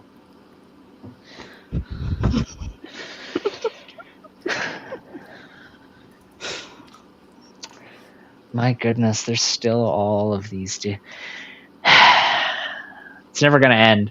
Has anyone here ever seen the Sword in the Stone, the animated Sword in the Stone? Oh, of course, I love that one with Merlin. Yeah. You remember that scene with Arthur where like one of the knights is like, "And your punishment today, Mr. Arthur, for your insolence is you will scrub the entire dishes of the castle." And it like pans to like this gigantic freaking room that's just stacked to the ceiling with nothing but dishes as far as that. That's where I am right now. That's where I am. I'm just there. So you're living in a fairy tale. I'm just hanging out, just doing my thing. Just doing my thing. You like that? One dish down, 24,974,294,521. Let's go. I mean, like I'm making progress. Hey, you just keep one foot in front of the other. You'll get there eventually. That's my motto. Do you guys want to see the size of the? Do you guys want to see the size of the logs I'm working with? For sure. Oh man, Dustin, nobody wants to see your big log, dude. All right. Hey, I thought he no, never man. asked. No, bro. How about? You don't want to see the logs? How about I want to just the diameter at the? How about just the diameter at the cut? How about that? I knew someone was going to say that. I knew someone was going to say that. I kind of want to show you guys. I mean, Dustin, I feel honored that you're so comfortable with this community that you're willing to show us your logs. So, Dustin, I cannot answer this question. Okay, I'm just leaving it up to you guys. So I'm showing my work off to my friends. I think what Deviant is saying is that hold on a second, guys. She'd like it to be left to her. What she's suggesting is that women don't produce logs, which I know to not be true. It's true. It's like people saying women don't fart. It's like one of the biggest lies you get told when you're a kid. It's biologically impossible for women to fart. Yeah, I have that proven. No, I'm gonna leave it there. Hey, gangster. Hey, gangster. Can I ask you a question? If you have a blast to pour, then you can poot. Hey, I can't say anything more because Deviant's gonna report back to Brianna and give her all this information. Blocks. Where'd gangster go? It's one of those things about those pesky women folk. They stick together. They stick together, and they're like, "Oh, we need to have solidarity. Oh, we live in a Dustin, patriarchy." put your hand for scale on one of the pieces of wood. We can't tell how big those are. Put That your hand makes some good on a piece of firewood. wood. Justin's a real On. lumberjack. This is one of the That'd small make a ones good right here. firewood. Oh my goodness. These are the tops. Those are the Damn, top. son. Okay, these are the Dustin, Damn, tops. son. you should have a ring on Okay, that one. we haven't made it to the base yet. Sleep all night and no work Oh, all that's an day. old tree, huh? Oh yeah, that's probably 200-300 years worth of Holy growth rings smokes. in here. Oh, Wow. I'm a Wow. That lumberjack better now. get used. That better get used for like freaking like housework or something like that. That old growth. I mean, like. No, that's the sad thing. There's nowhere to fall the tree. We can't put it to a mill. We No. have to cut it down in sections, so it's got to be firewood. It's No, got to that's be. such There's a nothing we can do. waste. That's It's such a fine. waste. I'm sorry. There's nothing I can do. There's nothing I can do. I even tried to Dude, protest. old growth. Like I tried. I really Dustin. did. That tree is big enough for like 4 Dustin. houses, and we're not talking small ones. In Yeah. like 2 or 3 generations from now, that kind of old growth wood is going to be worth its weight in gold, and it's being thrown I out. know. Yeah. Wait a minute. I got a There's logical nothing problem you with can this. do. As you remove trees, aren't there less of them causing a clearing? There's got to be some percentage that can be felled. There must be. The deafening silence that followed. Well, we could. I mean, look, if we did like 20 footers, then we could get it to a mill. But the problem is, you're missing like the long load bearing that you would like, because those should be cut in 4x4s, right? They should be load bearing. They shouldn't be 2x4. They should be like structural. But they're not. Oh And yeah, for old it growth you sucks have to because do if we only structural for old growth. Wait a yeah, minute. they should be 50 feet or longer so that you can cut them to I size. surmise that But you have you never can't do actually that. worked at a mill. No, I've never Okay, so worked at a mill, but I've cut down my fair I share of believe you. trees. Here's what they do at the mill. What they do is they take the middle section, and that's going to be the tallest board. And by tall, I mean sitting on its side. So you're like your 2x12s, right? And then as they work out from that cube of 2x12s, it goes to 2x10, 2x8, 2x6, 2x4, 2x2, half by 1.5 by 1.5 at the very outside of the tree. That's how they do it. So you actually get, out of a tree that size, you get all sizes of boards. Or the 2x4s. And if you don't know, now you know. Homie. Neighbor. Sell it. No, bro. And Like knowing is maybe half I'll the get battle. maybe I'll get a picture You know of the very tree when well I who can you are. Don't let them hold you down. Reach for the sky, stars. You had a goal, but not that many. Tell him, Aiden. Because you're the only one. It's that I forget inspirational the hour on Gangster's channel. Well, you know, Super Nintendo, Sega Genesis. When I was dead broke, man, I never pictured this. 50-inch screen, money green leather sofa. 2 nice rides, a limousine with a chauffeur. Phone bill about 2 G's flat. No need to worry. My accountant handles that, Dustin. Absolutely. And my whole crew is lounging. All day celebrating. No more public housing. For a second there, I thought you were about to go into a Ric Flair NWA, style promo. Well, you know, I'm just thinking back on my one-room shack, but now my mom pimps her act with minks on her back.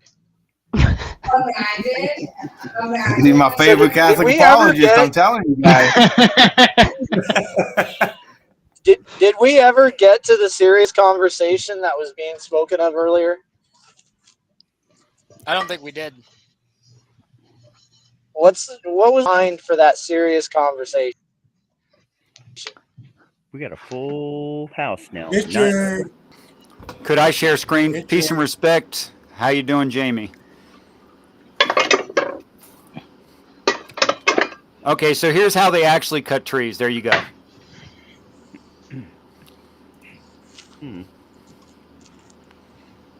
So that's what I was trying to describe poorly.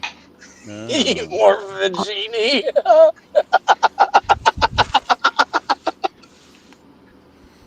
That is the bumper sticker of bumper stickers.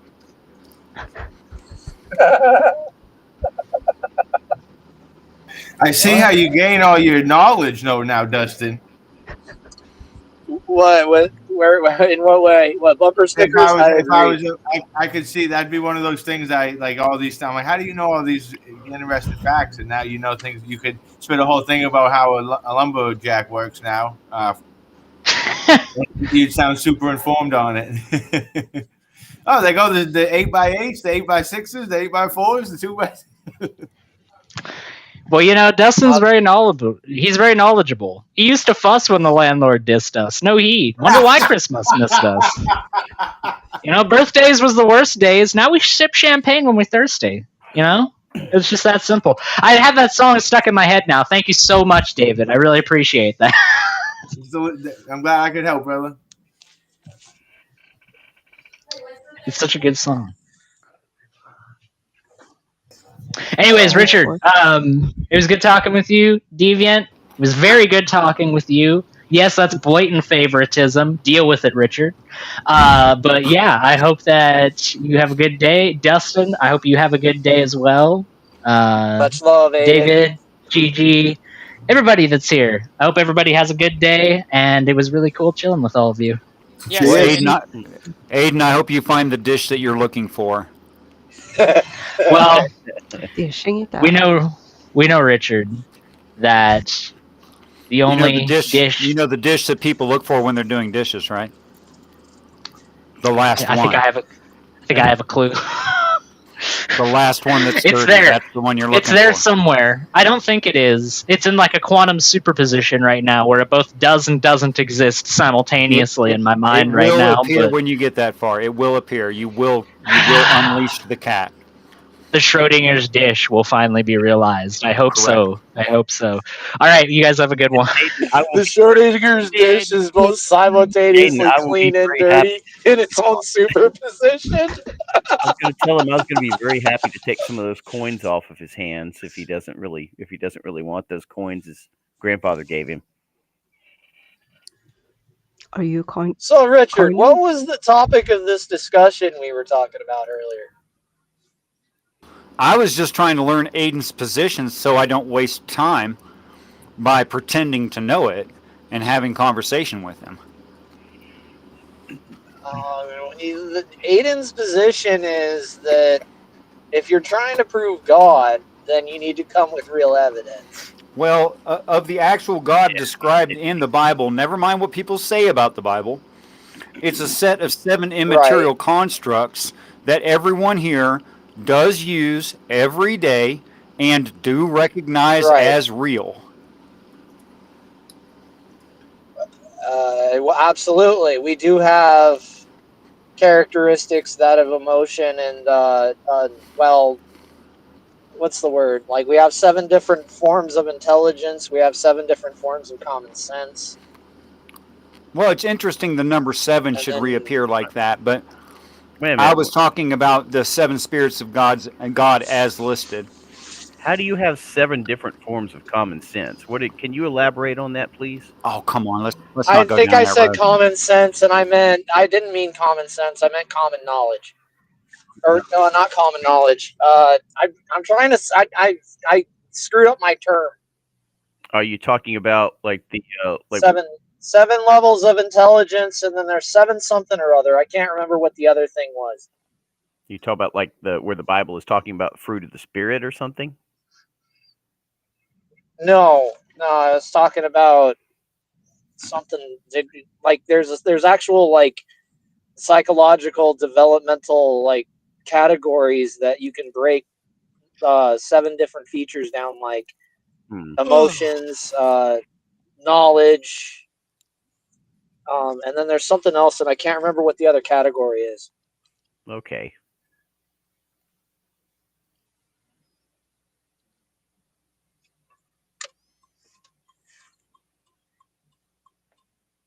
Let me see if I can help you with that. It's you talk about kind of Oh, Well, now he he dropped got raptured. it. There he everybody, is. it's been 4 Gotta go. hours. Gigi's like, man, I'm tired. Y'all are crazy. Oh, I think See, it's the here's the Dutch. rule. Anytime Gigi mentions the length of the stream, no matter what time he mentions, no matter what amount of time it was, that's irrelevant. The appropriate answer is, Gigi, thanks for letting me on your show, man. I had a great time, and thanks for sending me an invite in the first place. So thank you. Definitely. Thank you, Gigi. Absolutely, Gigi. Yeah, we, thanks, Gigi. Always fun. where are Man. we continuing this party at? I don't know. Pike's Place. David, you said you need to talk. That sounds like when you say something like that, it sounds like volunteering. In other words, if it's your idea, start a show. We'll come over. That's a good point. I don't have a show to start though. I gotta set up. I gotta wait. Oh man, I got a lot of things going on. When I let can me see what I finally can do. afford a stream, I may do that myself. Awesome. Hi, Miss Southcast. Hope You you're all right. Thank you, You for joining. too, Gangster Ghost. Thank you so much. I love you very, very much. Aw. Always a pleasure, Deviant. Love you, sweetie. You too, Sedan and Frank. Deviant, And Dustin. Dustin. And of course, Richard. Missing out. Thanks